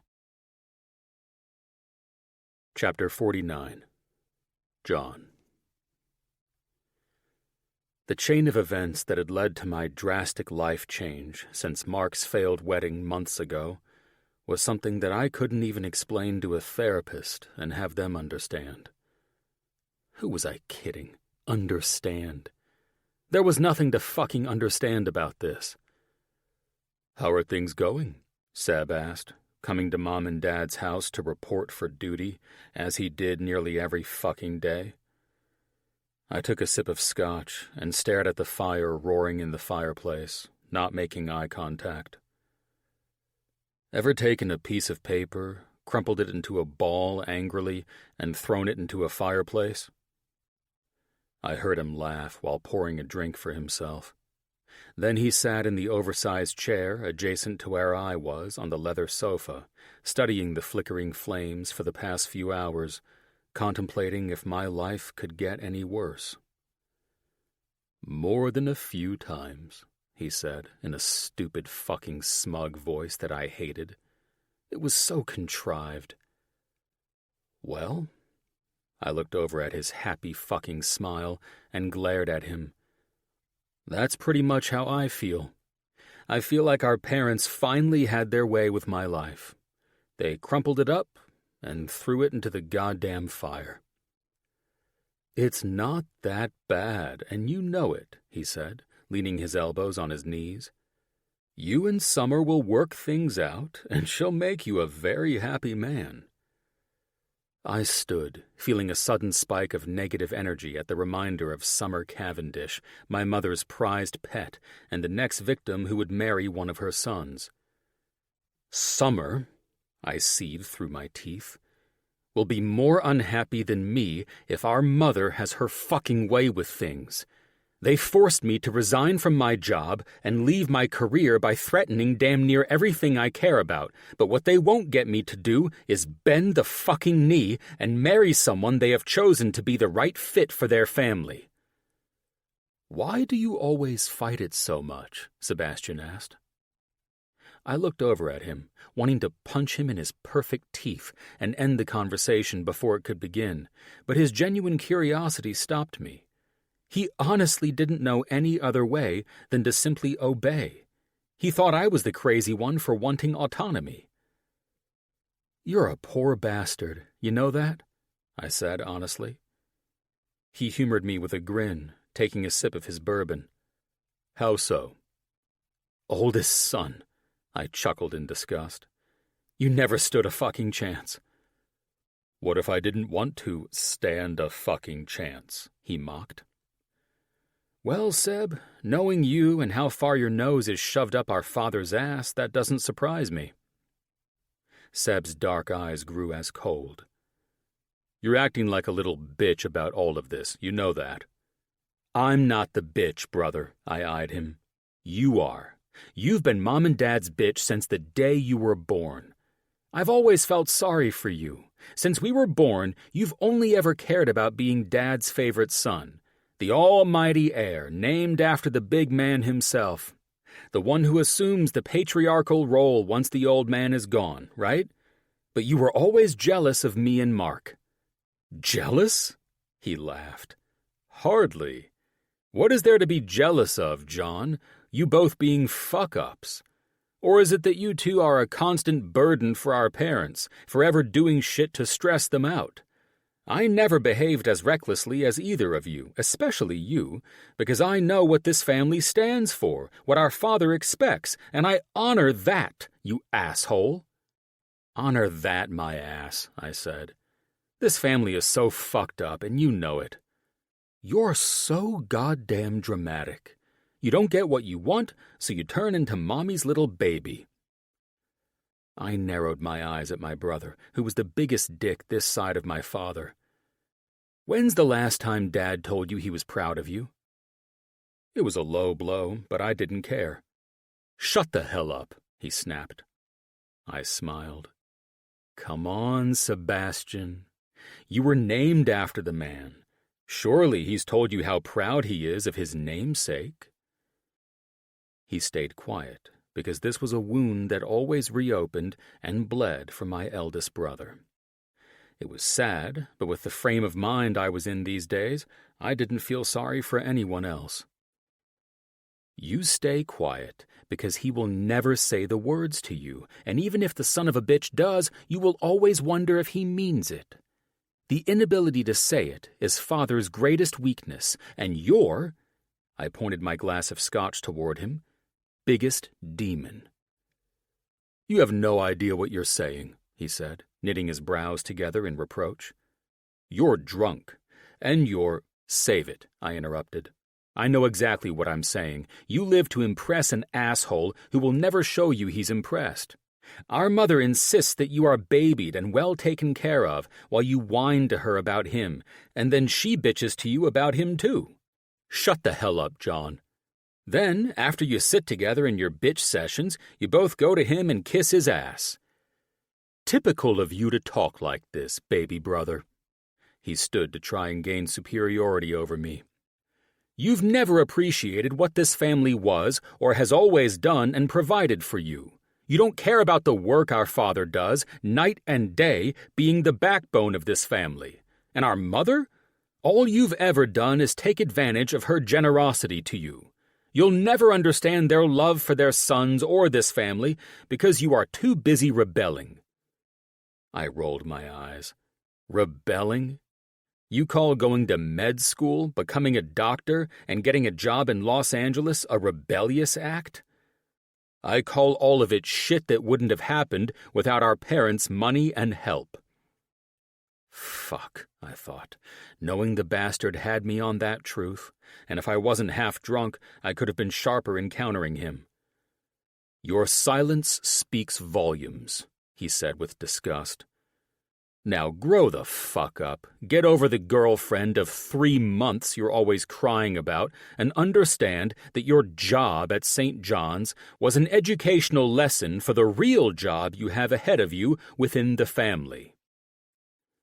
I wanted to kick his ass for referring to Mickey as he just had, but I was too buzzed to fight, and the cocky bastard knew it. "It's like a prison," I said, feeling a swift change in my emotions. "This family is a charade." I leaned back on the couch, depressed and defeated. Our parents practically brainwashed all 3 of us to believe we were above everyone else and that nothing could touch us. We have the most selfish and toxic family out there. "There are worse families than ours living with the same amount of dysfunction," he answered. I shook my head. "No," I told him. "That's where you're wrong. Our parents manipulate us mentally and physically." I stared back into the fireplace. "If we don't do what they want, they'll hold us hostage financially. They own us." I looked over at him. "And you're too busy trying to be their favorite son to see it." "Maybe you're right," Seb said dismissively. "Maybe the grass is greener on the other side, living in the suburbs with a lovely family and a happy wife." I rolled my eyes at his stupid analogy. "But you'll never fucking know because you act spineless and weak around them. You do everything they say, don't you?" "I did what I had to do, John. If putting the word out to the heaviest investors of St. John's to pull their support if you didn't come home was what it took to get you back, then that's what I had to do. I'll do whatever it takes." I hated continually rehashing this, but it was all I could think about. It never mattered to my parents if Jim Mitchell had moved their funds around to keep the hospital from relying on their money. They knew they could get to every single donor St. John's had and get them to cut off the hospital. And they would have, single-handedly tanking the place, if I didn't do what they demanded. For the good of the fucking family, right? I eyed him.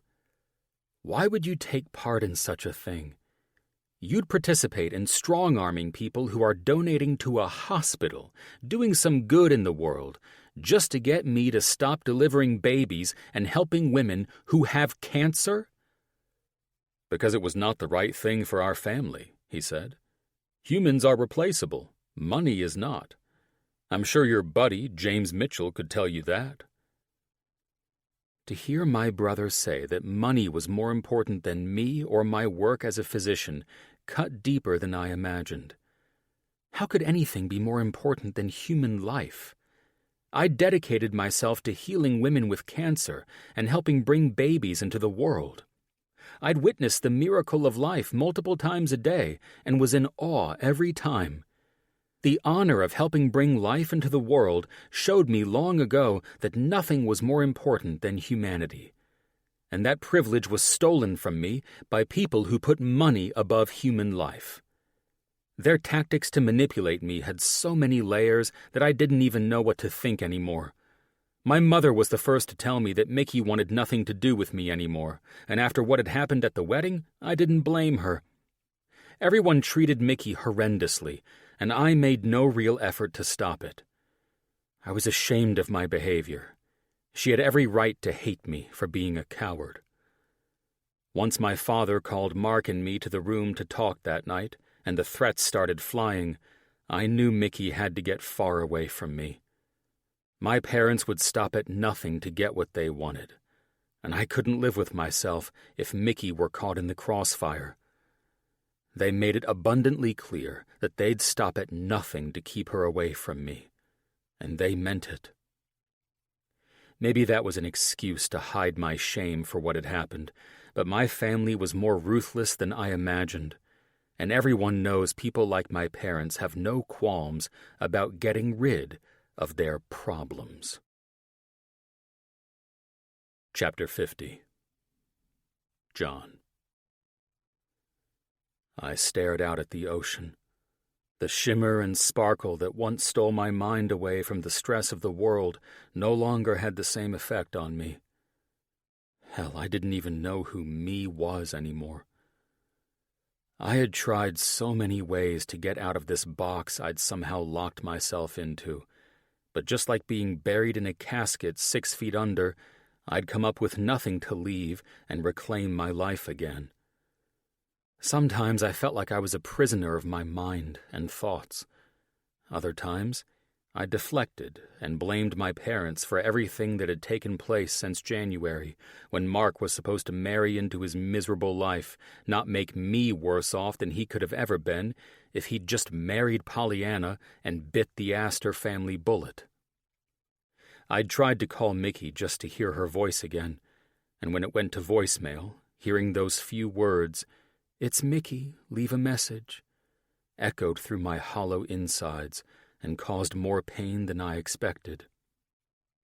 I remembered a time when her voice soothed every nerve in my body, and I couldn't contain my dick from jumping at the sound of it. But now, it was like getting stabbed in the heart with a hot poker. Damn it, I fucking hurt, but who was I kidding? My shame for abandoning Mickey was like a boa constrictor squeezing me to death, and I deserved it. Maybe I was punishing myself. "John?" I didn't turn. My mother's voice had been like nails on a chalkboard to me for months. Once she realized how angry and caged I felt after locking me in this prison of a life with my family again, under the threat of ruining everyone and everything I held dear, she backed off with her demands, forced etiquette, and all the other customs I was used to at home. She tried to be softer, but nothing she did worked in her favor, and she knew it.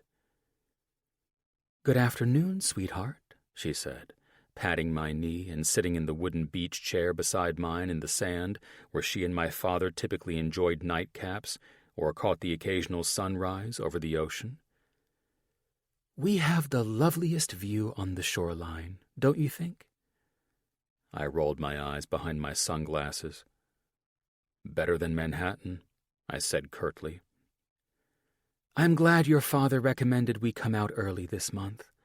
The Hamptons are just perfect in May, don't you think?" "I don't really fucking care, Mom," I said. My mom hated it when I used the F word, but she could never hate the word more than I hated my life right now. "It's all the same to me." "You just said it was better than Manhattan," she tried to say playfully. Once again, I rolled my motherfucking eyes. "John, talk to me, dear," she said. "Is it the job you retired from that's bothering you, or losing the girl you hardly knew?" "The job I retired from?" I said, my voice rising nearly an octave in response. "I didn't retire, Mother. I was forced to resign. Big damn difference in the meaning of those two words." "You had to know the day would come," she said. "Our family has no choice but to remain dutiful to ourselves in this nasty world we live in." I finally looked at her. "Nasty world we live in, eh?" I questioned her. "You know how ruthless it is out there.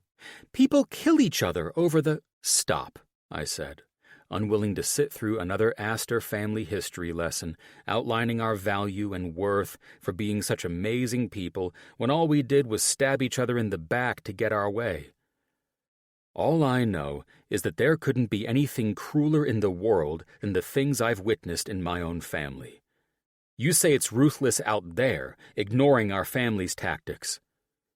I won't listen to you speak ill of our family because you are acting like a spoiled child."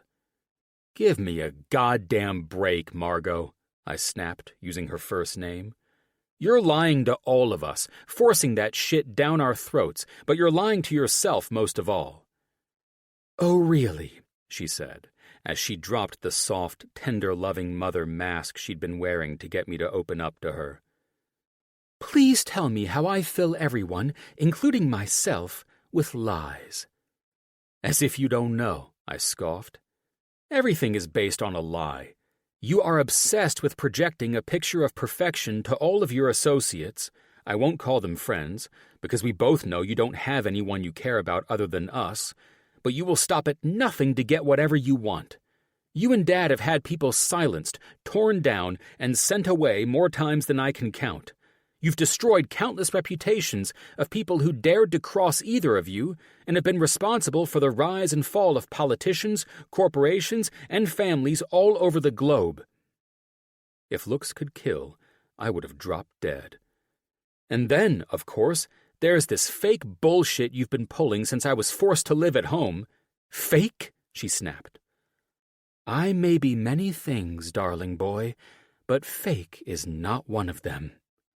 "Really? After everything I said, what bothers you is that I called you fake?" I laughed in disbelief. Talk about being out of touch with what's important. "Fine, let's focus on being fake. Since I've been made to stay here, you've been sweeter than ever, even having the chef prepare all my favorite meals." "And," she said, smiling, "that is because I love you and want you to be happy and comfortable. You were just kissing my ass to keep me pacified." I leaned forward, both elbows on my knees, and ran my fingers through my hair in agitation. "Fuck, I hate all of this," I growled, miserable, trapped, disgusted, and unsure of how to break free from this prison. "I understand," she softly said. "I felt the same way when I was young, growing up in the same type of home as this family." "Stop saying the word family," I snarked. "It's not what we are." I looked over at her. "We have no idea what the hell a family is, and we still throw that word around as if it applies to the fucked up people we are. We defend ourselves, yeah? That's what families do, right?" "Right." She matched my angered tone. Then tell me why you all went behind my back and set up that fucking hospital the way you did, forcing people to pull their donations and tank the place if I didn't come home. Because, she said, an Aster has no business, and you call yourselves family? I cut her off because I wasn't going to hear another excuse. Family doesn't do shit like that behind each other's backs. I just don't understand what you plan to do with me or what the fucking point was to bring me back here. Your father will need you to take over the French. No, I cut her off. I'm not moving to France. I'm not fucking dating Summer, and I guarantee you that I will remain single for the rest of my life before I date any woman you and Dad decide will make me happy. I found a woman, and you both threw a fucking fit about her. Now she's gone, along with my life, and here we sit. Fine then, she said. Tell me, what was so very special about this woman? I should have let her ruin it for both of you, but I didn't want you hurt. I felt it was time we end it before... So, while Dad and Seb fucked with my career, you had your eyes on my love life. All of you were ready to pounce at the first sign of losing me to any of it, right? Wrong, she snapped. Sounds to me like that's exactly what happened. It took Mark having enough of this family's shit and running away for the straw to have broken the camel's back regarding me. John, that woman has no idea who you are and where you come from. You mean that woman has no idea how wealthy my family is and the status they need to uphold, and she would become an embarrassment if she married the youngest son? You think you have it all figured out, do you? I think Mark has it all figured out, I answered. He's the one who took off and disappeared. He's probably living it up in Fiji as we speak. Your brother has rejected his inheritance and his family. And his family would be happy for him to suffer homelessness on the streets before they help him out, I'm sure. That is not who we are, and you know it, she snapped. Then where is Mark? I have no idea, and I don't care to know. He probably ran off with another woman. It must be the reason behind his sudden disdain for Pollyanna and daring to embarrass and insult our family. You're sure of that? I questioned, wanting to know what she thought or whether she cared to know where her other son had gone. There's no other explanation for his actions, she sneered. Sure there is, I answered her. Perhaps, unlike you, Dad, and Seb, he wanted a life of his own. He was determined to find happiness and not allow his parents to find it for him. I sighed. Mom, do you know that since we were little boys, you decided who our friends would be and what houses we could sleep over at? You played some strange game of Mother of the Year with your boys, and though Seb loved all that fucking attention, as most older children do because of the responsibilities their parents place on them, Mark and I didn't need you to defend us. We didn't need you to approve of our high school girlfriends and warn us if any of them would be using us for money or whatever the hell you thought you were protecting us from. It's sad, I said, shaking my head at her frown. If you're so miserable in this family, then leave, she snapped. I will not sit here and be insulted by you. You throw these tantrums because you're not getting your way after everything your father and I have provided for you. If we never speak again, then so be it. Right, so now, after all this, you want to relinquish control over me? Not likely, I said, returning my attention to the ocean. John, you hardly knew that girl, she said, not letting shit go. And you're filled with self-pity, wallowing like you can't live without her. Now you suddenly hate your family and are spewing your hatred everywhere. You always knew the job was temporary, and you never argued about that with us. But this girl seems to have brought out a side of you that I don't recognize. I have no idea who my own son is anymore. You keep acting like the amount of time I spent with Mickey is insignificant, but regardless of your opinion, I fell deeply in love with her. I looked over at where my mother stood, prepared to leave. It surprised me most of all, but it was very real. I didn't understand the extent of it until I was forced to lose her. I stood up. And yes, all my resentment stems from losing Mickey because of this. It's not just about losing my job, house, or independence. I wanted a life with her. I hadn't ever been that happy to be with someone, to hear her laugh, see her smile, or watch her shake her head at my nonsense.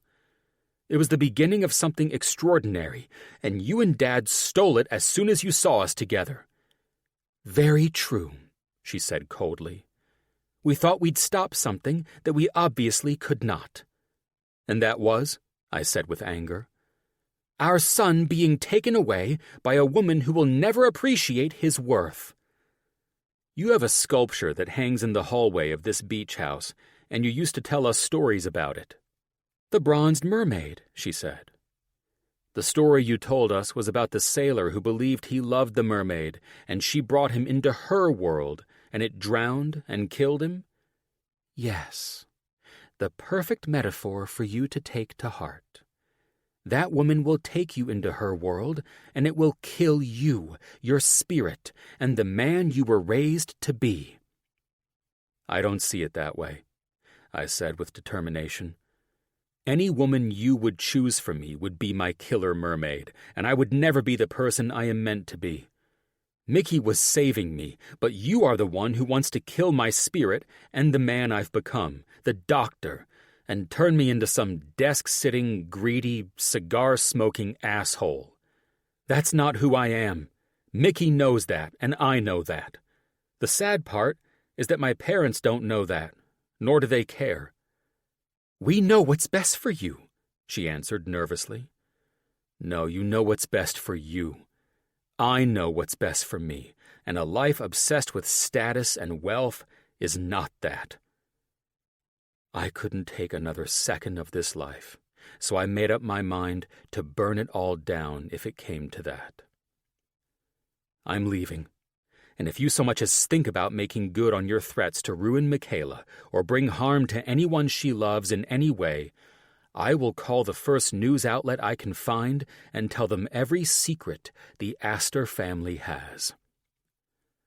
I watched the blood drain from her face, and that's when I realized I had the power to leave all along.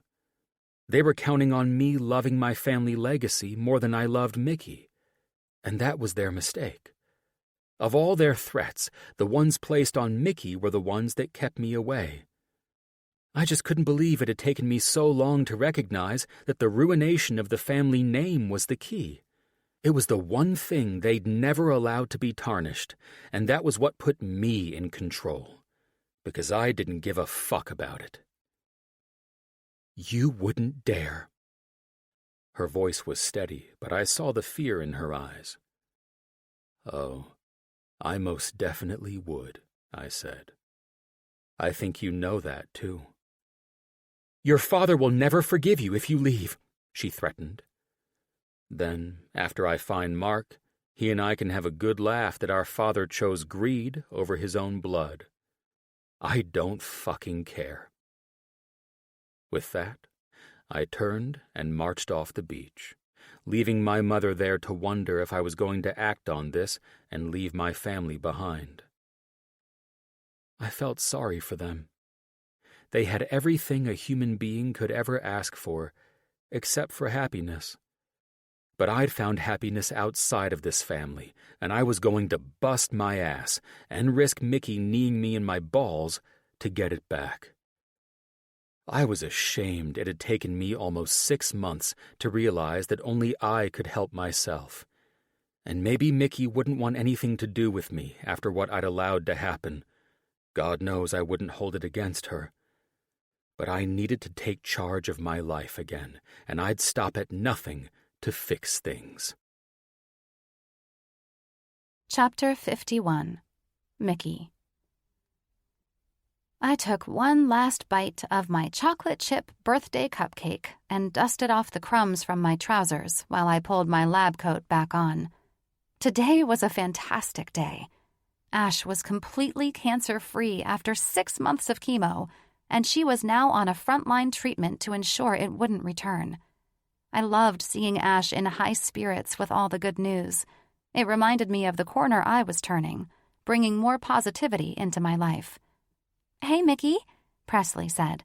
She was a new intern, and her youthful and vivacious spirit was the main reason this doctor's office had been jumping with excited energy for the past few months. "I heard you did a delivery for Dr. Harold today?" I chuckled. "Yes," I said, trying to keep gossip about the 76-year-old doctor filling in for John at a minimum. Poor guy must have eaten something bad last night. I paused and looked at her with a defeated expression. "But yes, the baby is happy and healthy, and so is Dr. Harold." "Honestly," the intern cringed, "I think he needs to retire. How long has he been here?" "Just because he was alive when Moses was a boy doesn't mean he doesn't know what he's doing," I teased, not wanting to disparage the man, even though Presley was probably right. I just didn't like the idea that people wanted you to step aside once you reached a certain age. "I understand why you say that, but he's a brilliant doctor, that's for sure, and sharp as a tack. He's just here on a rotation sequence from UC Irvine. I'm not sure if he will be permanent, but thank God he came to St. John's because Dr. Aster was our only oncologist in the women's clinic, and we would have had to outsource a lot of patients after his resignation if Dr. Harold didn't." "I heard Aster was a really good doctor," she said, "and, hot, sexy, and funny." After not hearing a word from John or knowing anything about what happened to him, I'd done an excellent job moving on from the guy as best I could. The heavy aches in my heart came in waves, though, and sometimes the agony of missing him was almost too much to bear. It was all ridiculous, really, because it didn't make sense to me why I would have to put so much effort into forgetting someone I was just getting to know. We hadn't been together long enough for me to behave this way or feel this much grief, so I wasn't sure why I missed him like this. Like a piece of me was just gone, and if I acknowledged it, I'd be fucked up all day. "He was pretty great," was all I could manage in response. "I've heard that you two—" "Nope," I cut her off. "We're not going there. Whatever hospital gossip that has been fed to you about my personal life is off limits." I smiled as sweetly as possible. Dr. Aster was a gifted doctor, but unfortunately, he resigned and moved on. That's where we leave this, and I would appreciate it if you would help spread the word about the more important parts of Dr. Aster's time here, and leave me out of it. "I understand," she said. "I'm sorry if I upset you." "Don't apologize," I answered. Dr. Aster's loss was felt by more people than me and his coworkers. His patients were also upset about his sudden resignation. Dr. Harold being here just goes to show that everyone is replaceable. I meant that, too. John's disappearing act affected a lot of people, especially his cancer patients. He was vital to them.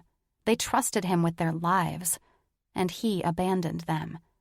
"Are you going out for drinks with us tonight?" Allison questioned. "It is your birthday." I smiled at her and signed off the charts I'd almost missed before I got ambushed in the hallway about my birthday after my last patient for the day. "No," I said. "You know Ashley Mitchell?" "Yes, I heard Dr. Harold talking about how well she was doing on her maintenance therapy, completely cancer-free." I grinned at her excitement. That's how we all felt around here whenever we watched our oncology patients have such positive wins.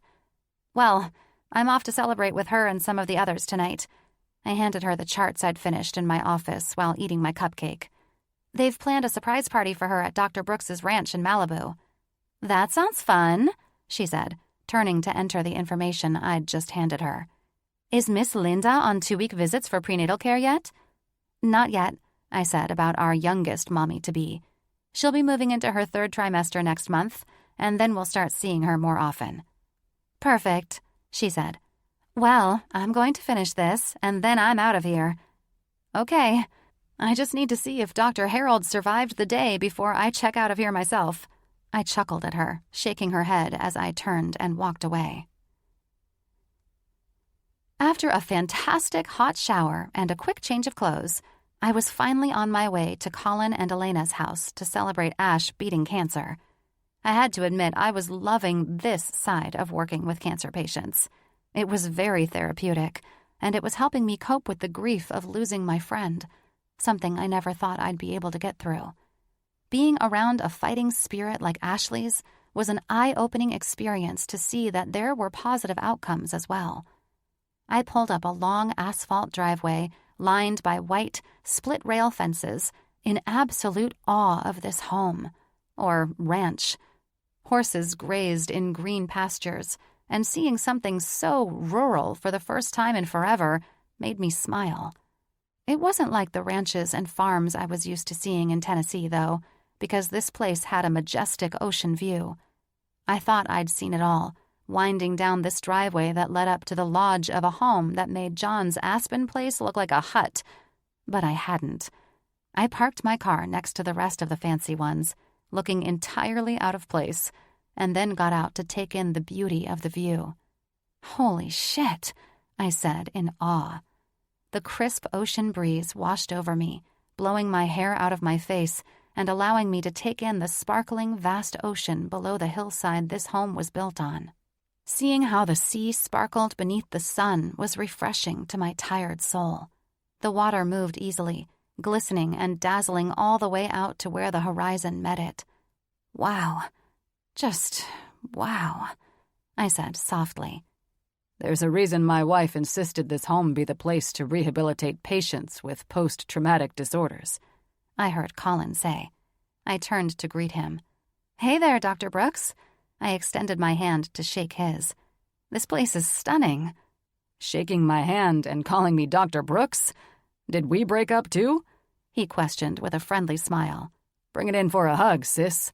He pulled me in, wrapping his strong, friendly arms around me while I laughed. I liked Colin. He was the wildest of his group of friends, the most sarcastic, and had no filter. It was easy to see why he and Jake were so close, and if John's sorry ass had stuck around, I could see him becoming closer with them as I had unexpectedly done with their wives. "Sorry," I said, pulling back and catching my hair that the wind was blowing from behind me. "All the formalities are coming from being at work all day." "How's Doc Harold working out for you?" he questioned with a knowing grin. "I see the gossip about the poor guy reached the lower floors of the hospital," I said, biting my lip and trying not to laugh. "He really is the sweetest man." "Hey, I do not doubt that." He threw his hands up, turning to guide me toward the house. "But when someone sharts, I know about it." "Sharts?" I questioned the term. "Yeah, shits their pants after trying to let an easy fart loose." I covered my mouth. "I'm not laughing at this. It could happen to anyone," I said firmly. "Hell yeah, it could happen to anyone. It happened to me once, but thank God I was in the privacy of my home. It sucks, too, because you think you're just going to blow off some steam, relieve the gut a little. Then the next thing you know, you've unleashed a shit-flavored chocolate soft serve in your pants." I shook my head and started laughing. "A shit-flavored chocolate soft serve? Where the hell do you come up with this stuff?" He smirked. "Oh, I've got tons of amazing material. You should have chosen neuroscience as your profession and spent a couple of years of your residency program with me." "Right. So I'd be doing brain surgery while you're cracking jokes like that? Surely I wouldn't do any damage at all, right?" "What the hell are you two doing?" I heard Jake say with fake frustration. "Ash is waiting for you." "Me?" I questioned, confused. "I didn't realize I was late." Jake smiled. "You're the doctor of the hour," he said. And then, unexpectedly, I was in his arms for a hug next. "Today," he started, stepping back, "was a beautiful day to get a clean bill of health for my lady. I swear to God, if I lost her—" I said, wagging my finger at him. "We don't talk like that. Ashley will kick your butt for it, and you know it." "Facts," Colin said. "Let's lead the way to the party barn and get this celebratory event rolling." Jake and Colin had struck up a conversation about this estate and plans to develop it more, so I remained quiet as we walked under strings of party lights strung throughout the trees, swinging gently in the constant soft breeze that filtered through this area. It was dusk, but the last of the brilliance of the sun was still hanging in the atmosphere, making luminous sparkles dance on the ocean before we walked through clusters of cypress trees. I looked over and saw neatly framed writing arenas throughout the area where Elena worked with her patients. What a way to make a dream come true. Elena had always had a passion for horses and neuropsychology, so she combined them, and this place was the result. It was inspiring, to say the least. We walked into the massive barn lit by candles and strings of globe party lights crisscrossing throughout the entire ceiling area, and I would like to say I was astounded by that. But that wasn't what caught my attention. What shocked me most was the 2-tier cake on a table in the front of the barn area and my parents and sister standing on each side. "Happy birthday!" The group cheered in unison. I did what any person would do when they were in complete shock to see that an occasion, which was supposed to be about someone else, was for them. Well, what any nerd would do anyway. I covered my heart, smiled, and said, "This is for me?" I couldn't process what I'd walked into. I didn't think for a second this would ever be about my birthday, and I was genuinely stunned. "Mom and Dad? And Lydia?" "Happy birthday, honey," Ash said, the first to come out of nowhere and greet me. She looked at Jake and Colin. "You both insisted on no catering, so go check on your barbecue. I'm not eating a burnt hot dog." She chuckled and hugged me before my parents could reach me. "We flew in your family, and we're going to make this one hell of an awesome night for you because you deserve no less." "This was supposed to be about you," I eyed her with a smile. "It's about both of us," she answered. "We're celebrating milestones and 2 lovely lives. 30 years old, eh?" "Yup," I said with a smile. "And you don't look a day over 50, Lydia teased, hugging me as everyone laughed. "Seriously, sis, happy birthday." "Happy birthday, Peaches," my dad said, giving me a hug. "Happy birthday, sweetheart," my mom said as she approached me from the other side. This was lovely. What a memory to treasure after such a challenging time in my life. I'd suffered through these past few months, trying not to stare at my phone in hopes I'd missed a call from John, or willing him to call, text, or add me as a friend on social media. My mind had been purely consumed with the man after he disappeared on me in the early months. Once I started focusing on myself, I could feel the weight of sorrow and grief leave me, being replaced with happiness and joy. My life was on course and back on track, and it did help to have the support of my friends and now even my family here. I knew I would finally get through all of this, and each day I felt stronger and happier for it. Chapter 52. Mickey. After all the hugs were given and introductions were made to people I hadn't met yet, namely Nat's husband Spencer and their friends Alex and Brianne Grayson, the excitement died down into a more comfortable setting. We'd all finished eating the most delicious lemon and whipped cream vanilla cake, and I was so stuffed I felt like I might throw up. The men had gathered in the corner, and I smiled at how my dad was schooling all these amazing doctors and CEO billionaires with his Tennessee football skills. Usually, Dad would pop off with one of his goofy slang terms or do something improper or embarrassing. But these guys were treating him like he was Vince Lombardi in the flesh. "Your dad definitely has their attention," Avery said, while my mom and sister were listening to Natalia talk about her various celebrity real estate clients. "I've never seen the guys so engrossed in conversation before." I chuckled. "Well, my dad is an act, that's for sure. He has no manners half the time, and that's probably why they're all so captivated by him. Usually, my mom ensures he's behaving and not letting anything too nutty come out of his mouth." "Well, I think they're all going back to their high school football days," Brianne said, her adorable dimples lighting up the room every time she smiled. "Cameron is going to hate himself for taking the family out of town this weekend," Ashley said. "That boy and his boy are both huge football fans. Considering how mesmerized these guys are with your dad and telling them about his life in coaching college football, Cameron and Jax would kneel before him." I smiled proudly. "Yeah, my dad's an awesome coach," I stated. "His players practically eat out of his hand like the guys are doing now." I wish I could hear what he's saying because sometimes my dad has no shame at all. "You've met Colin, right?" Avery said with a laugh. "No one on this planet could beat that man when it comes to being shameless." Yeah, well, when Colin does it, it's funny. My dad? He's your dad, Brienne laughed. That's why you think he's a bit off when it comes to that. You've not been in a discussion with him, I laughed. And God only knows what gets said when my mom isn't there to police him. I eyed my mom, who was still in a lively conversation with Nat and my sister.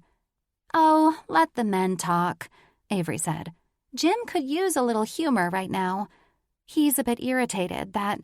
She stopped, and I saw her glance at her friends briefly, suddenly making me feel like I was missing something. Irritated? I questioned, while my mother, Nat, and sister tuned into our conversation. Is there something I should know? You probably don't want to know, Avery said with annoyance. And I'm sorry I said anything because you've been doing so well and seem so happy. I'm fucking sorry. Oh, my mother said. I hadn't had a chance to introduce her to Avery myself and prepare her that fuck was Avery's favorite word, and she could care less if anyone judged her for it. Is everything okay? Listen, Ashley said as Avery slouched, evidently angry at herself for doing something that might cause the exciting night to crash and burn. Jim has a meeting with John tomorrow. I only know about it because they discussed having Jake attend. Do you know what it's about? I questioned, my heart feeling like an electric current was thumping through it. I have no idea, Avery answered dryly while Ash shook her head. But Jim says John is insistent upon having this meeting. Maybe he ditched his family and wants his job back, I said nonchalantly.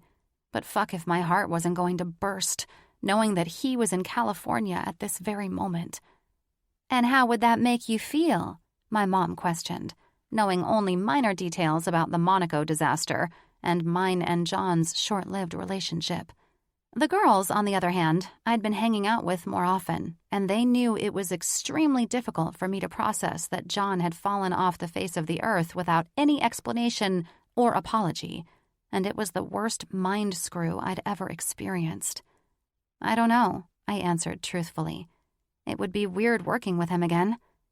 I would imagine it being uncomfortable as hell, my sister added.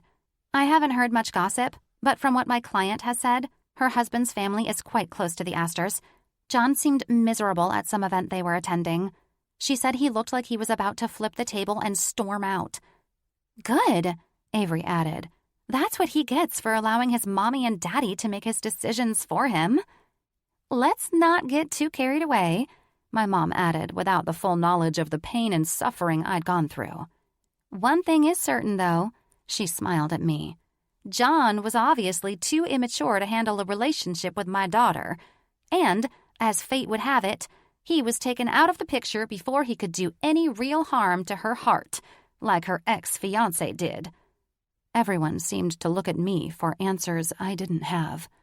You know, Ashley started. Okay, don't everyone freak out on me when I say this.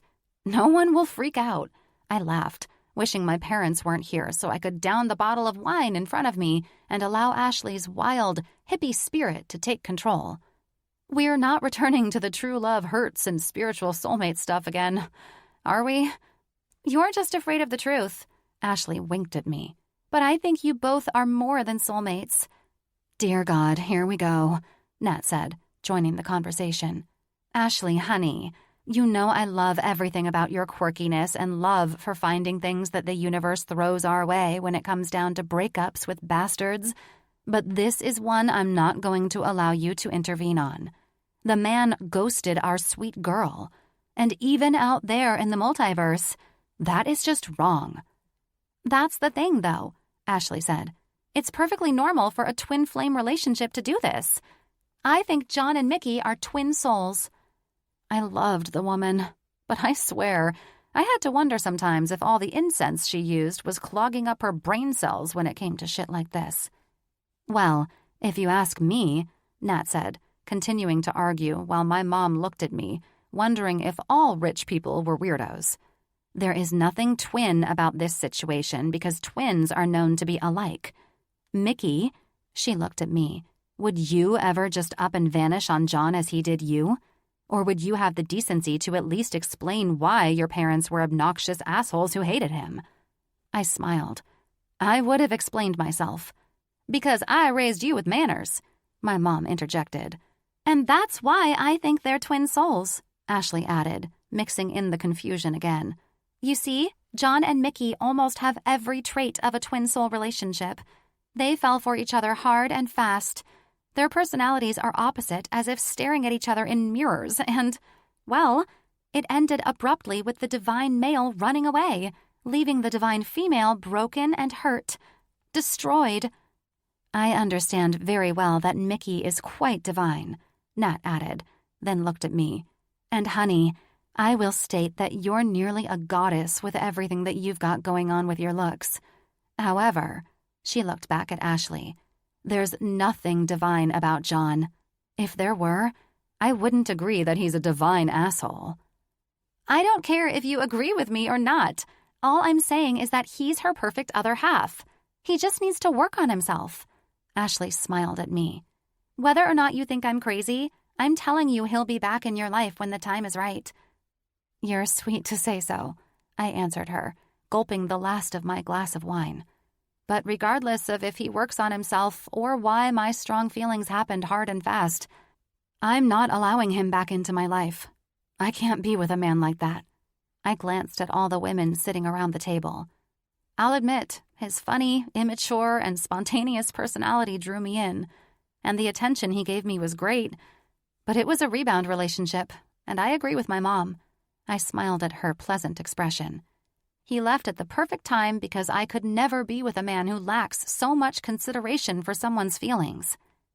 I'm telling you, twin flames, Ashley said, finding this amusing. I, however, was over it. Well, if twin flames make a toxic and ridiculous relationship that was doomed before it even started, I said, pouring another glass of wine, that must be exactly what we are. Either way, it doesn't matter. If he meets with Jim to get his old job back, many of his former patients will want a good explanation as to why he up and left them like he did. They depended on him for their survival, and he vanished. I think that's why Jim wants Jake to join the meeting, Avery said. It's probably to put his ass through hell. Well, exactly, I answered. I'm shocked Jim is even entertaining him after he resigned without any explanation and left like he did. Jim is a very forgiving man, Brienne said after quietly watching this exchange. I mean, I don't know you well, she told me, and I'm sorry to hear that you went through such a terrible breakup with this guy, leaving you hanging as he did. However, I know Jim well enough to know that he'd at least give the guy a chance to explain himself. She looked at Jim's wife, Avery, for validation on her statement. Avery nodded in confirmation. That's true, but Jim's teddy bear and CEO sides are very different personalities. She rubbed my shoulder. Jim will speak to you first to ensure how you'd feel about John returning, if that's what he's meeting with them to speak about, of course. Her vibrant blue eyes locked onto mine. You'll get the teddy bear side of my husband, so just be very direct, upfront, and honest with him. He's a stiff asshole when he needs to be, but he also considers everyone's feelings. And with the way that man just up and abandoned everyone there, Nat said, Jim should immediately refuse that boy's access. I see you've all met the reason my wife sells the majority of the most expensive real estate in Southern California, Spencer said as he approached with all the men in tow.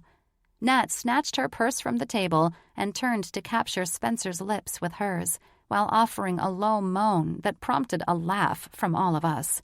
She turned back to where we sat, watching the daytime drama play out between her and her handsome man. Listen, no more of this supernatural talk. She eyed Ashley and gave her ponytail a little tug. It's cute, but this goes far beyond triplet souls or whatever you were chanting about. Twin souls, Ashley corrected her with a confident grin. Nat rolled her eyes. It's all the same. It's strange and completely too far out there. Sometimes it's cute, and it fits the cure for a broken heart. But this time, your cute little universe interpretations are just condoning bad behavior from a man who chose his family over the woman he said he loved. She paused and smiled at me. And for whatever it is worth, I know heartbreak is bullshit, but just be thankful you didn't enter a 20-year marriage with the man, only to find out his first loyalty is to his family before his wife. That's all I'll say. But you're all fools if you don't listen to my advice. You remind me so much of my husband's sister, Mickey's Aunt Beverly, my mom said with a laugh. I'm truly flattered, as this is not the first time I've received that compliment. I just hope she's as an incredible personality as Vivian Winthrop. Nat winked at me, then stepped back from the table. We need to get going. But first, I need to sneak upstairs next door and give sweet Elena my get-well-soon wishes. Elena is sick? I questioned. I realized that I hadn't seen her, but I figured she was running around organizing things or something. Avery chuckled.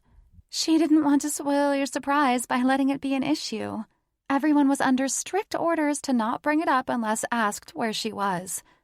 Well, spoiling the party would fall under the category of bringing up John being in town. I teased Avery. No shit, she agreed. Listen, take it with a grain of salt, especially what Sister Ashley Crystal Moonchild here says, she said, tossing a crumpled-up napkin across the table to Ashley. All of it. Just do your thing and try to act like he's not even in town. True, I answered, smiling at Ashley's blush-red cheeks. You know we all love giving you a hard time, right? My husband is the worst about it, she rolled her eyes. Hey, I don't care. We all believe in something, right? Trust me, I'm used to the denial. Denial my ass, Brienne said. You know that some things are hard to wrap your mind around. Ashley shrugged. And that's why all of you deal with anxiety and depression. She poked back at everyone teasing her. You're right, Lydia said, nodding at Ashley. I agree that closed-minded people definitely appear to be higher strung. Who are you to talk? My mother laughed. You're the most anxious one in the whole family.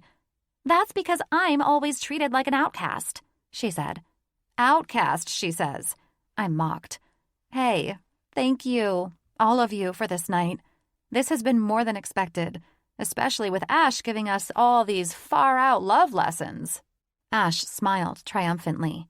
I want to point out how amazing I think you are, Ash, for how you remained so courageous and fought off cancer the way you did. What can I say? It was the universe, she chuckled. In all honesty, it was just trying to remain hopeful. I wasn't going to let it take me from my kids like it took my mom from me. Because of you, and watching you absolutely thrive during the hardest times of your fight, I gained a new sense of confidence and found a desire to investigate pursuing oncology as another specialty. Oh, wow, my mom said with a smile. This is news. Truth, Avery chuckled. I'm happy to hear that Ash could steer you down a more positive path, because I was worried you'd never get there after you told us about your friend. If we've learned anything from John's abrupt exit from the hospital, we could use more OBGYN oncologists at St. John's. Well, now that the best part of the party is over, I'm going to head up and check on my little Latina love, who's sick in bed, Colin said, stepping over to the table before making his exit the same way Spencer and Natalia had left a few minutes ago. He looked at me. Elena wanted me to extend her apologies for not being here. She caught some stomach bug that took her down just before noon today. But that... Colin? We heard a cheerful voice say from behind where we sat around this table covered in crumpled napkins and cake crumbs. I'm sorry to interrupt you guys, but you'll never believe this. Holy shit, mi amor. You look fucking horrible. But happy? Colin answered with humor in his voice as he made a direct line to his wife. I mean, that sounds bad, and I'm sorry, but what are you doing out of bed? I'm pregnant! She laughed and cried out simultaneously. What? Colin said in shock as she rushed to him, and he wrapped his arms around her. How? I mean, I know how. Nat bet Spencer on the way here that I was pregnant, and it was morning sickness. And you know how she is. She's always right, and we're all wrong. God, I don't know how Spencer deals with that woman sometimes. Colin said with a laugh, hugging his wife again. Anyway, Nat bought a pregnancy test and had me take it before they just left because she was convinced. Those two are shameless, Jim said.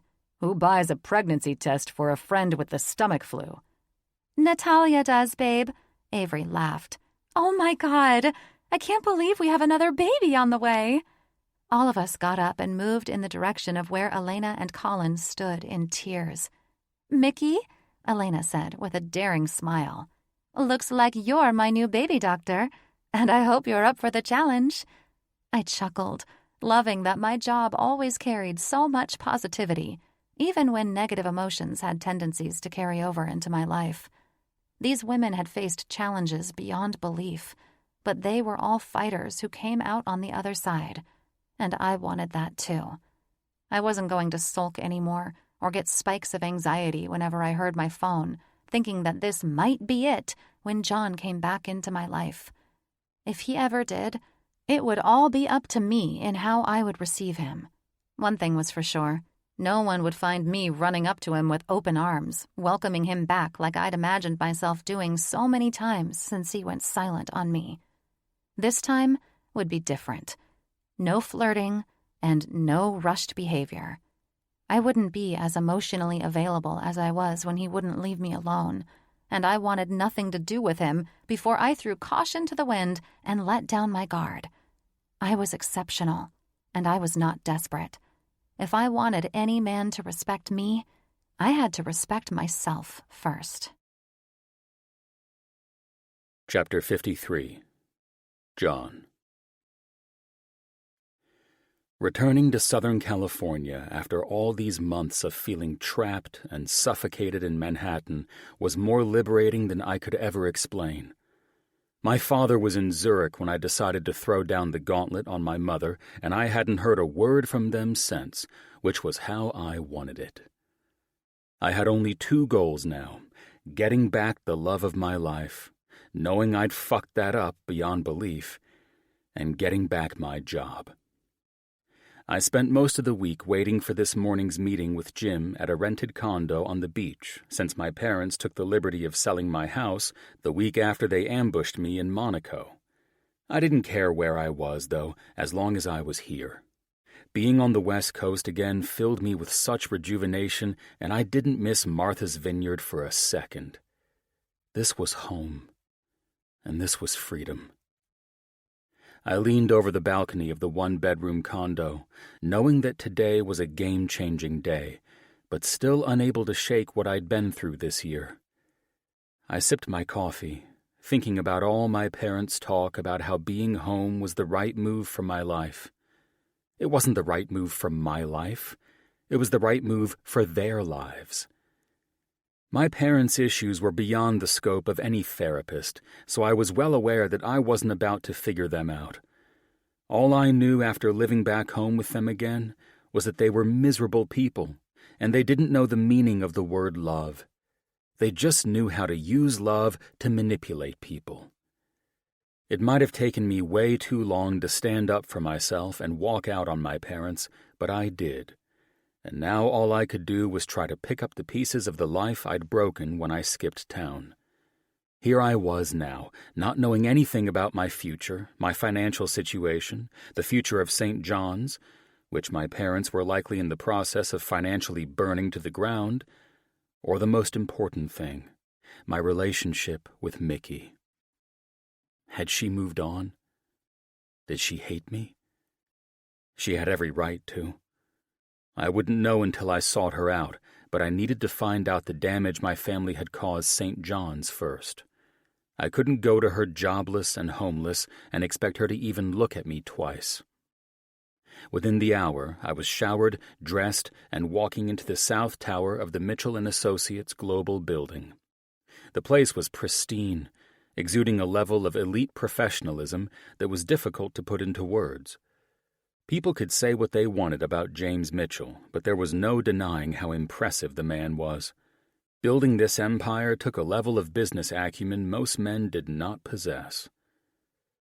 "I have a 10 o'clock appointment with Mr. Mitchell," I said to the receptionist on the penthouse floor of the extraordinary building. The woman looked like your typical Mrs. Claus, portly and white-haired with rosy cheeks and even half-moon spectacles. "I've got it from here, Miss May," Jake said to the sweet-looking lady as he approached from behind me. "This way, John," he directed me, and from the looks of the friend I'd come to know better on our trip to Aspen, This probably wouldn't be the meeting I'd hoped for. Jake was distant, cold, and direct. 3 adjectives no one would ever use to describe him. "Dr. Aster, Jake." Jim stood behind his desk and greeted us upon entering his palatial office. "Come and have a seat." He waved us in. "Just have the financial and legal teams go over the last 2 paragraphs one more time, Spence," he said to the tall, suited businessman standing across the desk from him. It had to have been Spencer Monroe, Jim's right-hand man.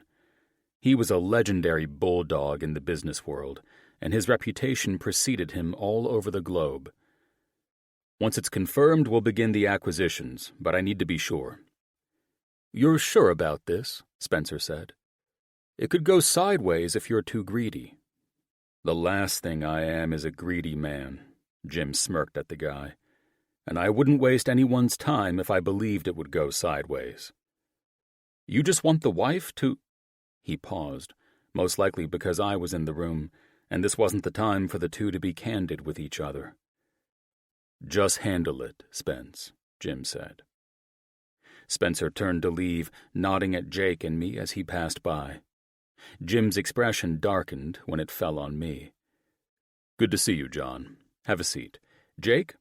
He acknowledged his brother, motioning him to sit in the rich leather chair to the right of mine. "Thanks for taking the time to meet with me," I told Jim, as he sat intimidatingly behind his desk. "Am I correct in assuming you're here about resuming your position at St. John's?" Jim asked directly. The friendly side of the man I'd known was replaced by the James Mitchell I'd only heard about from people intimidated by him.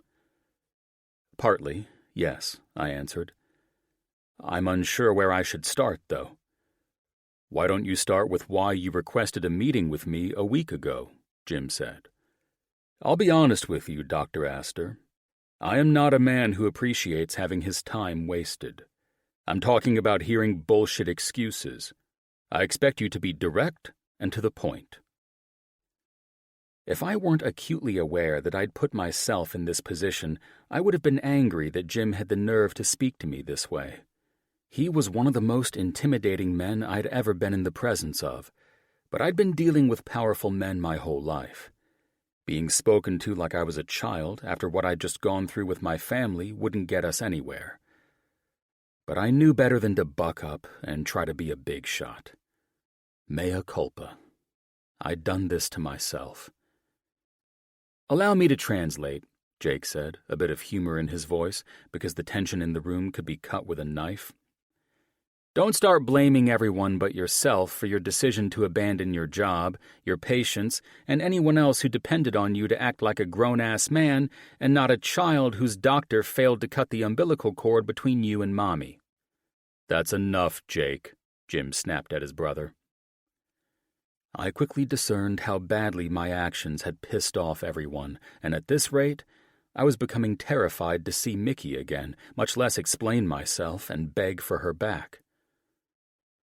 "I get it," I said, reminding myself they had every right to be disappointed by my actions. "You are pissed off at me."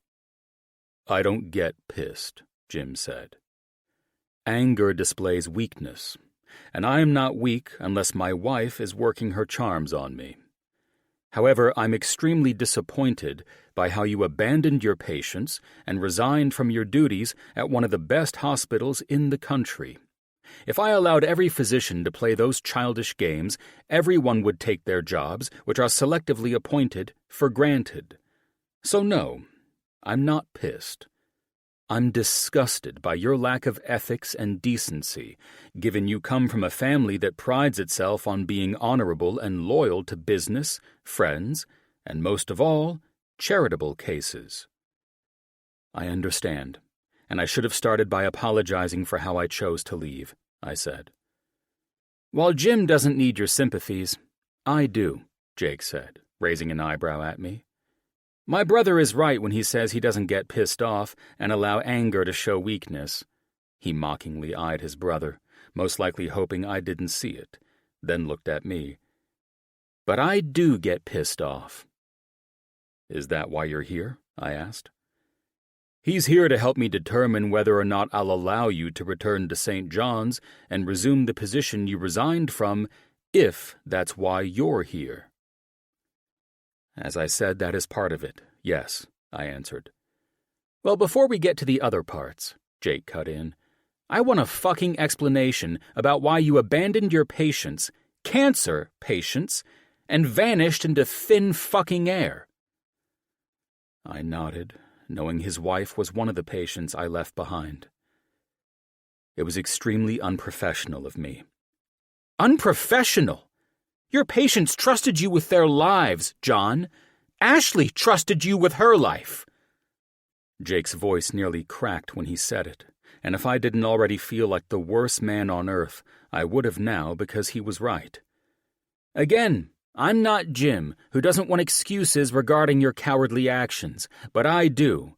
Why the hell would you just walk out on everyone and everything like you did?" "Jake, as much as I appreciate your candor, I won't allow your personal feelings to get in the way of this meeting." "John," Jim looked at me, "why should St. John's rehire and allow you to treat their patients when it has been made extremely clear that you only serve your interests and no one else's?" "Over the last several months," I answered Jim firmly, "I've learned a lot about myself and the life I was raised in. Before the events that led to my resignation, I loved being an OB, and more than that," I looked over at Jake, "I love oncology and all the patients I treated." I returned my attention to Jim. It wasn't until recently that I realized I shouldn't have been hired or trusted to put a patient's life over my own. Jim frowned. "Go on," he said, after I paused for a response. "I was raised to believe I needed my family's endorsements for everything I did, although I rebelled against most of it because my passion truly was my career. However, I didn't realize how much I mentally depended on their approval. So, in trying not to blame anyone but myself for my resignation and leaving the way I did, I must admit that I did it out of fear of my parents and what they are capable of." "Speaking of what your parents are capable of," Jim started, "your family and the investors who are friendly with them have recently withdrawn all of their support to St. John's. Are you aware of that?" That was one of the threats made if I didn't resign and return to the family. Knowing I've returned, I can't say I'm surprised they acted on it. Jim's countenance changed entirely, as if the mood had lightened and the sun came out from behind a thundercloud. "Your parents certainly have you by the balls, don't they?" "They did," I said. "That's the main reason I resigned and didn't stick around to give any farewells." Jim unexpectedly smiled. "I would have spared you a lot of fucking trouble if you had only chosen to speak to me about this first. However, it does appear that since you managed to give me an acceptable reason for your lack of professionalism and have held yourself accountable, I feel that if I were to rehire you, after the board's approval, of course, you would likely be a better physician than before you left." "I would appreciate the chance and opportunity to prove myself," I answered. "And prove yourself you will, buddy," Jake said, smacking me a little too hard on the back. "I'll tell you something, though. I'd hate to be you." "Why, because of Mickey?" Jake and Jim laughed in a way that made me fearful of seeing her again, more than I was moments ago. "Well, definitely that," Jake chuckled. "But more the fact that you resigned everything because you're still on your mom's tit." "I guess that's one way of putting it," I answered, disgusted by the analogy. "Although that's not exactly—" "We understand what happened between you and your parents," Jim interrupted. "It's hard when you're raised to believe your parents have unconditional love for you, only to find out it isn't the case. It fucks with your mind. But it's up to everyone to own who they are and take control of their lives. I'm impressed that you learned from your unfortunate circumstances and were courageous enough to face those you abandoned. A real man owns up to his mistakes. If there's one thing I do relate to, It hurts when you realize the love and support in your life is an illusion. But you are sitting in front of me to get your life back, and not sitting in front of your parents helplessly, wondering what the fuck happened to yourself. Trust me, that's exactly what has been happening, I answered. I'm glad you could see it for what it was. No happier than I am. Families are always so fucking complicated, Jake added. However, finding balance and throwing up some major steel-framed boundaries is the secret to owning your life and not giving a fuck what your parents feel about it. It's hard, but I've seen many people happier for doing it. I'll discuss your return with the board, Jim said. But right now, I'm ready to eat. I've been here with Spencer since 4 a.m, and I'm having an early lunch. You two care to join me? I'm down. Jake stood with me. If your ass wants any guidance on how to get the girl back, you'd be wise to join in as well. I grinned.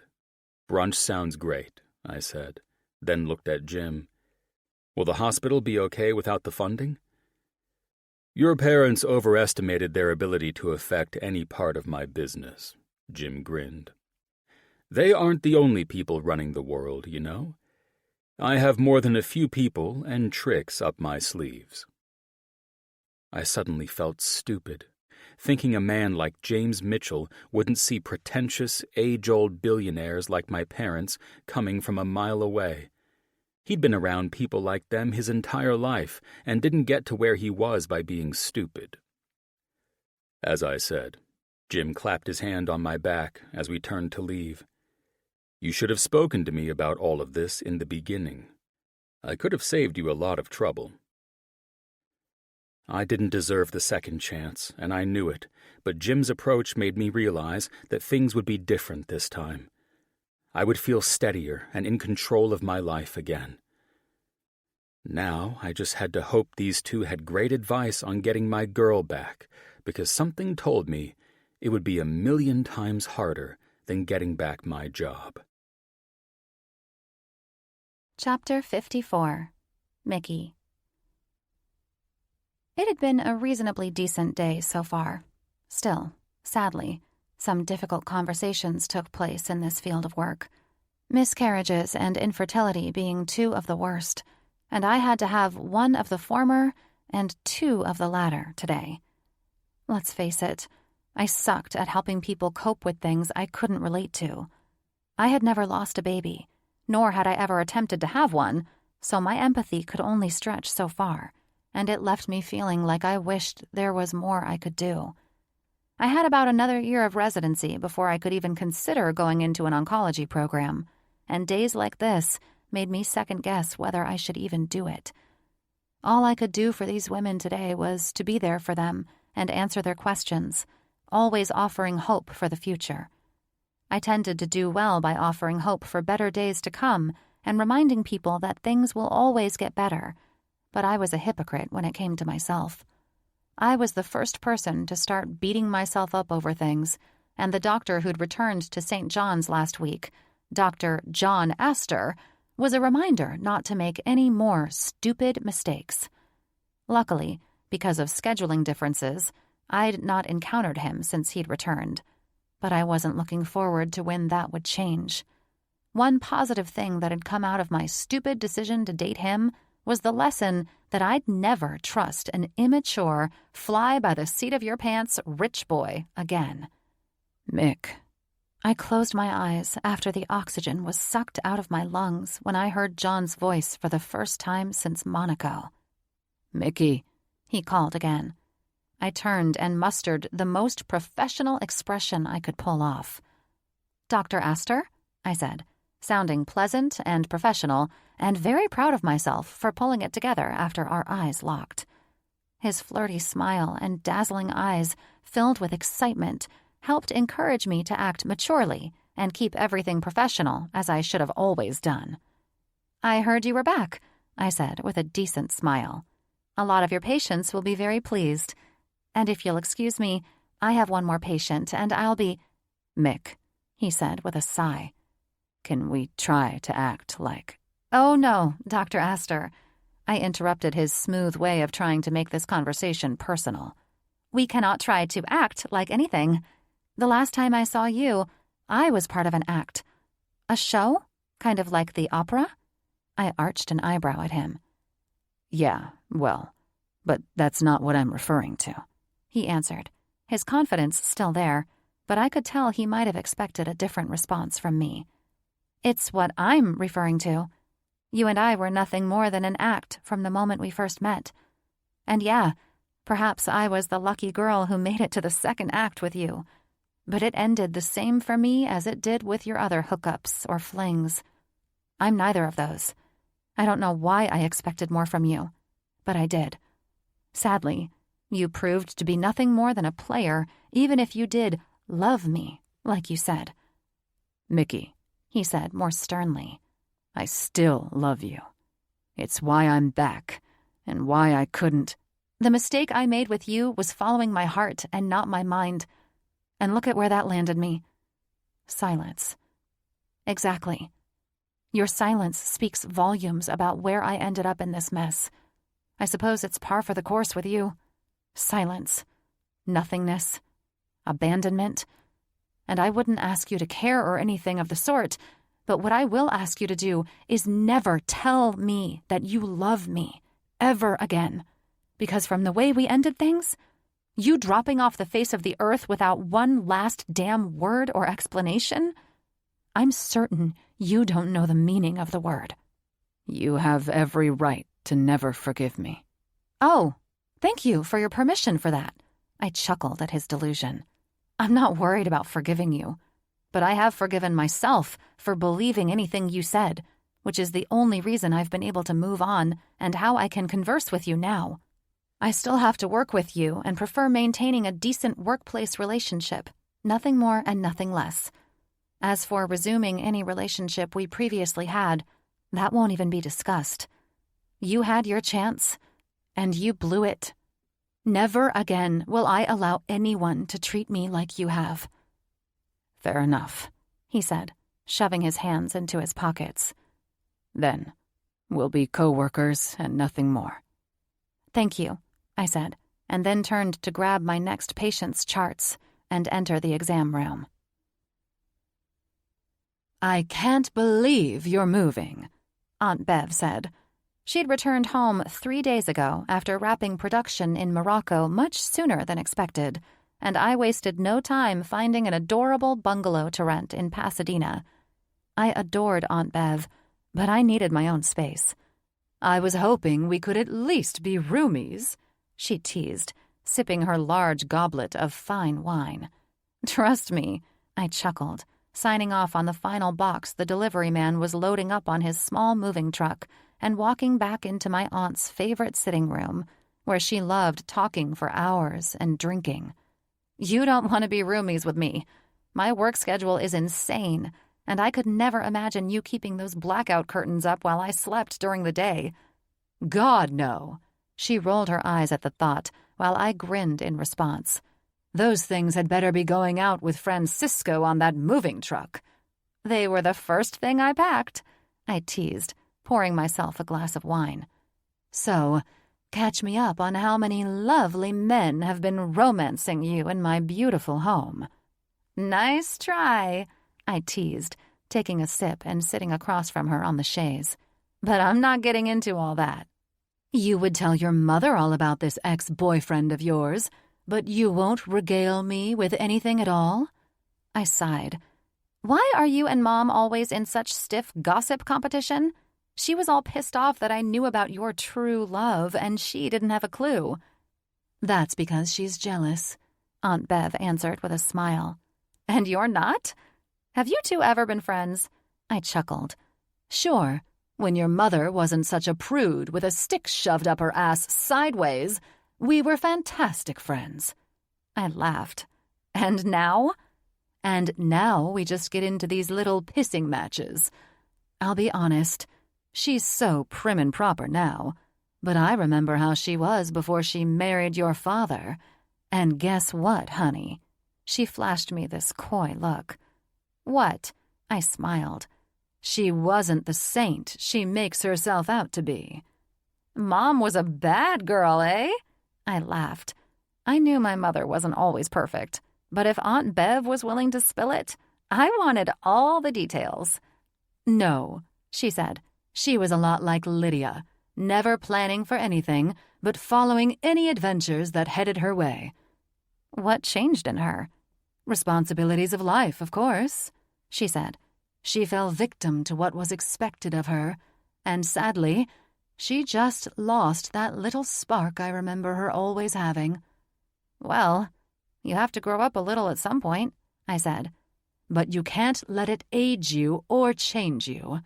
I also sense it was a bit of responsibility towards your dad and how that made her feel. Don't get me wrong, your dad is a wonderful man, but my brother, she rolled her eyes and took a large gulp of wine. He expects things to go a certain way. She probably thought he wouldn't love her if she didn't act like the prude our mother was. My grandmother, Eloise, was a wretched bitch, if I was being honest. There were so many times when we stayed at her house that I wondered if she hated my parents because they forced her to become a grandma. I even overheard her tell my mother never to expect her to babysit or raise her kids because it wasn't her job. Grandma Eloise never seemed to like us, but Dad would never make my mom feel like she wasn't a good enough wife because she wasn't like his mom. It's all in the name of impressing, darling, Aunt Bev said. And if you don't live your life for yourself, how could you ever call it your own? I think my mom did, I said honestly. Maybe she was a little uptight and too strict with us, but she loves my dad and has never seemed miserable. True, Aunt Bev nodded, but the woman will never cut loose. Well, I have to say that she was on her best behavior at my little surprise birthday party with my friends, I answered her. Maybe a little uncomfortable with the foul language, but I was surprised.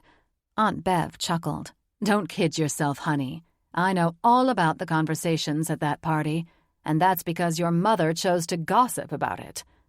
You both are too much. I licked the wine off my lips. However, I won't lose myself to anyone. Could it be that your ex-boyfriend, who chose his parents and family over the woman he professed he loved, helped encourage you to remain true to yourself? I felt my heart hammering against my chest. That's exactly what it took, I answered her. I wanted to hate him, but I couldn't. I had to thank him instead. Thank him? She frowned in question. How could you ever thank a foolish man who broke your heart with his immaturity? It's just that. I fell hard and fast for his big words and goofiness, and I didn't look at all the red flags beating me over the head. When I think back, it was all just fun, games, and flirting. There was nothing serious about the guy. He thought he wanted a relationship, but his mother and father determined it was the wrong one. So, being the complete asshole he was, he decided to treat me with as much respect as a one-night stand and just disappear and change his number with no reason or explanation. The wretched fool. She narrowed her eyes into her glass. You know my soap character, Vivian? Well, she knew how to punish her many ill-fated husbands. Oh, yeah? I loved it when my aunt went on a roll about her characters. I'm certain if she weren't restricted by TV rules and regulations, she'd have cut off a dick or two. The penis is the cause of most women's heartaches, you know. That's a bit harsh, I laughed. What man would want to go on living without his member? I just prefer to move on and find someone who won't treat me like shit, I answered her. Let him suffer if he did love me, like he said. Well, that works too, she said. But I find it a tad bit boring. You find it a tad bit boring, or Vivian Winthrop finds it boring? Oh, honey, she smiled. I didn't play that character for so many decades because I couldn't relate to her. She had a look that said she had answers to all the secrets in the world. However, unlike Vivian, I'm not sleeping with everyone in the judicial system, and my plots for revenge aren't quite so elaborate. Aunt Bev, you're too much sometimes. I laughed and stood. I'm only too much for those who take life too seriously. Like your mother." She smiled. "Now come here and hug me goodbye. Promise me you'll visit me often?" "Of course, I promise you that." "And if this boy wants another chance?" "It's going nowhere beyond the work that we're forced to do together." "Well, I would advise that if he wants another chance, this time he must work for what he has previously attained from you so easily." "I'm not in the business of hiring anyone to work for my heart." "Yes, you are," she said. "You love him even still. I see it in your eyes and hear it when you act like it is no big deal. This man shattered you, my girl. He broke your heart, and if he wants back in, you make him work for it." She tucked my hair behind my ear and rested her hand lovingly on my cheek. "No man will love you more than the man who works for you when he knows he doesn't deserve you. You'll know what I'm talking about if this boy pursues you, and you make him walk his talk, honey. Big words are one thing, but big actions are quite another." Make him walk his talk. She was right. If John were going to try and return to what we were before, he wouldn't get that us. He treated me like shit, and I wasn't going to allow it to happen again, all because he said he was sorry.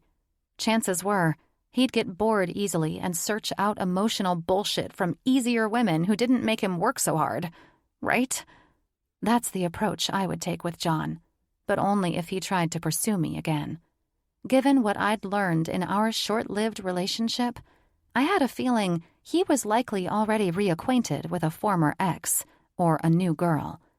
John did what was easiest with no accountability, except to his parents. Chapter 55. John.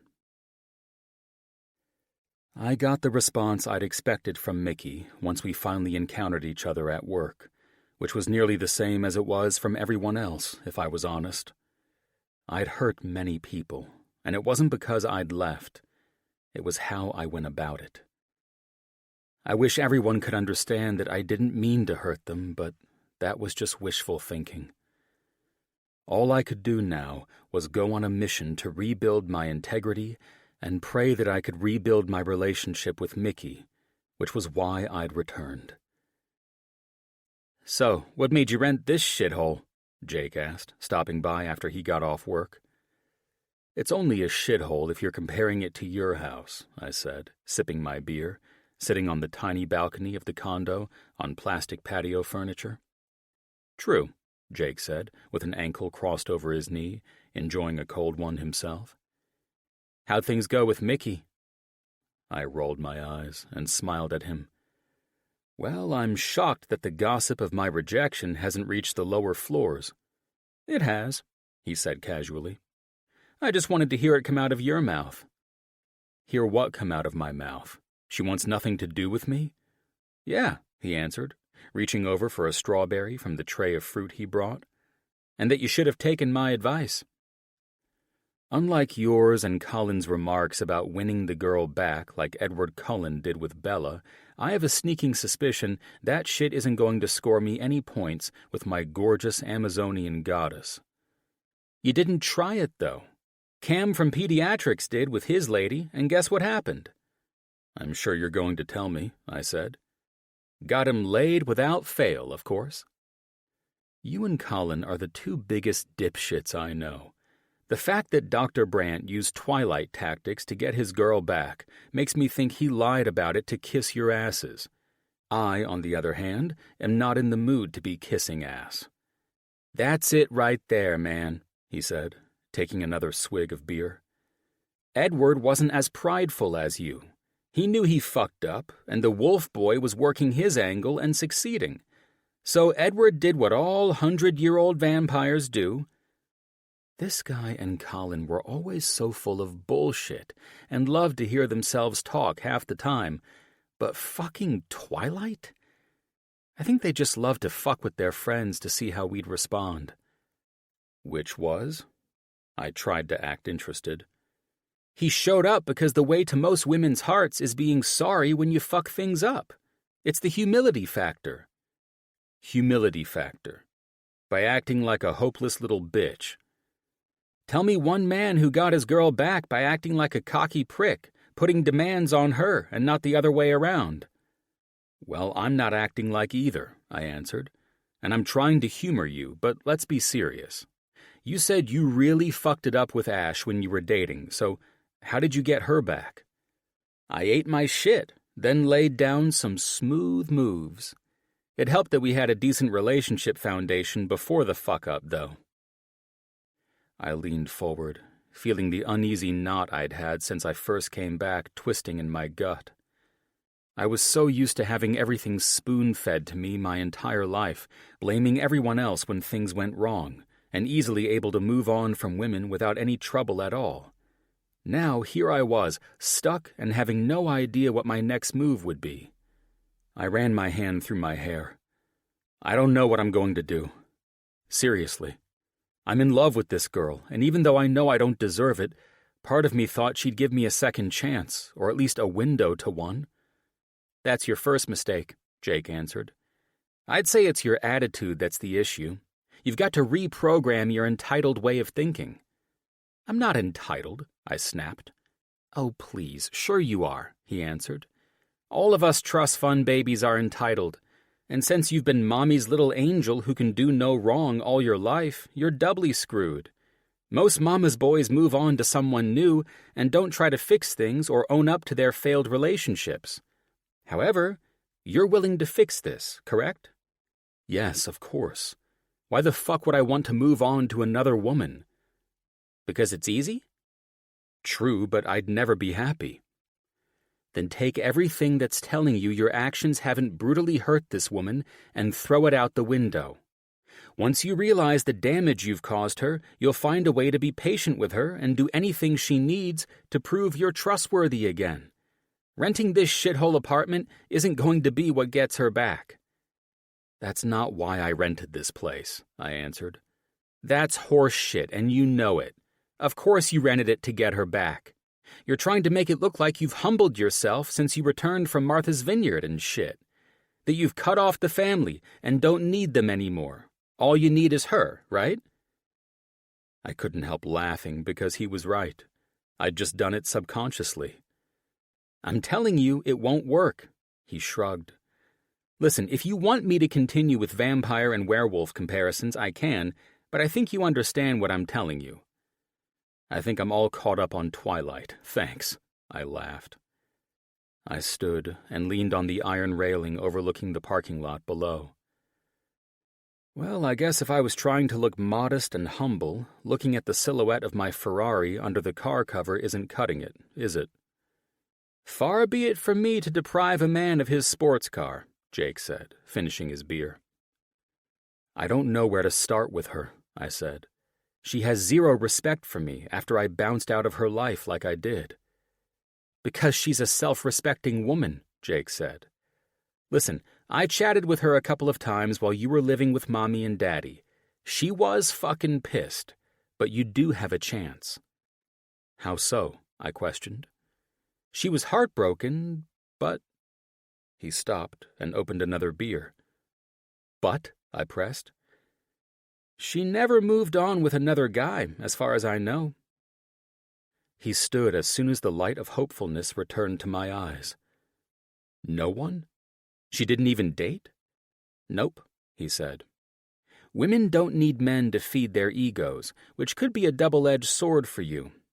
On the one hand, you might have a chance to weasel your ass back in, but on the other hand, Mickey is independent, and all you did was remind her that she doesn't need a man to fill some lonely void. Fuck, I said. Right. The independent ones are the best to have around and the hardest to nail down. You gotta find a way to make her want you. But she wanted me in the beginning. And you fucked it up, he said, making his point. I don't know, man. Considering her independence, I guess it's best not to be surprised if you don't get anywhere with her. Well, isn't this all just wasted conversation? I said, annoyed and frustrated. Not really, Jake smiled. You're a humble man now, remember? He waved his hand around my small balcony. And humble men don't act like little bitches because they don't get what they want. They understand what they want and appreciate it even if it doesn't come back to them. And how does she come back to me? Well, for starters, you need to work your ass off to get her to date you again. Send her fucking flowers or a teddy bear, shit like that. Make her feel important, and don't give up just because you're not achieving overnight results.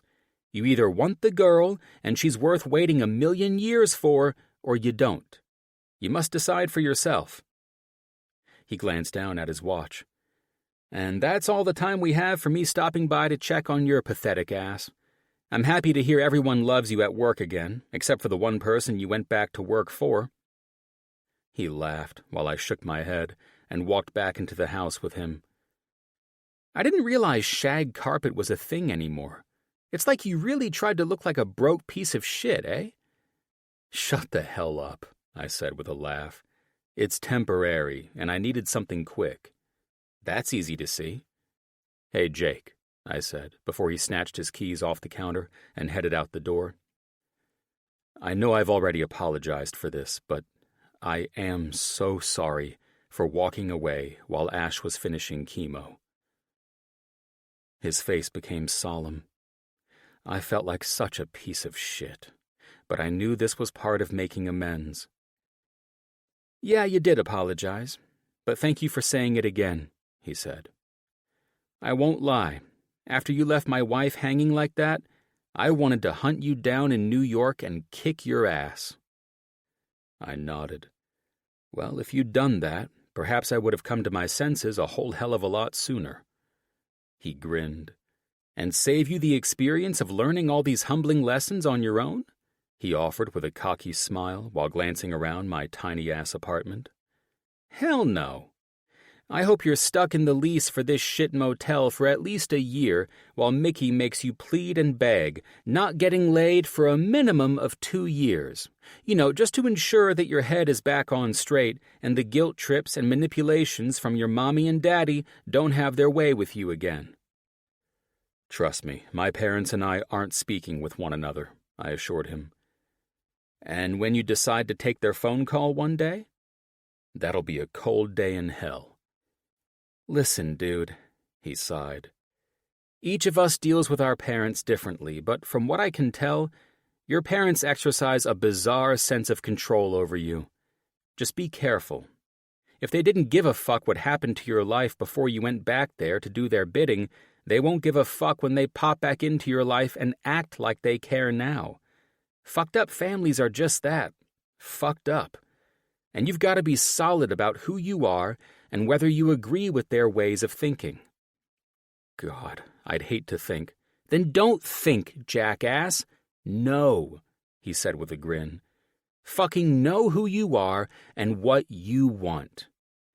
Because if you bring Mickey back into your life while you're still making excuses for your parents' behavior and not dealing with your issues, you're going to fuck up worse than before. That isn't going to happen, I said. I'm going to get my girl back, and I don't care if my family accepts her. Good, he chuckled. Now, real cute place you got here, man. I can't wait to watch you climb that ladder and get the life you fully deserve. Well, grab some popcorn, because it will be quite the show. Chapter 56. Mickey. I exhaled, trying to figure out where I was supposed to put this life-sized teddy bear. Should I put it in the corner? No, I can't do that because of the various vases of roses lining that wall. I couldn't put it in my office chair because I would need that to consult with my new patient today. The gourmet candy, truffles, and cupcakes lined the other 3 walls, and my office officially looked like a bakery merged with a floral shop on Valentine's Day. I had no idea what the hell I was going to do with all this shit. "Dr. Smith?" Presley said after 3 raps to my door as she peeked in. "Holy shit!" "Yeah," I grinned. "There's cinnamon swirl candy apples over there in the corner if you want some." "No," she laughed. "What the hell is all this?" "Don't even start. What brings you in?" "Well, I needed help with some charting, and if I weren't allergic to pollen, I'd probably come in, but I can't with all of this. Lilies, roses, daisies, Tulips? I widened my eyes in humor. Yes, and they all represent something about everlasting love, forgiveness, grief, or repentance. You name it, and my doctor's office is a sudden florist shop for people to enjoy. What are you going to do? She questioned, then sneezed. Talk with you about whatever you need in another office. Give me a second, and I'll meet you in Dr. Aster's office. He's gone for the day. You should put all of this in his office, she chuckled. Not a bad idea, I answered. I followed her out, and the headache I thought I'd developed from staring at charts all day suddenly dissipated. Perhaps I was also allergic to pollen, or one of the 50 varieties of flowers sent to my office. Felicia? I questioned the receptionist. Yes, Dr. Smith?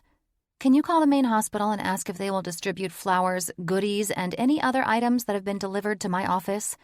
Maybe they can bring them to the pediatric wing. Or, I don't know, someone can stand at the entrance and hand them to people visiting their loved ones so they don't need to go to the gift shop? She laughed. I can take them to the child fair I'm going to tomorrow for a charity event. They're all yours, doll. I winked. You might want to rent a van.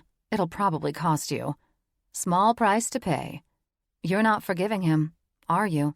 She pried, even though everyone knew I was not entertaining conversations about John. I couldn't expect people not to ask, though, especially after all the bullshit he was doing to draw attention to our situation. I think asking you to haul all that shit out of my office answers that question. I grinned before going to help Presley. The following day, I walked up to the hospital about 20 minutes before I went on call, and that's when I noticed a small white moving van outside of the medical office building. I assumed it was something John must have delivered to my office again. Eventually, I would have to talk to the man outside of work and professional conversation, but I wasn't looking forward to that before starting a 24-hour on-call shift. Hey, Mickey, John said, stepping out of the van with a big-ass grin. Hey, I answered, crossing the cobblestone path beside the hospital's front entrance fountain. What are you doing? Shouldn't you be at work? Well, Felicia said she needed help getting all these flowers and things out of your office. She said she's grateful for your donation to her charity event. And since I had no patience this morning, and she made it clear you wanted nothing to do with any of it, I'm helping her use it for a better cause. And of course, I'm here to apologize to you for being a little too forward. John, I smiled, trying to push away the feelings that were threatening to surface. It was cute shit like this that made me fall for the guy, and I wasn't about to allow it to work its dark magic on me again. What the hell are you really doing? I'm really trying to load everything up and get it out of here. I'm sorry I upset you with it. You know what I'm talking about. I do? I sighed. I think it's clear that you and I aren't getting back together. I know you're sorry for everything that happened, but I take responsibility for my part in it too. I shouldn't have allowed things to go so far. I want another chance with you, Mickey, he said. I swear to God, I'm willing to do fucking anything to prove to you that I love you. And I'm sorry. I just want you back in my life. I chewed on my lip. That's what every woman with a broken heart wants to hear, you know? We all want everything that you had delivered to my office, and we want the guy to beg us to see how much he loves us and take responsibility for his fuck-up. And so? And so, what? I'm not buying into this bullshit. It will take much more than rom-com cliches from unrealistic couples to win me over. Well, I'm not stopping until you know how much I need you. I was growing frustrated because I wanted him too, but this wasn't a rom-com, fairy tale, or any other fantasy. Real life wasn't so simple. I don't trust you, I told the truth, or that anything has changed. The start of this relationship was as insane as how my office looked yesterday. We honestly can't believe that we fell in love. It was founded on nothing. I call bullshit, he said. I don't, I countered. Since I've been gone, all I could think of was being with you, wanting you, needing you, until I couldn't take it anymore, and I walked out on everything. I came back with a plan to start over and get you back. If it takes years for you to trust me again, so be it. I'll do anything. I narrowed my eyes at him. You'll do anything? Anything. Okay. I eyed him, thinking of the perfect way to torture him. 4th of July. He eyed me and grinned from ear to ear. My favorite holiday. You're way too confident, I said with a smile. I've missed that smile, he said, eyes moving to my lips and meeting mine again. I'm taking a week of vacation and flying to my family in Tennessee. Ah? He said, as I saw the wheels starting to turn in his head. Indeed, I said. And while most women wouldn't dare to bring a guy with your background around my family, if anything will be the straw that breaks the camel's back, it'll be that. Huh? Well, your parents didn't succeed in keeping you away from me, so we'll let my family step in and convince you that we aren't right for each other. You think I'm afraid of your parents? You've met mine, correct? That's my point. If your parents failed to convey that we live in two separate worlds and it'll never work, perhaps my family can do the trick. I'm down, he said, accepting the challenge. You have no idea what you're signing up for. It's not just my parents back there. It's a full-on family event. They go all out for the 4th. Should I be scared? I don't know. Should I have been scared when you flew me to Monaco for your brother's failed wedding ceremony? Shit. Okay. He cringed. Before I haul all these novelties out of here, can I ask a question? Anything, I said, knowing he'd be backing out of this idea before the sun rose at the end of my shift tomorrow morning. Is there going to be a human sacrifice or something like that? I covered my smile. Well, my dad knows you broke his daughter's heart, so that can be arranged. Oh, fuck, he answered. Well, at least you're giving me a chance. That's all I care about.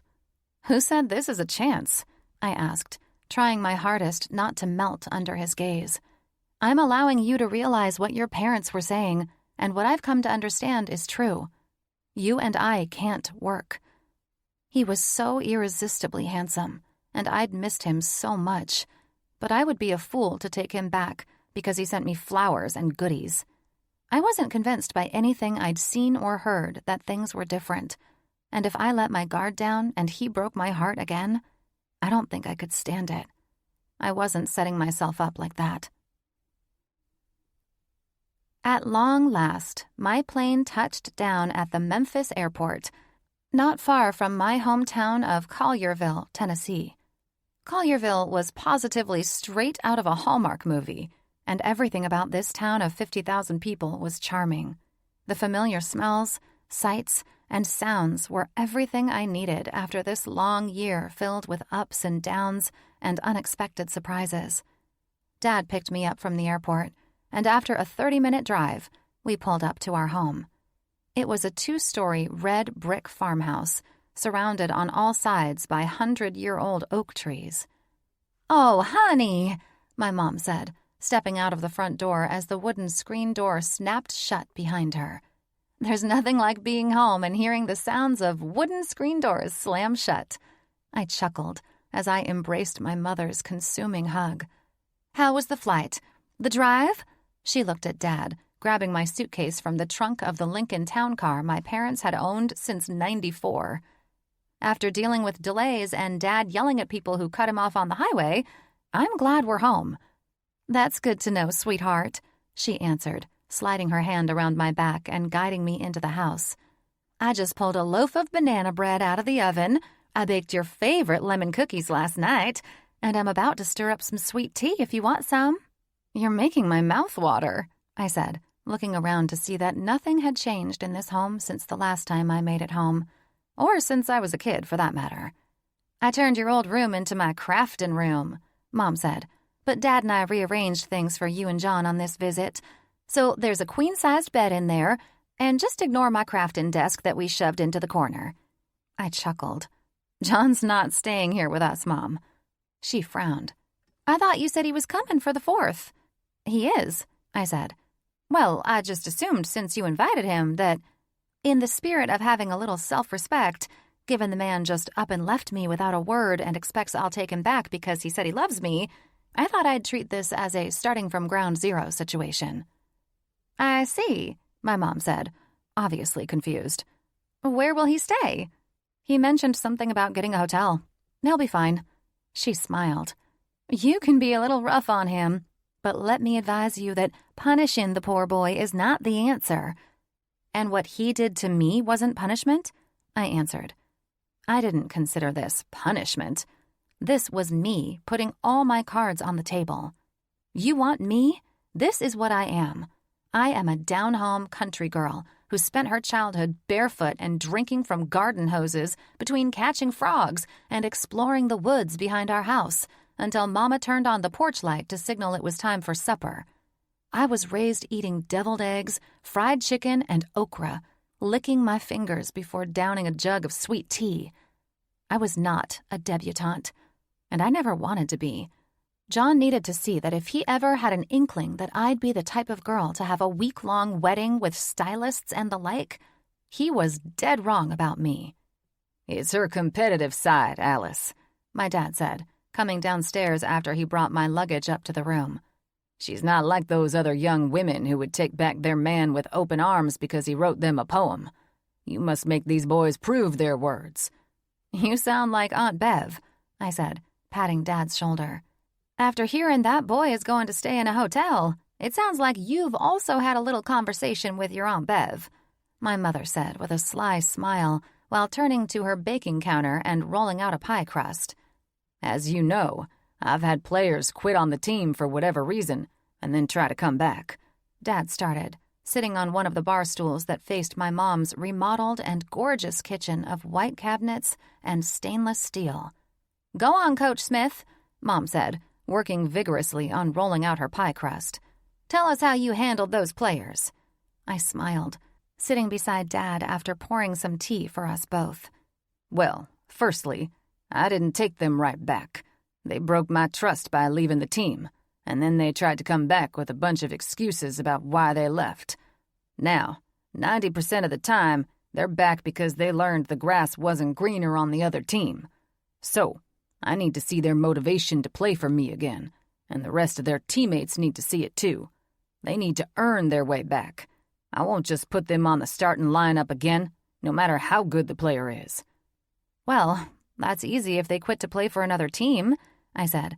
They most likely did that because you had them riding the bench and they had no playtime. Dad shook his head. Do you remember Justin's boy, the Johnson kid? Matt? I asked, laughing at how the old folks in this town still referred to grown adults as everyone's kids. I was probably still known as Coach Tim's little girl. Years before he got drafted into the NFL, you know he was a natural at quarterback, and we never lost one game with that kid. He quit my team and went to play for another. Then came back?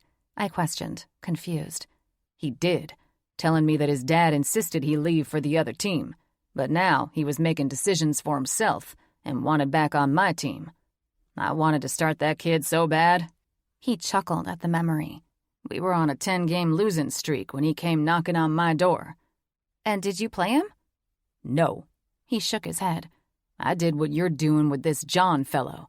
I made him do some grunt work to prove where his priorities were. Was he pissed about it? I asked. Oh, your father got many phone calls from his parents. Mom laughed, pressing the flattened dough into the pie pan. What did you say, Dad? I told them they could go back to making his decisions for him, or they could let me work this sense of entitlement out of him. No matter how great he was, I wouldn't have some spoiled brat playing for me. And what happened? Did they agree? Hell no, they didn't agree. My dad laughed. They were worse than their boy. Tell her about the cake, my mom added with a smile. Oh, yeah. Dad chuckled. The mother baked me a cake after one of the big games when her son had been benched. That was nice, I answered, somewhat confused. Until your dad cut into it after dinner and saw it was filled with wet dog food. What the hell? I said with a laugh. Mm-hmm. Dad rolled his eyes. Parents can be so childish when their precious babies don't get their way. Instead of allowing them to learn that life doesn't always go your way because you want it to, they pull some immature bullshit. I guess Abby got a good dinner that night, I said. You know how much that hound dog loved a free meal, he said, smiling at the memory of his favorite dog. I would have loved to laugh at it all, but it irritated me how some parents could behave when their kids didn't get their way. That boy never learned his lesson, I'm afraid. Do they still live here? No, my mom answered. They followed that boy around from city to city, following one third-string quarterback job after another until the NFL cut him loose entirely. I think they ended up in Houston or somewhere. The moral of the story is this, Dad said. It seems your fellow has parents who might be like the Johnsons. The next thing you know, you'll end up with a dog food cake from his mother. I guess Mom told you about his family, I said. You know how it goes when your mother is on the phone. It's hard to hear anything else, he teased as my mom arched her eyebrow at him playfully. But I am proud of you. Make him work for it. I just hope Mommy Dearest doesn't get in the way again, if you know what I mean. Well, he seems like he's on a mission. Yeah, well, we'll find out once the family is together tomorrow for the 4th, won't we? Mom said. Hey, if the guy still wants a relationship with me after he meets everyone tomorrow and sees where I come from and what we're all about, we'll know whether he's a keeper. Chapter 57. John. I didn't care what Mickey said about me learning my lesson. I knew in my heart that there was still a chance to get my girl back. I didn't care if I had to walk barefoot through hell on hot coals with the devil shoving a poker up my ass. I was going to do whatever it took to get my Mickey back. "Thank you, sir," I said, when my Uber driver approached Mickey's parents' place. I came straight to the house from the airport after Mickey gave me the address and said the barbecue would start at 2 o'clock sharp. I was pulling in at 2:30, but that's only because the driver got mixed up with the directions and sent us the wrong way out of Memphis Airport. "Have a great 4th of July," the man said, then backed out of the cobblestone driveway onto the quaint, tree-covered street. I waved the man off and then glanced around at my charming surroundings. This was the epitome of country charm, and being in such a beautiful place was almost surreal. The house was pristine, and the landscaping and lawns were impeccable. From what I could tell, the brick house stood at least 2 stories tall, with white shutters and dormers lining the 6 windows facing the street. I instantly thought of Mickey spending her childhood in this home. I could imagine her stepping out of this home as a teenager, walking out to go to high school with her backpack slung on her shoulder, or walking out barefoot to get the mail. I could hardly wait to see her again. "Dr. Aster," Mickey's dad said, interrupting my thoughts as he swung open the wooden screen door and stepped outside. I held my hand up to wave before hopping up the brick steps with my duffel bag to shake his sturdy hand. "Tim, correct? Mr. Smith, I mean." I instantly corrected my rudeness. I didn't need to give her family any more reasons to be unimpressed with me. "Tim is fine," he said. I could tell the man appreciated my nervousness, facing him after I'd hurt his daughter. "Okay, Tim it is," I returned. "And please call me John." "All righty then," he answered. "Well, I see your bag." He looked with confusion at the duffel I'd thrown some jeans, shirts, and necessities into. "But Mickey said you'd be staying in town. I can set up my den for you if you want to stay with us." "That won't be necessary, Dad," Mickey interrupted, and her cute expression, while being sassy and trying to keep me in my place, made me grin. "John will stay at the hotel he reserved." "The hospitality here is awesome," I teased her. "You'll find it even more enjoyable once you have some of my wife's sweet tea, enjoy a bowl of her dumplings, and cut into the apple pie she made last night," Tim said. "If you both will excuse me, I'm going to sneak into that pie before anyone runs it over." "Mom always makes a second pie for you, Dad." Mickey rolled her eyes at her dad's excuse for leaving us alone. "This house is beautiful," I said, stepping into the entryway and seeing a sweeping staircase built against the far wall leading to the second-floor landing. "Thanks," Mickey answered. "Here, put your bag in the front closet. There's room in there, and you can grab it on your way out." "Mick," I smiled at her. Mickey, she corrected me. Mick is a name I allowed you to call me too freely before, but if you want to use it again, you've got to earn the privilege back. You're going to put me through hell, aren't you? You're the one who wants to try and get back what we had. I was fine with keeping things professional, she said.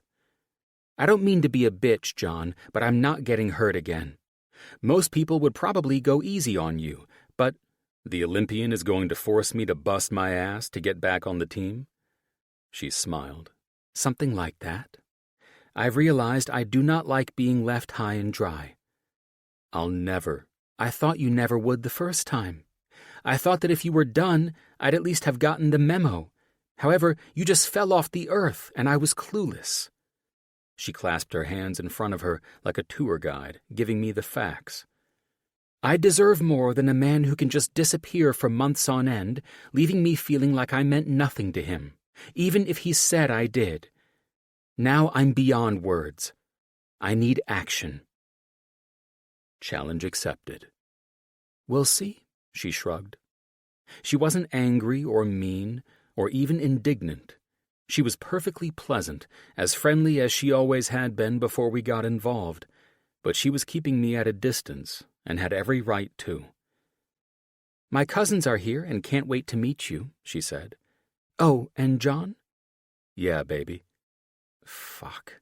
I said it without thinking, and it hit us both sideways. I saw a flicker of sadness in her eyes that hurt my heart. I'd fucking destroyed this woman with my selfish actions, and it was written all over her face in an instant. I wasn't a fool. I know what I saw, and I felt it too. I deserved every ounce of pain she could muster for breaking her heart the way I did, for failing to be the man I said I would be for her. The pain flashing in her eyes was enough to let me know that I was willing to take the fucking heat, even if it meant I didn't win her back. She was a precious gem and a treasure, and I treated her like she was a fake diamond. I didn't deserve to be in her presence, yet she was granting me the pleasure, and I wasn't going to fuck it up. Jesus, this house smells like a Texas barbecue, I said, walking past the kitchen and seeing heaps and mounds of food spread over the counters in deep aluminum trays. We don't use the word Texas in this house, a linebacker-type man said with a laugh. He must have been 6.5 feet tall and nearly as wide. Coach Tim ain't having that shit around here. Hi, I'm John, I said, reaching to shake his hand. I tried not to react with disgust when he licked his fingers after dropping one of about 20 barbecue chicken wings on his plate and then used that hand to shake mine. I acted unfazed by the gesture after he released my hand and wiped the rest of the grease and sticky sauce on his jeans. This is my cousin, Jimmy, Mickey said. He's my dad's #1 fan. Oh, I thought you were a player of his, since you called him Coach Tim, I offered with a look of confusion. Nah, man, Jimmy answered, barbecue drippings hanging from his scraggly beard after he popped a whole deviled egg into his mouth, as if he weren't in the middle of speaking. Everyone knows you must call that legend Coach Tim. If I called him Uncle Tim? He chuckled as he looked at his plate, deciding between a rib and a hush puppy, and choosing the rib. I don't rightly think he'd even know who I was talking to. Jesus, Jimmy, Mickey said with some annoyance. Dad doesn't walk on water, you know. That man is a football god, a voice said from behind Jimmy, who was looking for somewhere to discard his bones so he could fit more food on his plate, no doubt. How you doing? I'm Petey, he said. Petey wore a tight white shirt with a pack of cigarettes rolled up in his sleeve and blue jeans with boots that had seen plenty of days of manual labor. His hair wasn't quite cut into a mullet, but it was damn close, with a ring around his head that showed he'd been wearing a hat all day and took it off as a sign of respect because he was a guest in someone's home. Nice to meet you, Petey, I said, shaking his rough hands. I suppose you're related to Mickey as well? Lucky for me we aren't related, he said, laughing and looking at Mickey. Unlucky for me, she never gave me the time of day, so I did what you're doing right now. Which is? My God, this is a weird conversation. Showing up at the family events, working the charm best I know how, and praying she'll find me suitable to love and cherish one day, he said, winking at Mickey, and then dipping a large serving spoon into the homemade mac and cheese and plopping a heaping scoop onto his plate. Oh, don't listen to Petey's bullshit. He's a childhood friend of ours, Mickey said, grabbing a stiff paper plate and handing it to me as he laughed. He's also one of the best damn mechanics in the country, if you ask me. You hear that? Petey said, eyeballing the potato salad as he grabbed a corn muffin. She flatters me, loves me, and speaks highly of me, but she just won't do the right thing and settle down with me. Get your hot link and get out of here, Mickey teased the man. Are there more where he comes from? I questioned Mickey as I scanned the dozens of foil casserole dishes lined up on the large buffet area. I didn't know what most of this shit was, and I had no idea what to get. What do you mean? Mickey said, reaching for a deviled egg. I thought it'd be best to follow her lead and get what she got to eat. I didn't want to seem like an asshole, but I was a bit shy to eat mystery food prepared by random strangers. I know it sounded pretentious, but after getting a finger-licking good handshake, I didn't trust the food. So hate me if you want, but I was treading lightly in this department. What are you doing? Mickey questioned, after noticing I had one deviled egg, one rib, and a dinner roll, and I was mimicking her every move. I think it's obvious. I smiled at her. I'm getting some food. No, you're getting what I'm getting. She laughed with that mischievous look in her eye that told me she was about to challenge my ass. She caught on. You can eat as much as Jimmy when you're hungry. I've seen it. And don't tell me you ate on the flight here because your chef and personal flight attendant filled you up with airplane food on your way over. I set my plate down when I heard roaring laughter coming from everyone in the backyard. Since they were all entertained, I took a moment to set the record straight with Mickey about the lifestyle changes that had occurred since I'd been back. Listen, gorgeous. Don't call me that, she insisted. All right, I smiled. Listen, beautiful. John, she said, more irritated. I'm not doing the cute pet names. Now tell me why you're eating like a bird. Allow me to address your first false accusation so you understand the reason I'm not trying to be an asshole with my sudden fear of eating homemade food. She set her plate down and crossed her arms. I'm all ears. I did not fly here on a private jet. After I left my unforgivable parents and walked away from that life, I made some changes. I live in a 600-square-foot apartment now. After taking a world of shit from Jim and Jake, and personally apologizing to the patients I abandoned during the worst times of their lives, I can humbly say that I am not the same John you remember. She narrowed her eyes at me. That's hard for me to believe, she pulled the hem of my sleeve, given you're wearing one of your Armani t-shirts.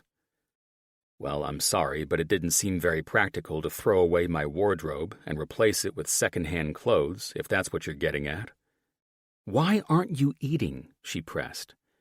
I don't know, I said, scared to death to be rude by stating I didn't trust the food her friends and family had prepared. You don't know? She mocked, and I could see she was trying not to laugh at me.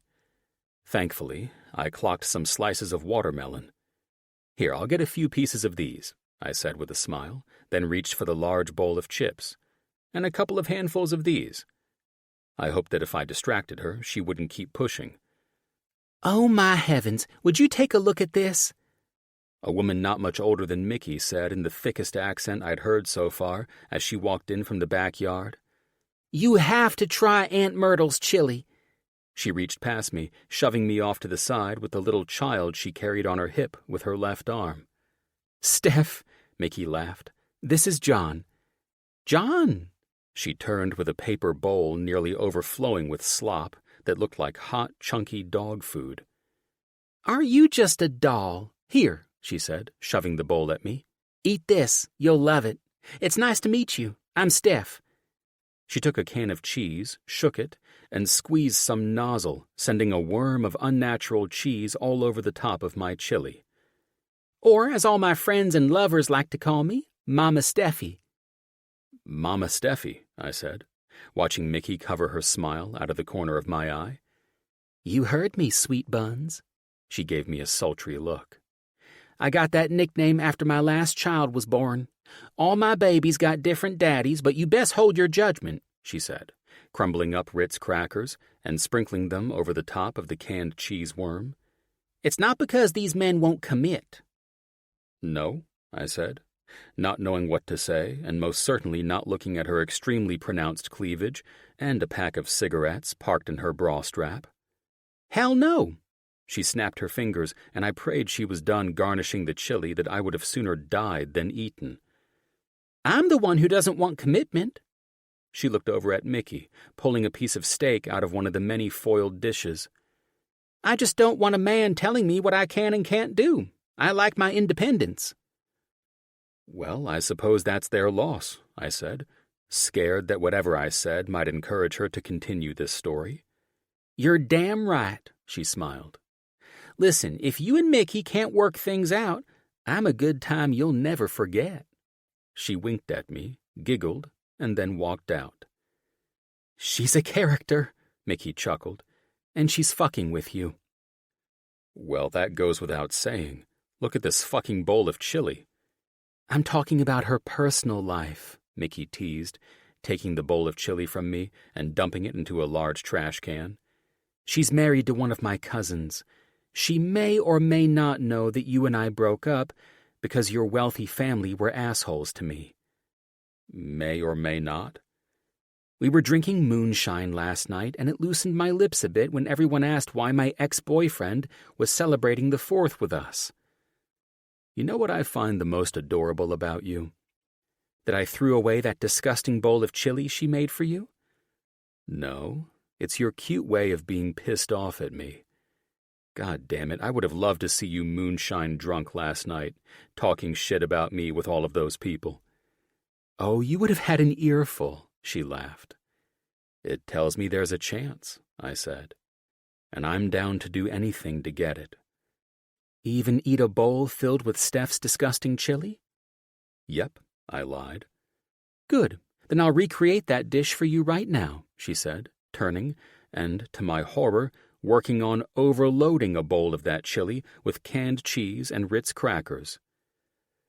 Well, if it means I'll be shitting hot lava for the next 3 days, then I guess it's cheaper than a colonic.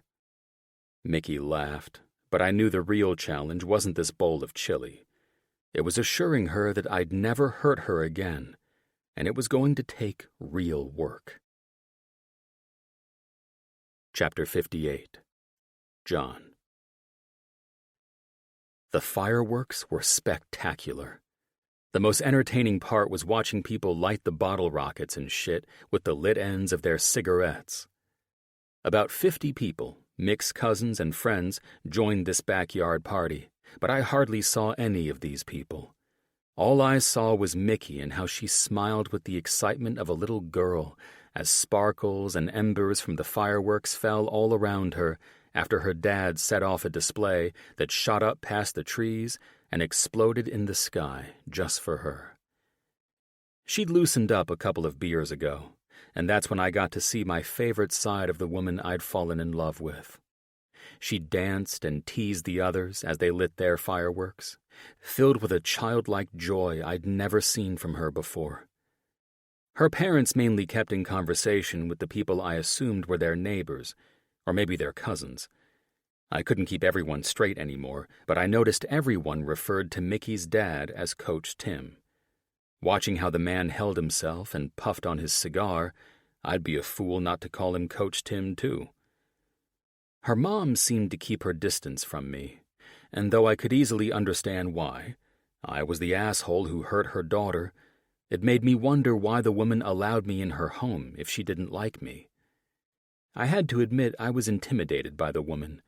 Alice was quite the opposite of Coach Tim. She was highly proper, and ever since Mickey told me her mom was a school principal, that's all I could see when I looked at her. She didn't look like a woman you wanted to cross.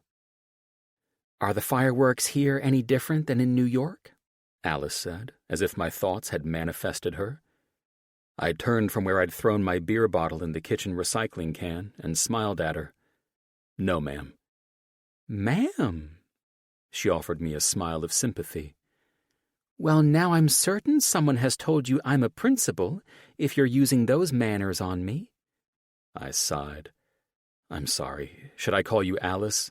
We haven't spoken much tonight, so I'm unsure." "I'm sorry for that," she said, smiling while covering the food trays with foil. "When we have this many visitors, I am shocked when I'm finally able to sit down and eat something myself." "Everything was lovely, and I truly appreciate you opening your home to me," I said, trying to help her tidy up her dining area. "Now, don't you dare lift a hand," she said, batting my hand away from covering the tray of baked beans. "If one thing gets out of order, you'll face my wrath," she chuckled. "Well, then I'll leave you to it," I said, not knowing how to approach her. "Tell me something, John," she said directly, stopping me from walking away. "Sure," I offered. "Do you love Mikayla?" Oh, shit. "I've fallen extremely hard for your daughter, yes, and the pain I've put her through is unforgivable." She turned to face me with a solemn expression that only a mother could wear when coming to the defense of her daughter. "It is," she confirmed with a friendly acknowledgement. "Unfortunately, just as that pain is unforgivable, love can also be quite difficult to discern. Therefore, pain and heartbreak are inevitable." "I'm not sure I'm following you," I honestly and curiously responded to her. "When you love someone, nothing and no one can come between you. I would imagine if you loved Mikayla, nothing could have stepped into the middle of that, ending things the way I've been told." "Ah," I said, feeling a metric ton of shame bearing down on me. "You know, I've had much time to think about that. I was raised a spoiled, rich, golden child." I smiled, but she didn't, so I continued, feeling like an idiot. "Well, unfortunately for me, I was raised to believe that whatever excuses I made would absolve me of any bad behavior I displayed. But I realize now how wrong I was. I never thought any of my family issues would hurt Mickey. I believe I was only thinking of myself." "Well, that's easy for everyone to see," she answered. "May I ask what changed to make you believe she should give you another chance?" "Now I know I don't deserve her, and that no woman out there could ever replace her in my heart. I didn't believe I was missing anything in my life until I put myself in a position to lose her." "And your parents?" she questioned. "What will they think if you choose to be with a woman they don't approve of?" I was angry at the reminder of my parents. I wasn't upset at Alice for mentioning the truth of the situation, but I was angry at my parents for nearly costing me everything. Even more, I was mad at myself for not realizing their game sooner and avoiding all this unnecessary suffering. "I see the mention of your family disturbs you," Alice said, with a curious look. "It does because of what they have cost me," I answered truthfully. "It's about more than losing Mickey, too. The short story is that my whole mentality was shaped in a bubble. I was made to believe my parents are better people than they are, and that my family is God's gift to humanity, among other ridiculous things. All that brainwashing, for lack of a better word, caused me to hurt a lot of people, most of all myself." "I understand. And, my dear boy," she chuckled, "don't fret over this too much. Many of us had parents or in-laws who pass on their trauma to us. We can allow it to destroy us or learn and grow from it." "Right, well, it's my greatest hope that I've learned from it.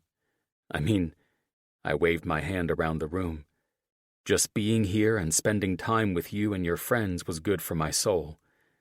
I smiled, loving how relaxed and happy I was in this environment.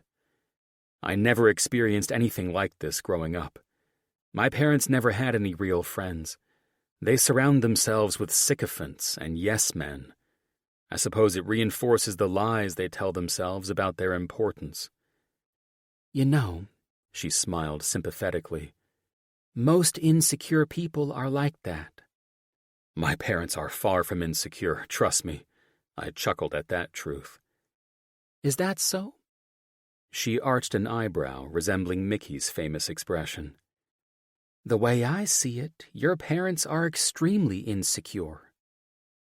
I smiled, taking the beer she pulled out of the fridge and handed to me after grabbing one for herself. As we both twisted off our bottle caps, I couldn't help but be charmed by this woman. She might have been intimidating, but she was intelligent and articulate, and I was coming to feel very comfortable in her presence. I'm very curious as to why you think that. A lot of very powerful people are intimidated by them.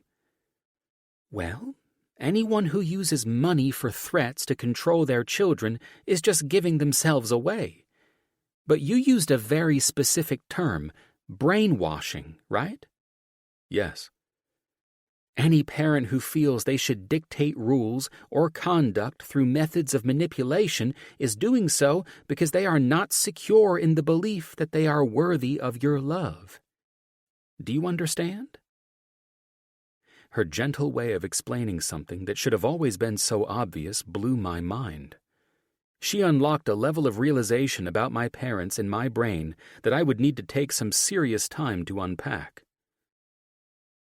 Interesting, was all I could manage to say, as my thoughts were reeling that my parents' facade of being mighty and untouchable was just a cover for being insecure assholes. Could you imagine loving my daughter as you do, and bringing her into a family like that? She added. I rolled my eyes. My family would have never approved. Let's say they did, she smiled. Let's say they rooted for the marriage and were so happy for you. You know, because they are afraid to lose their son. Okay. They'd play along with this wedding to Mickey, and then, one day, they became their true selves with my daughter. I would have protected her from them. Is that so? She said, with that eyebrow arch again. Tell me, how would you have protected her from your parents if you can't protect yourself from them? Well, I'm no longer speaking to them. Okay, let's say you rekindle this relationship. What then? Let's say they suddenly adore Mickey because they don't want to lose you again. Do you believe it will stay that way? Or will you revert to your old patterns and belief systems because it is familiar? I honestly don't see myself ever speaking to them again. Your parents are afraid to lose their children, she answered. So I hate to break it to you, but you will speak to them again. And when you do, you must be prepared to put boundaries in place, because if you don't, it will destroy you both. And you won't even see the day coming. Shit, now you're scaring me. Nothing to be afraid of, she smiled. It's why I asked if you truly loved my daughter. You need to know this before you go back down that road with her again. She is a loving, smart, driven, and extremely loyal woman. Her traveling to Monaco for that wedding, only to be shamed by your family, should prove that she'll do anything it takes to make and keep you happy, she said, observing me as I soaked up her advice, trying to organize my many thoughts. You must be willing and able to protect your wife from people who mean her harm, and I see you have, for the time being, put them in their place. But when they return with their charms and loving words and all is forgiven, will they work to reclaim their son or let him be free? It's up to you. They only have control over your weakness if you allow it. Mickey means more to me than my family. I know that now.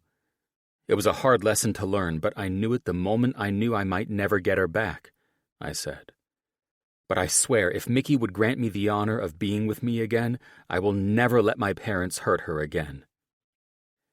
A hard lesson learned indeed, she answered. I see the sincerity in your eyes, but I can sense your hesitation. I'm not saying these things because I want to pressure you or enforce my will. My daughter is an adult and knows how to make her own decisions, but I thought I should give you an objective point of view, not muddled by wishful thinking or broken promises. So I offer you this advice. Think hard about this matter before you take the woman you love down this road again. Mickey deserves a man who will put her above everyone else. I agree, and I promise I will think very seriously about what we've discussed, I said. I just don't know if I'll ever be given another chance. Give her time. You both need that, she smiled. Rebuild a solid friendship and foundation, and you'll be surprised at how quickly everything falls back into place, if it's meant to be, of course. But whatever you do, don't force anything. Let Mickey come back to you when her heart is ready. If you do that, she grinned, she'll make you the happiest man on the planet. I intend on making her the happiest woman on the planet, I countered. And now we're talking, she winked. You know what? You're not so bad, Dr. John Aster. You have some growing to do, but I can see you getting there so long as you keep those priorities straight. Thanks, Alice, I answered. Now cancel that damn hotel, she said, with a roll of her eyes. I had Tim fix his office for you to use while you're here. The days of playing romance games are over. You and Mickey need some time to consider if you want this to work, and I will not be having a friend of hers from out of state staying at a hotel. Did you just say a swear word, Mom? I heard Mickey say with a laugh. I don't know. She took another sip of her beer. You've been hiding behind that wall the whole time I've talked to John, so you tell me. I turned and smiled slyly as Mickey's cheeks flushed and the embarrassment filled her widened eyes. Mom! I chuckled. It's fine by me. Hopefully I answered your mom well enough to gain a little trust from you, since everything else I've been doing hasn't really been striking the matchbook. Oh, eating that chili was definitely striking the matchbook, she teased back, using the term I'd overheard Cousin Marty say earlier when he was talking about catching fish. And now you're spending the night here? She cringed. I'll stay at the hotel, I said. The last thing I wanted to do was overstep. Well, I won't stop you because when that chili cleans out your intestines in the early morning hours, we won't have to smell it or hear your cries for help. I laughed with her, and then, for the first time in what felt like forever, I hugged the one woman I loved.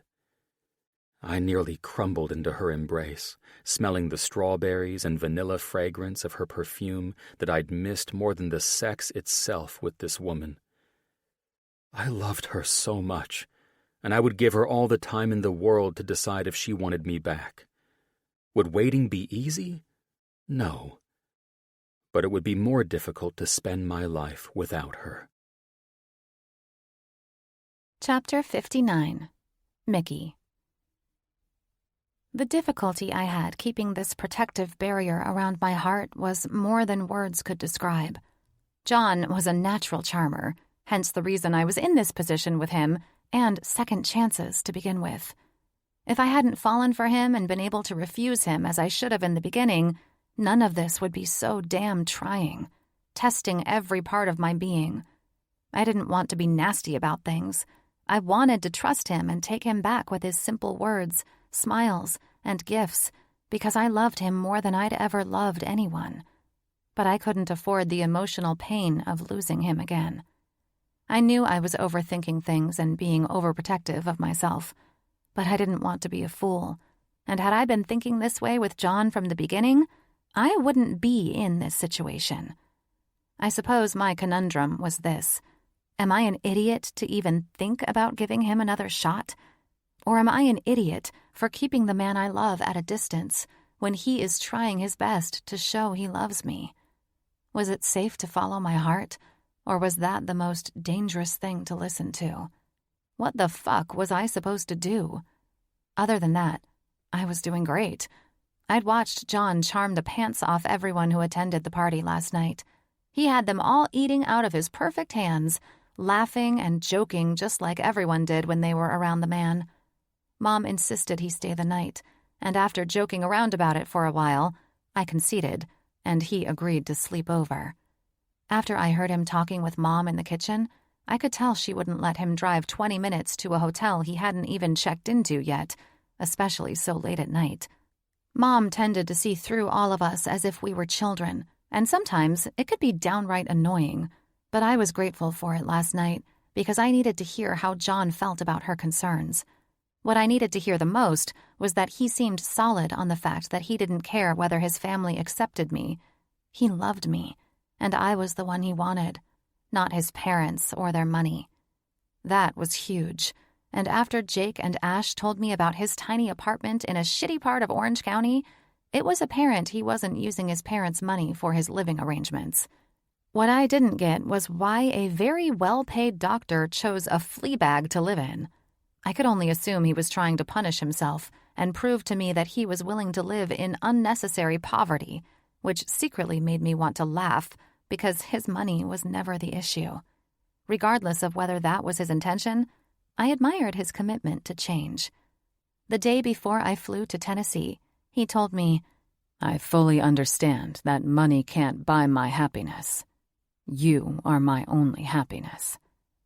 After overhearing most of his conversation with my mom, I had a glimmer of hope that maybe things were adding up a lot faster than I imagined, and the torture of this would be over soon. "Over easy or underdone?" John said with a laugh, taking a sip of freshly poured coffee my mom had handed him. "Underdone? What the hell is that?" my dad questioned. "I can't remember what you call it when the eggs are pretty much flame-kissed." John chuckled while Mom took the biscuits out of the oven. "Sunny side up," I said, walking into the kitchen and refraining from staying in spy mode while John and my parents pranced around the kitchen happily as if he'd been part of our family for years. Fucking charmer. "That's right," John smirked back at me.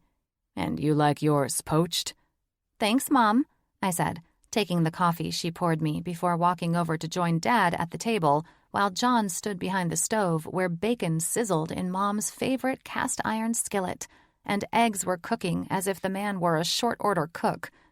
"I didn't know you knew how to cook like this," I questioned with a smile, finding this incredibly charming and attractive. "There's a lot you don't know about me," John said. "I love to cook." "Then why did you always hire a chef or have food delivered when we were together?" I asked. "I figured you dug that shit." He shrugged. "Well, it seems you have much to learn about me too, don't you?"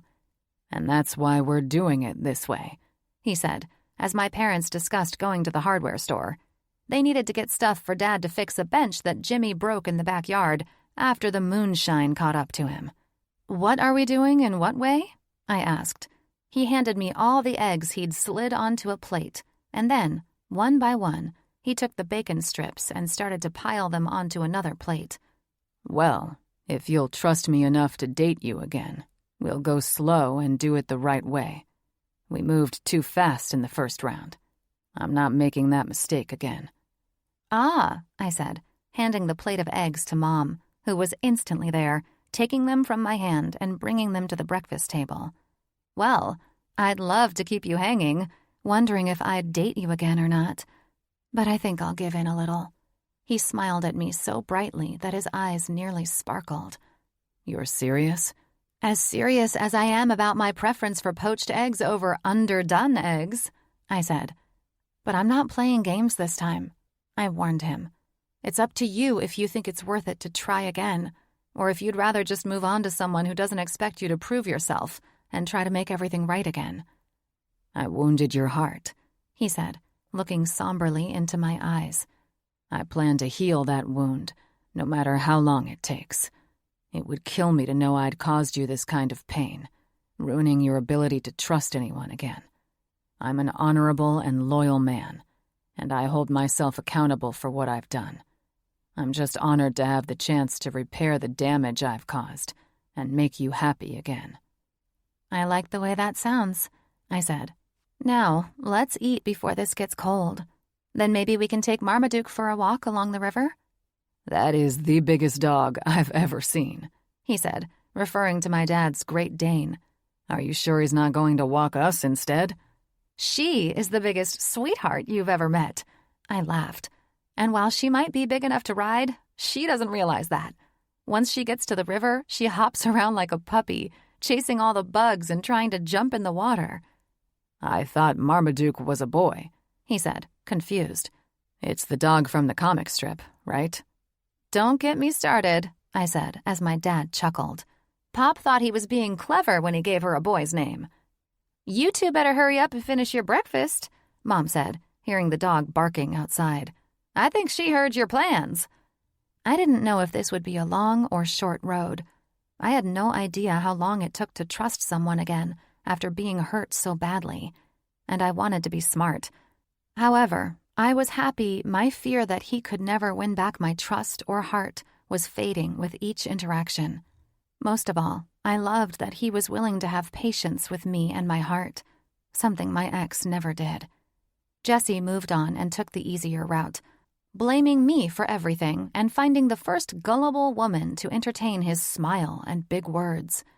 Until John, I'd never had a man make me feel so important, or, dare I say it, cherished in all my life. I knew in my heart that things were different with John. This was real. And though a short-lived relationship forced us into a painful separation, it was a love I'd never known before.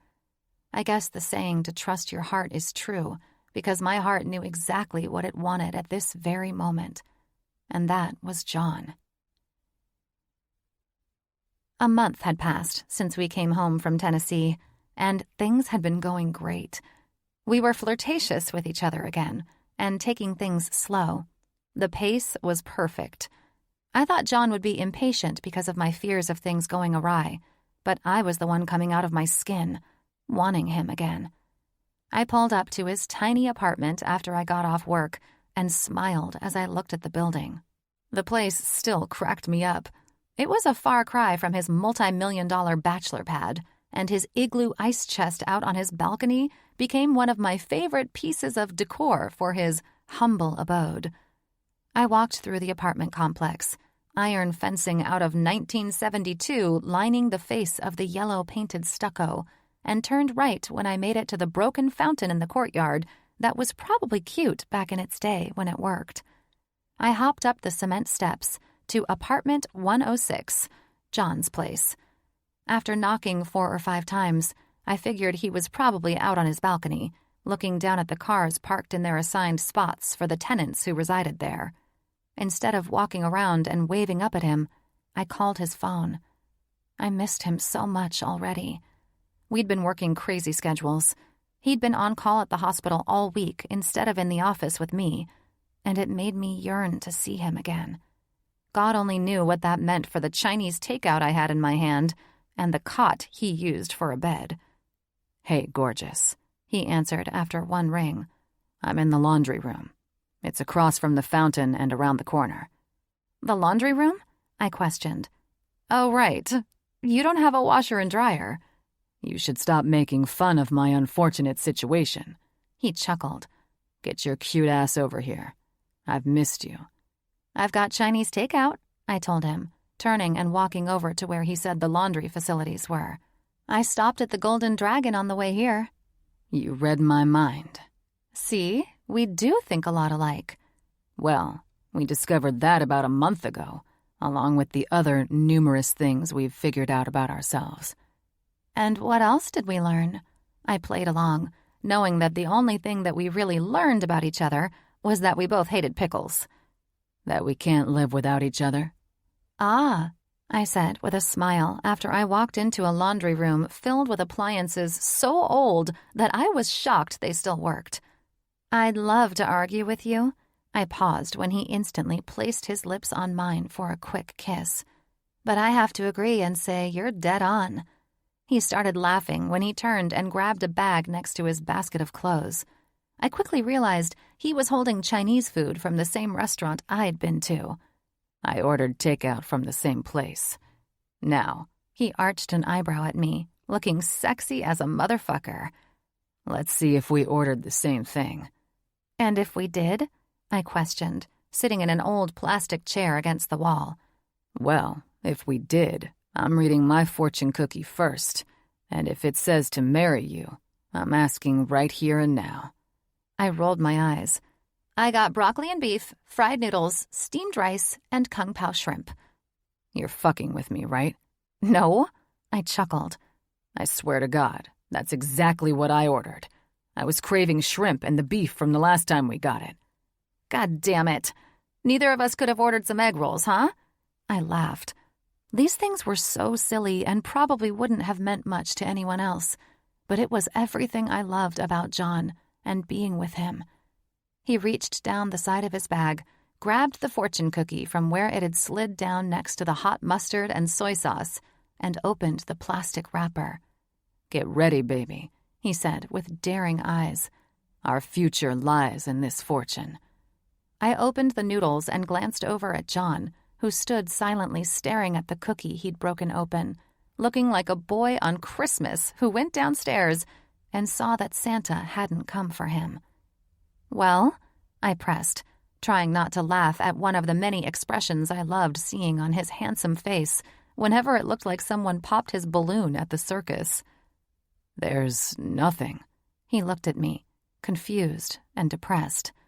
"You don't really believe in those things, do you?" I teased, offering him a bite of the noodles I'd just gathered between my wooden chopsticks.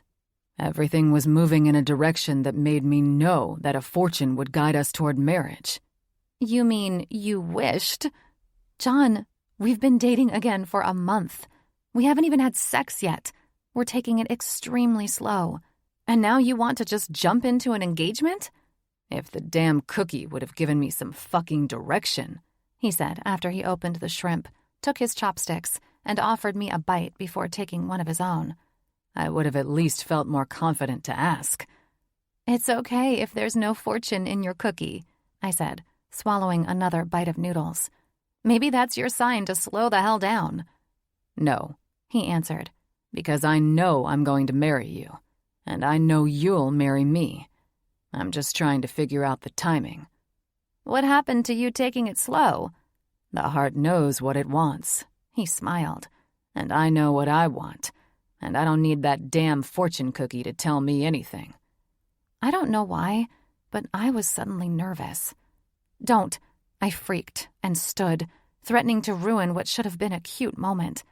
"I mean, John—" "Baby," he said, setting down his box of shrimp and reaching to embrace me because he must have seen the panic in my eyes. "I'm not going to ask you right now.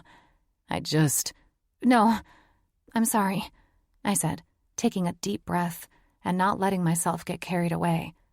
"I don't understand why I reacted like this. You know, nervously. Because this is cute and very much you to do something like this. And the thing is that I really want it. But I'm just—" "You're scared," he said with a smile.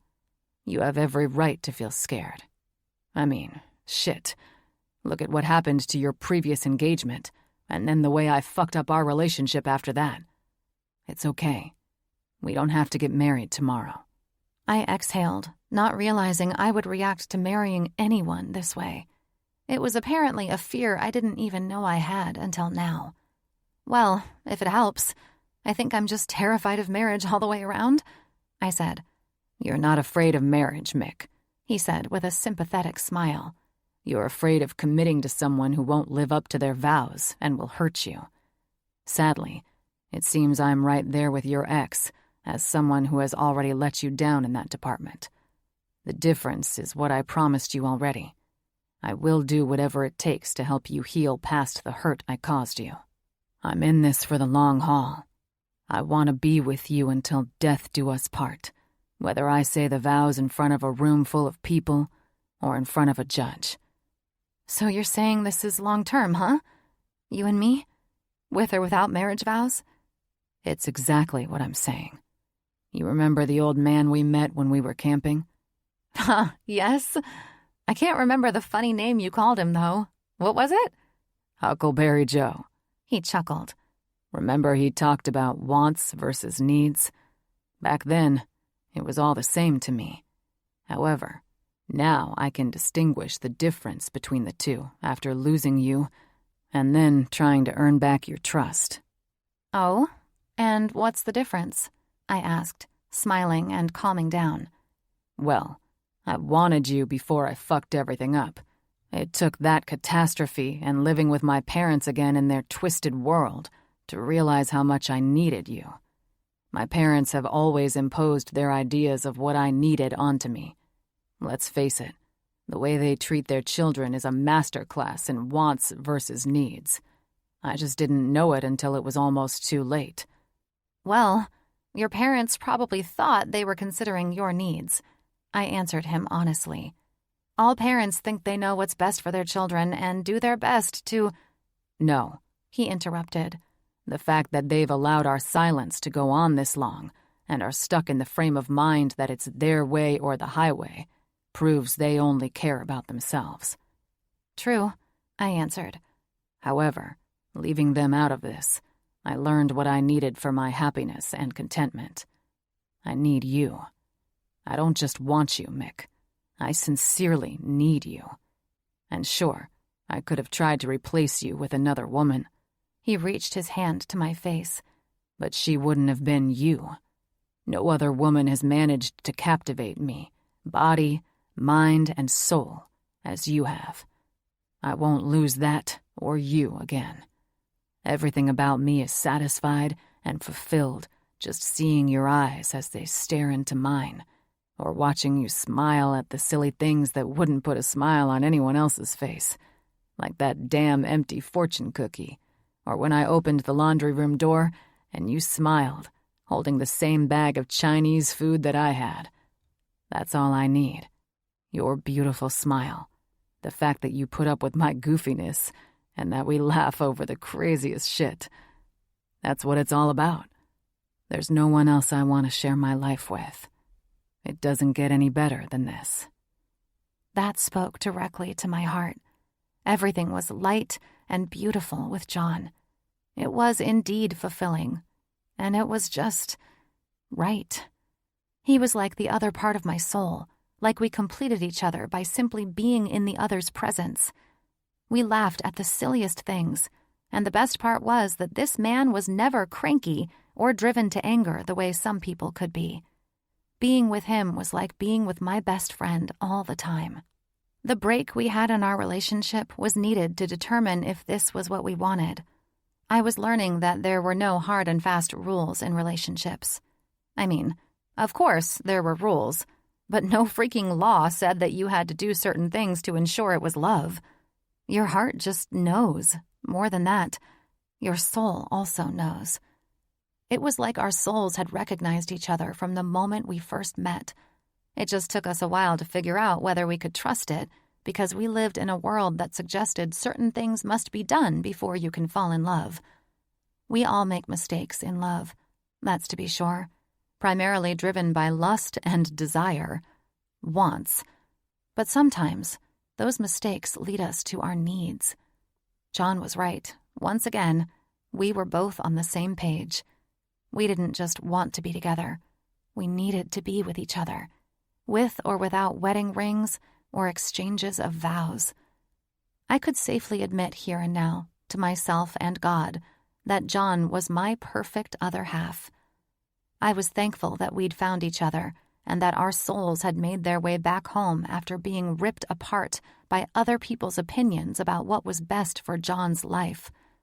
I'm thankful he came home to me, and without another thought or fear, I followed my heart, reached up for John's face, and smiled. Marry me, John Aster. Chapter 60. John. The look of certainty in Mickey's eyes as she proposed, and the promise of a future I wanted with no one else, made me toss aside my Chinese food box and nearly attack her, sweeping her into my arms and taking her to my place. It was way past time to have her in my arms again after the hell we'd gone through. I was spellbound by her fragrance, the soft feel of her buttery smooth skin, and the soft moans erupting from her while I kissed her deeply. She emitted loud sighs of pleasure while my lips worked their way to her neck as I laid her back on my cot. Her perfect breasts, which I'd nearly torn her shirt away from, were calling to me as I unbuttoned her jeans. I couldn't get this woman undressed fast enough. With every kiss down the center of her abdomen, along her pelvic bone, and down to her beautiful, dripping wet pussy that was always shaved to desired perfection for my hungry eyes, I found myself home with the woman I loved more than anything. Once my greedy lips found the warmth and slick entrance of the one place that I never believed I'd have access to again, Mickey massaged her firm fingertips over the top of my head, leading and guiding me to the slow and perfect way I wanted to devour the delicious taste of my woman. Her legs opened further, giving me all the access I wanted between them. My eyes rolled back while I found a perfect rhythm with my tongue rolling over the top of her clit and making a simultaneous slide into her entrance, tasting her and loving her, while my cock pulsated, aching to be inside her. This would not be a quick moment for either of us. It was something I could tell her body longed for as much as mine. To be reunited with my true and only love was something that wasn't just about me fucking her again. It was about loving and cherishing that our intimacy went to the next level, and it tied our hearts and souls together in the way they should be. "Fuck, baby," I growled, when she shuddered under me and started to climax already.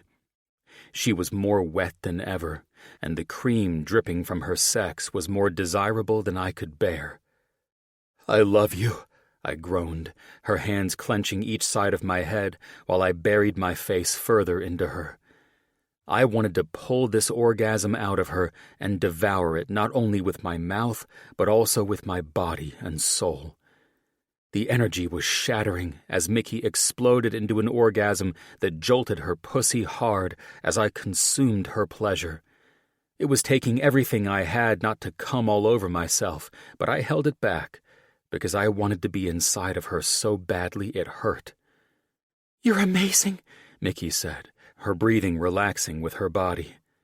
"You have no idea how much I missed you." My lips and tongue blazed a powerful trail up her perfect body, over each of her hard nipples, until I found her mouth. While using my tongue to ease between her parted lips, I shoved off my jeans and boxers and freed my cock. Her hands slid under my arms and gripped over the tops of my shoulders as I slid my dick into her fiery pussy, which was still contracting from her orgasm. I needed her on top of me, riding me, breasts bouncing while she moved her tight and wet pussy up and down my cock. I practically came at the thought. "Come, handsome," she begged, as I thrust deeper into her. "You're coming with me again," I ordered her. She smiled while reaching to massage her clit. "Fuck yeah," she answered. That's all it took. The idea was to use a fluid motion to roll onto my back while holding on to her, bringing her to straddle me, but that wasn't the smartest move on a cot. Falling off the cot and onto the ground wasn't so bad. It wasn't that far, and I managed to secure us both as we fell over the edge. However, what I didn't consider was the jolt of pleasure with the way her pussy was clenching onto my dick, and how the sudden drop thrust me deeper inside her than I'd ever been, all at once. As soon as it happened, it forced me into an electrifying spasm of pleasure, sending my cum deep into her as she laughed and kissed me, while I groaned in ecstasy of epic proportions. "I forgot how sexy you look when you come," Mickey said, laying on top of me while I ran my hands over her ass and along her sides and back. "I didn't forget anything about you." I smiled lazily at her, loving this moment of undone pleasure, even though I came without her and entirely unexpectedly. "Oh?" she teased playfully with her eyes. "Well, if that's the case, why did it take you so long to return to me?" "I had to work out my shit, baby," I said, running my hand over her forehead and studying her eyes. I'm just so sorry for all the hurt it caused you while I was away. I think that's the hardest thing to forgive myself for. We're not going backward, she said, her eyes locking onto mine while she slid next to me on the floor, both of us clinging on to each other and holding our embrace. It's all in the past now, especially because I can see the hurt you endured too. You mean the punishment you've put me through, wondering every day if I'll finally earn back your trust and love? No, she smiled sexily. There is no way I could have punished you the way you were already punishing yourself. I frowned. Fair enough, I answered. I was a fool to think I could make my parents proud while simultaneously keeping you and the life I'd created for myself. I reached up to run my fingers along her cheekbones. My parents had more of a stronghold on me than I believed, and I didn't know it until I was forced by my stupidity to move back with them. I think all parents exert a certain level of control over their kids, though. Some don't do it intentionally, and others are selfish and dysfunctional and know exactly what they're doing but don't care what kind of damage it does to their kids or anyone else involved. They just care about what brings them satisfaction, I said, shaking my head.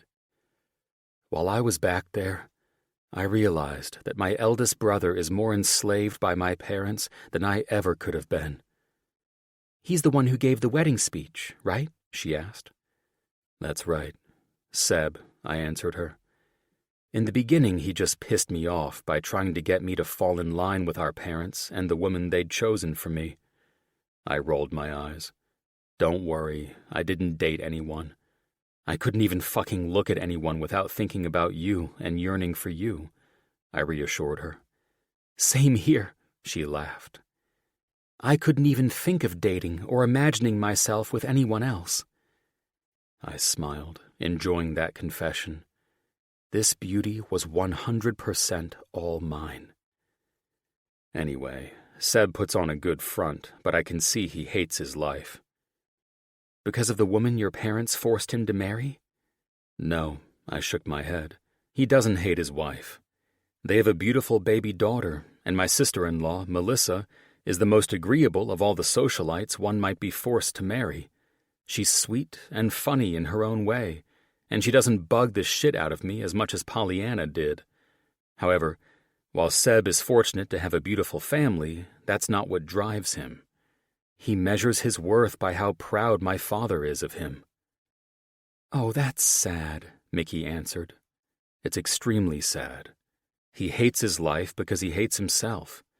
My dad will never give him the approval he's after, and because of that, Seb has this asshole approach to everyone. He seems to love his wife and daughter, but after all my time observing them, not even his family is enough for him. His loyalty to my dad has royally fucked him over. And what about your other brother? I have no idea where he ran off to. He's the type that will disappear to avoid my parents so he can keep his new life and never confront any issues. I chuckled and kissed her chin. The guy probably changed his name and social security number and moved to another country. What about you? She finally asked the question I knew was coming if we would move forward properly. Might as well deal with the potential thorn in our relationship, my controlling parents. Where is your relationship with your parents? I don't want to be the reason you'll never speak to them again, or never have. You won't be the reason for anything other than making me the happiest man alive by taking me back. I know you have concerns about my parents. I'm confident they'll come back into my life once the dust settles. However, they play no part in my happiness, and I won't let them suck the joy from my life ever again. That's a bit harsh. I mean, I've met your mom, and she's pretty brutal, but no, it's on me, not them. I allowed them to control that part of me. It took me sitting with Jim and owning up to my mistakes to realize that, too. He told me not to give excuses for leaving like I did, and for me to own my shit. It was no one's decision but mine to do what I did. Being back there made me realize I was doing what Seb is still doing. And that is? Believing I could make my parents proud of me and making decisions based on that myth. Nothing I could ever do would make them proud because their hunger for us kids to do whatever they want is insatiable. The fact of the matter is that my parents are responsible for their happiness. I chuckled in disgust. Though they're doing a very shitty job of that because they are so consumed with controlling us and our status as a powerful family that they don't even know what true happiness or love is. It's sad, but I'm not responsible for that. Wow, she said. Long fucking story short, I smiled, moving over her and kissing her collarbone as my dick began to get hard again. I learned a valuable lesson. And that was? You, Mickey Smith, I kissed her lips, are the other half of my soul, and I felt the emptiness when I was separated from you. That void is something I never wish to feel again. I'm not only a better and happier man with you in my life, but a complete man. And after realizing that the way I was raised almost destroyed me from seeing life so beautifully through your eyes, I'm so glad I stood up to them and came back to where my real life and home are. And now we're getting married? She laughed. You state that as if it were a question in your mind. Well, it was a bit chaotic the way I asked you. Then, here we are. Here we are. I slipped my cock into her. Already one body. And now we just need to make it official and say the vows that we are and will always be one soul. She smiled in return. I knew that, for the remainder of my days, this smile would greet me every single day, and I would never take her for granted. From this day on, I would make it my mission to ensure Mickey felt cherished, loved, and happy. Most of all, I would ensure she always knew she was my everything. Chapter 61. 1 year later. Mickey. We were officially in the middle of August, and a perfect cliffside wedding, scheduled just before sunset, was on the agenda for John and me. John and I wanted something very intimate, yet as enchanting as the way we found love without looking for it. I hated to admit this, because I genuinely didn't want to make a big deal of the wedding. But my mind went wild after I envisioned a charming ceremony with an ocean view. If I was honest, I felt like one of the snobs from the Monaco wedding disaster, and I'd apologized at least 1,000,000 times to John, Ashley, Avery, my mother, and my sister during this whole process that started about a year ago when John and I announced our engagement. It started with a simple courthouse idea, which then mutated into this cliffside wedding, thanks to Avery showing me photos from her and Jim's wedding in Hawaii. I found it perfect and serene to marry at the ocean, and after spending many sunsets alone on the coast while John and I were broken up, I wanted to replace those memories with a beautiful wedding at sunset. After scouring the internet and many failed missions to pick the perfect place, I'd nearly given up until John took me on a trip to San Francisco to go to the opera and stay in the infamous hotel that sent me to the hospital.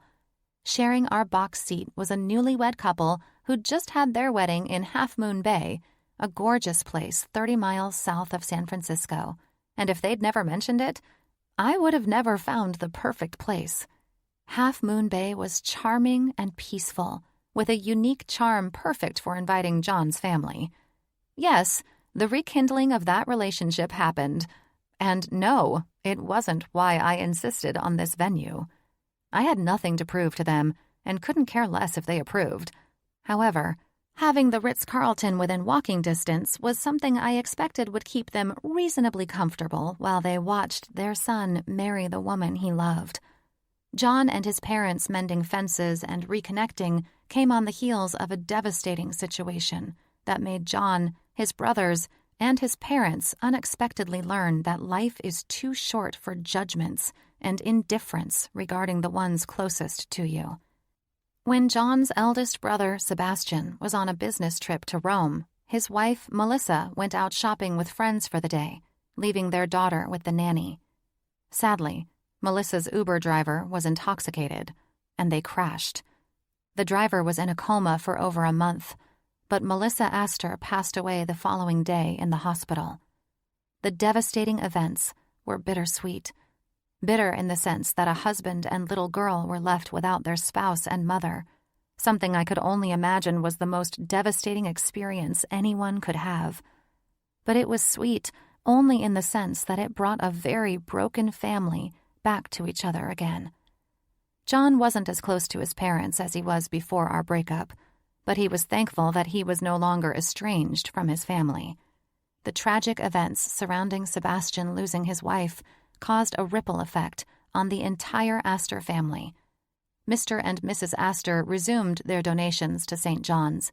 They created a memorial for Melissa in upstate New York, where her family originated, and they spent more time on the West Coast while working with Jim on various investment opportunities.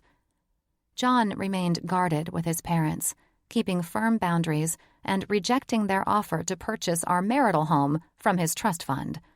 When they concluded that he wasn't going to budge and let them hold him hostage with money, they relinquished the entirety of his trust fund to him, something neither of us expected. Regardless of the money, we decided to buy an understated home in a quiet suburb of LA, instead of purchasing a mansion somewhere in Beverly Hills like the one he had before.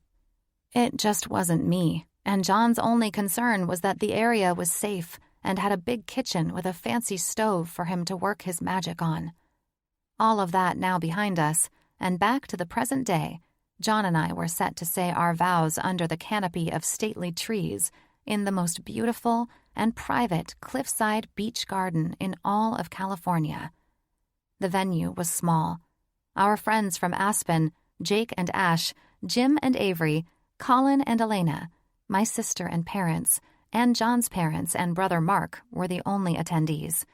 Sebastian was still too lost in grief to attend, which was completely understandable, and Aunt Bev was on location in Argentina, no doubt seducing Latin lovers for miles around. "My goodness, you look as beautiful as the day you were born," my mom said, entering the room. "But you have only 1 hour to go and are still in lounge clothes?" I chuckled. "Well, I spent so much of my efforts trying to find this perfect place," I said, sipping the hot tea that was given to me to relax my nerves in the adorable cottage where I was dressing for the wedding. "And I forgot to pick out a dress." "That's why I'm here," my sister laughed. "Okay, the final adjustments were made, and the dress should fit like a glove." "I still can't believe you designed this for me," I said, hugging her. "Well, I will admit," my sister said, having just opened a boutique of her own clothing designs, "it's my first big piece, and you're my first picky-as-hell client, but this baby came out gorgeous. Now, get naked and let's get you into this." The exquisite strapless gown was crafted with luxurious cream-colored satin gracefully cinched at the waist. It fell into a voluminous floor-length skirt with delicate embellishments of pearl beading that offered a touch of timeless elegance. "God, you look ravishing," Lydia said, while my mother gasped as I walked out in front of the mirror to see the final product. "I'm glad you let me go strapless. It enhances your neckline and accentuates your shoulders." I was in awe of my sister's design, which someone might think was plain, but how she designed it to hug every curve made this dress stunning. And me, too. My hair was loosely curled and pulled to the side, my auburn locks cascading over my shoulder and touching the top of the bodice. The brown in my hair and the ivory of the dress enhanced the tanned glow of my skin.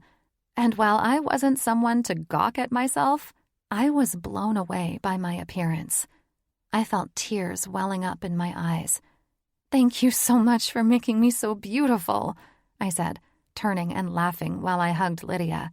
"What would you do without me?" she asked with a laugh. My mother was walking over to give her praises when a soft knock was heard at the door. "Dad must be here to gather you early. my mom said, knowing he was the only one who would come to the bridal cottage close to an hour before the wedding bells would start to ring. "Oh," I heard my mother say. "May I help you?" I turned, and my eyes fell on the exquisite appearance of Margot Aster, accompanied only by her resting bitch face, which didn't faze me in the slightest anymore. "How do you do? I'm Margot Aster," she said in her sophisticated voice. "Would you mind if I came in and joined you in marveling at the beautiful bride?" "Come in," I said with a smile. I didn't mind being around Margot, even though she was cruel to me in Monaco. The woman was still overly formal, making snide remarks regularly and exerting her dominance when she felt threatened. She was a wealthy bitch, to put it bluntly. However, she and I got along for the most part. All was well if she didn't come into my territory and I didn't go into hers. Both of us seemed to have the same personality if we weren't kissing each other's asses, and due to that, we could handle a good hour or two of each other's company. Let's just say we were working on forming an amicable relationship. Still, I wasn't nominating her for Mother-in-Law of the Year, and she wasn't telling everyone in her circle about how her son married a lovely hillbilly from Tennessee. Margot Aster was Margot Aster. You either loved her or hated her. For me, I chose to remain neutral. I would honor a mother's wishes to ensure her son was happily married, but that's pretty much it. I wasn't trying to do more or less with Margot. That was the safest place to be with a woman like her. "You look positively enchanting," she said, smiling at me, catching my shoulders and kissing the air next to my cheeks. "However, I believe I have something that would pull this entire piece together." She looked at Lydia, who was smiling at Margot's cordiality. "That's if the amazing designer will allow it," she asked. My mom remained silent, watching the exchange after having heard plenty of gossip about the woman who was a ruthless bitch to her daughter. My mother was not easily impressed and would never kiss an ass, even if you put honey barbecue sauce on it and called it a dish. My mom was a tough nut to crack, but she wouldn't ruin this day for me, even though I knew Margot was the last person she'd ever care to be in the room with. "I think that can be arranged," Lydia said with a grin. Margot opened a large black velvet box, and she held it in a way that displayed the beautiful pink gemstones inside. "Our family is welcoming a rare gem today." She started with a comment that I remembered John using when he clasped this same necklace around my neck. "Do you remember this?" she asked, her hazel eyes igniting with adoration, as John's had when he put the string of rare stones on me. I nodded and returned her lovely smile. "Yes, this is the necklace I wore the first night I met all of you." "Indeed," she held her perfect properness. "And the stones? Did John ever inform you of how very rare they are?" "He did." She glanced down at the pink stones and then at my mother. "They're Padparasha sapphires." "Very nice." My mother held up her protective front. "I haven't had a chance to apologize to you for the egregious way I treated your lovely daughter in Monaco. I can see you are hesitant of me." God, I don't need this shit, I thought. John's mom was a direct woman, shooting straight to the point and bringing up the past right before my wedding to her son. I didn't need my mother, who also didn't mince words, locking horns with Margot. To be honest, as much of a raging bitch as John's mom could be, I'd put my money on my mother to win that fight all day long. She dealt with hundreds of rascally school kids for a living, for Christ's sake, and nothing is more terrifying than that. I just wished this conversation could happen after the wedding reception and the champagne, the toasts, and the pictures before he and I disappeared for 2 weeks on our honeymoon that John had secretly planned, just as long as I didn't bear witness to it. "I appreciate you acknowledging that," my mother returned with as much formality as John's mom. "I want all of you to know," her eyes fell on me, "especially you, my dear, that you are rarer than these stones.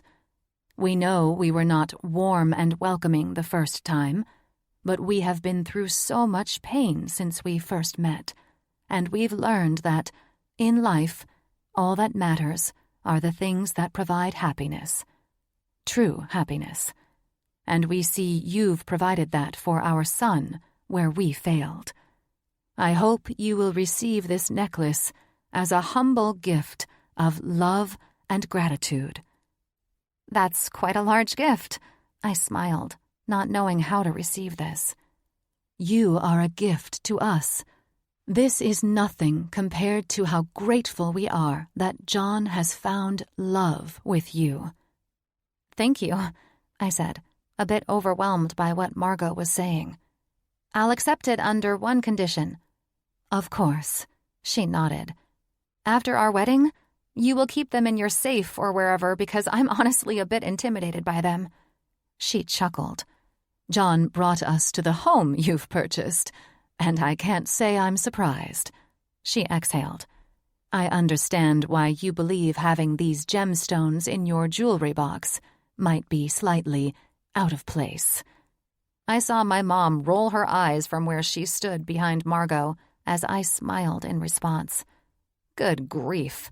I could only imagine the snark I was in for as part of this family. "Just a little bit," I chuckled. "Thank you. They are beautiful."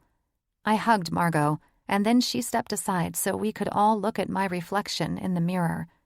As I stood there, all my concerns faded about future in-laws and how anyone felt about John and I marrying today and beginning our lives together. In about 30 minutes, I would be John's, and he would be mine for the rest of our lives. John. I stood next to the reverend we'd hired to perform the ceremony and spied my parents and Mark, seated in white chairs across the aisle from where Mickey's mom sat with Lydia in the row in front of our friends. There weren't many people in attendance, but what each person meant to us was monumental. I chose not to have my brother stand up with me as a best man because I wanted to receive my beautiful bride standing here alone, as a strong man who was not dependent on anyone as I made this profound step into my future. Honestly, if it were up to me, we'd be doing this in front of a judge. I didn't need any moral or emotional support to marry this woman. Not anymore, anyway. What I loved the most about all the bad that had happened to separate Mickey and me all those months was how much I'd grown emotionally from it. With any luck, we'd gotten any stupid and immature shit out of our way. My mind snapped to attention once the violinist began to play a soft tune, announcing the arrival of my beautiful bride, walking with her hand clasped into the bend of her dad's arm. I could hardly breathe as I looked at her. The angel walking on the rose-petal-covered path down to me immediately outshined the ocean that sparkled with the orange glitter of the sun dancing on the waves. Her tall and perfect body was the most desirous image my eyes had ever fallen on. Her eyes sparkled with the same beauty of the gems my mother insisted upon giving her, laying perfectly on her neck. I felt a wave of emotions, knowing I didn't deserve this goddess. I thought I was humbled before, but my God. How was the woman of my dreams walking toward me in the most beautiful setting imaginable? I was pissed that my emotions got the best of me because my eyes filled with tears, instantly blurring the image of her beauty that had transfixed me. I quickly brushed away a tear that snuck down and out the corner of my eye, then saw that her eyes were as filled with tears as mine. "You're so beautiful," I impulsively said, without considering I wasn't supposed to talk yet. "You're not so bad yourself," she returned with a laugh. That's when my mind reset. This whole day was about me and Mickey. We weren't here to put on a show for anyone. "Who gives this woman to be married to this man?" the Reverend asked. "Her mother, Alice, and I do," Tim answered. I stepped forward, took Mickey's hand, and looked toward Tim. I will always love and cherish her, Coach, I smiled. This profound gesture of me taking his beautiful daughter's hand meant that she was mine to love, honor, and protect, and I saw the proud grin in my future father-in-law's eyes. As the Reverend spoke, I stood there, utterly lost in my future wife's eyes. I couldn't tell you a word he said, because I was spellbound by her, as always. I saw our whole lives flash before my eyes, anniversaries and holidays, our children, their graduations and weddings, and our grandchildren. I saw us holding each other's wrinkly hands when we were too old and feeble to do much else. I saw my whole life in her eyes, and I could hardly wait to say the two words I'd been waiting for since I got her back. "I do," I said, my voice nearly cracking from the emotion I felt. "I do," Mickey said when the Reverend asked, her smile bigger than ever. "You may now kiss your bride." Without hesitation, I swept her into my arms, dipped her back, and sealed the deal. The area was lit by hanging party lights and candles in glass containers on the two tall tables that were filled with champagne flutes for us to toast our union. "Well, let's hear the toast," Jake said, holding his glass. "You selfish lovebirds didn't even offer cake. What kind of a wedding doesn't have a cake?" "The kind that offers petit fours in little boxes for you to take with you so we can get the hell out of here faster," I joked. "I knew something would get messed up," Colin teased. I ignored the somber expressions on my parents' faces. This was not up their alley, me doing something untraditional like not having a 6-tiered monster cake, and Colin and Jake acting like this wasn't a formal affair. My parents honestly didn't know how to respond.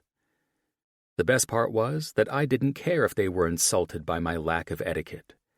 I was being myself, in love with my wife. To my beautiful wife, I raised my glass. "I'm going to wing this, babe, and I hope I don't pay for it later." She flashed an adorable smile. "You and me." I shook my head, suddenly overwhelmed with emotions again. "Damn it." I cleared my throat as the group chuckled. Mickey's eyes stayed locked onto mine and kept my mind steady. "We are about to embark on an amazing life together, and as I promised, I will forever honor you, love you, and cherish you. I thank God for you, baby. You've changed my life in many ways, forgiving me for the unforgivable." "Don't say that," she mouthed. "I will say it because it's true. I watched you walk down that aisle today, trusting that I would never hurt you again.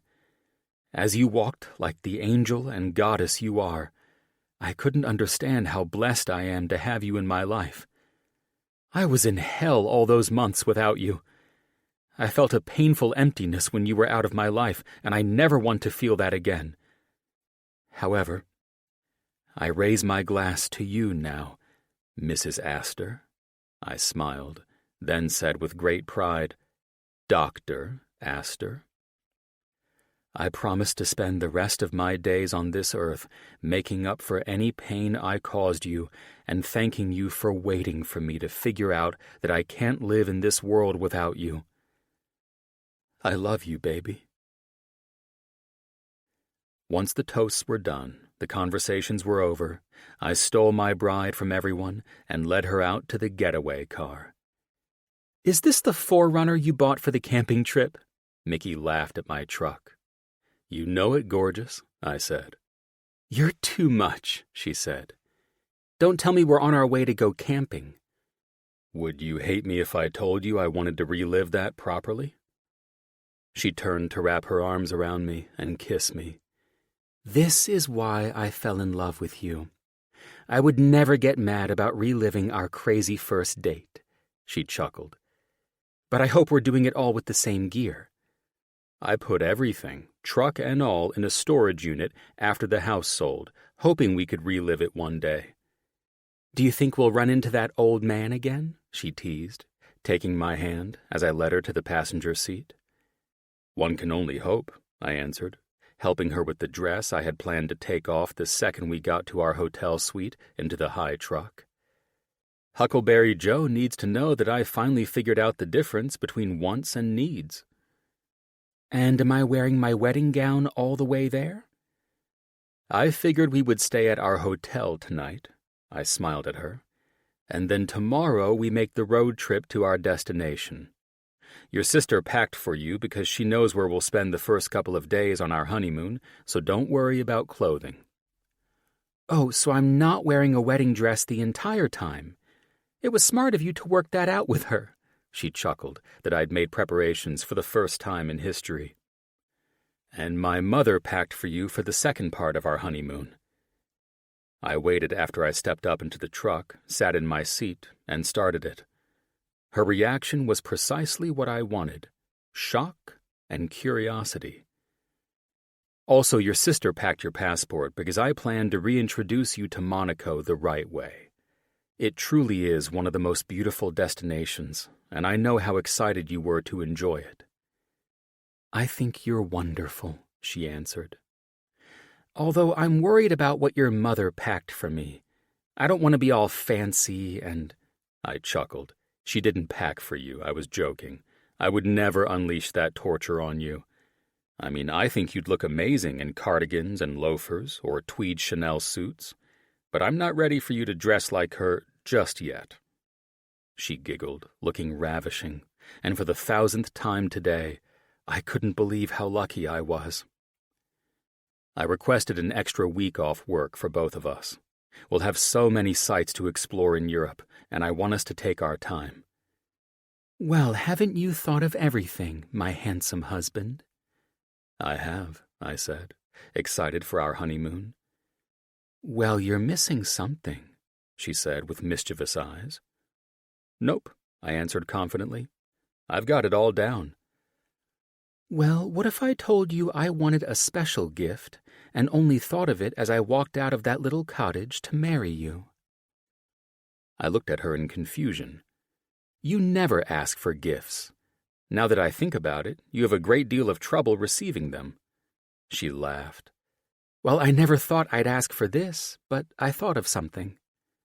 What is it? Finally, the woman was asking for something. What if we use our honeymoon to start our own family? Oh, yeah, I didn't think of that, I blurted out like an idiot. I was shocked by what she said, and immediately thought of my visions while the Reverend spoke during our ceremony. I know you didn't, she said with a smile, and intertwined her fingers with mine. So, want to think about it? No, I don't want to think about it, I said again, without thinking. She frowned in confusion. Oh, okay. No, that's not what I mean. I instantly leaned over to kiss away the sadness I'd caused. I don't want to think about it. Let's do it. I want a family with you, Mick, and everything that comes with it. There is no greater gift than that. Are you sure? Beyond sure. I love you, Mickey Aster. You are my heart and soul, and I couldn't ask for a better gift than for you to be the mother of our children.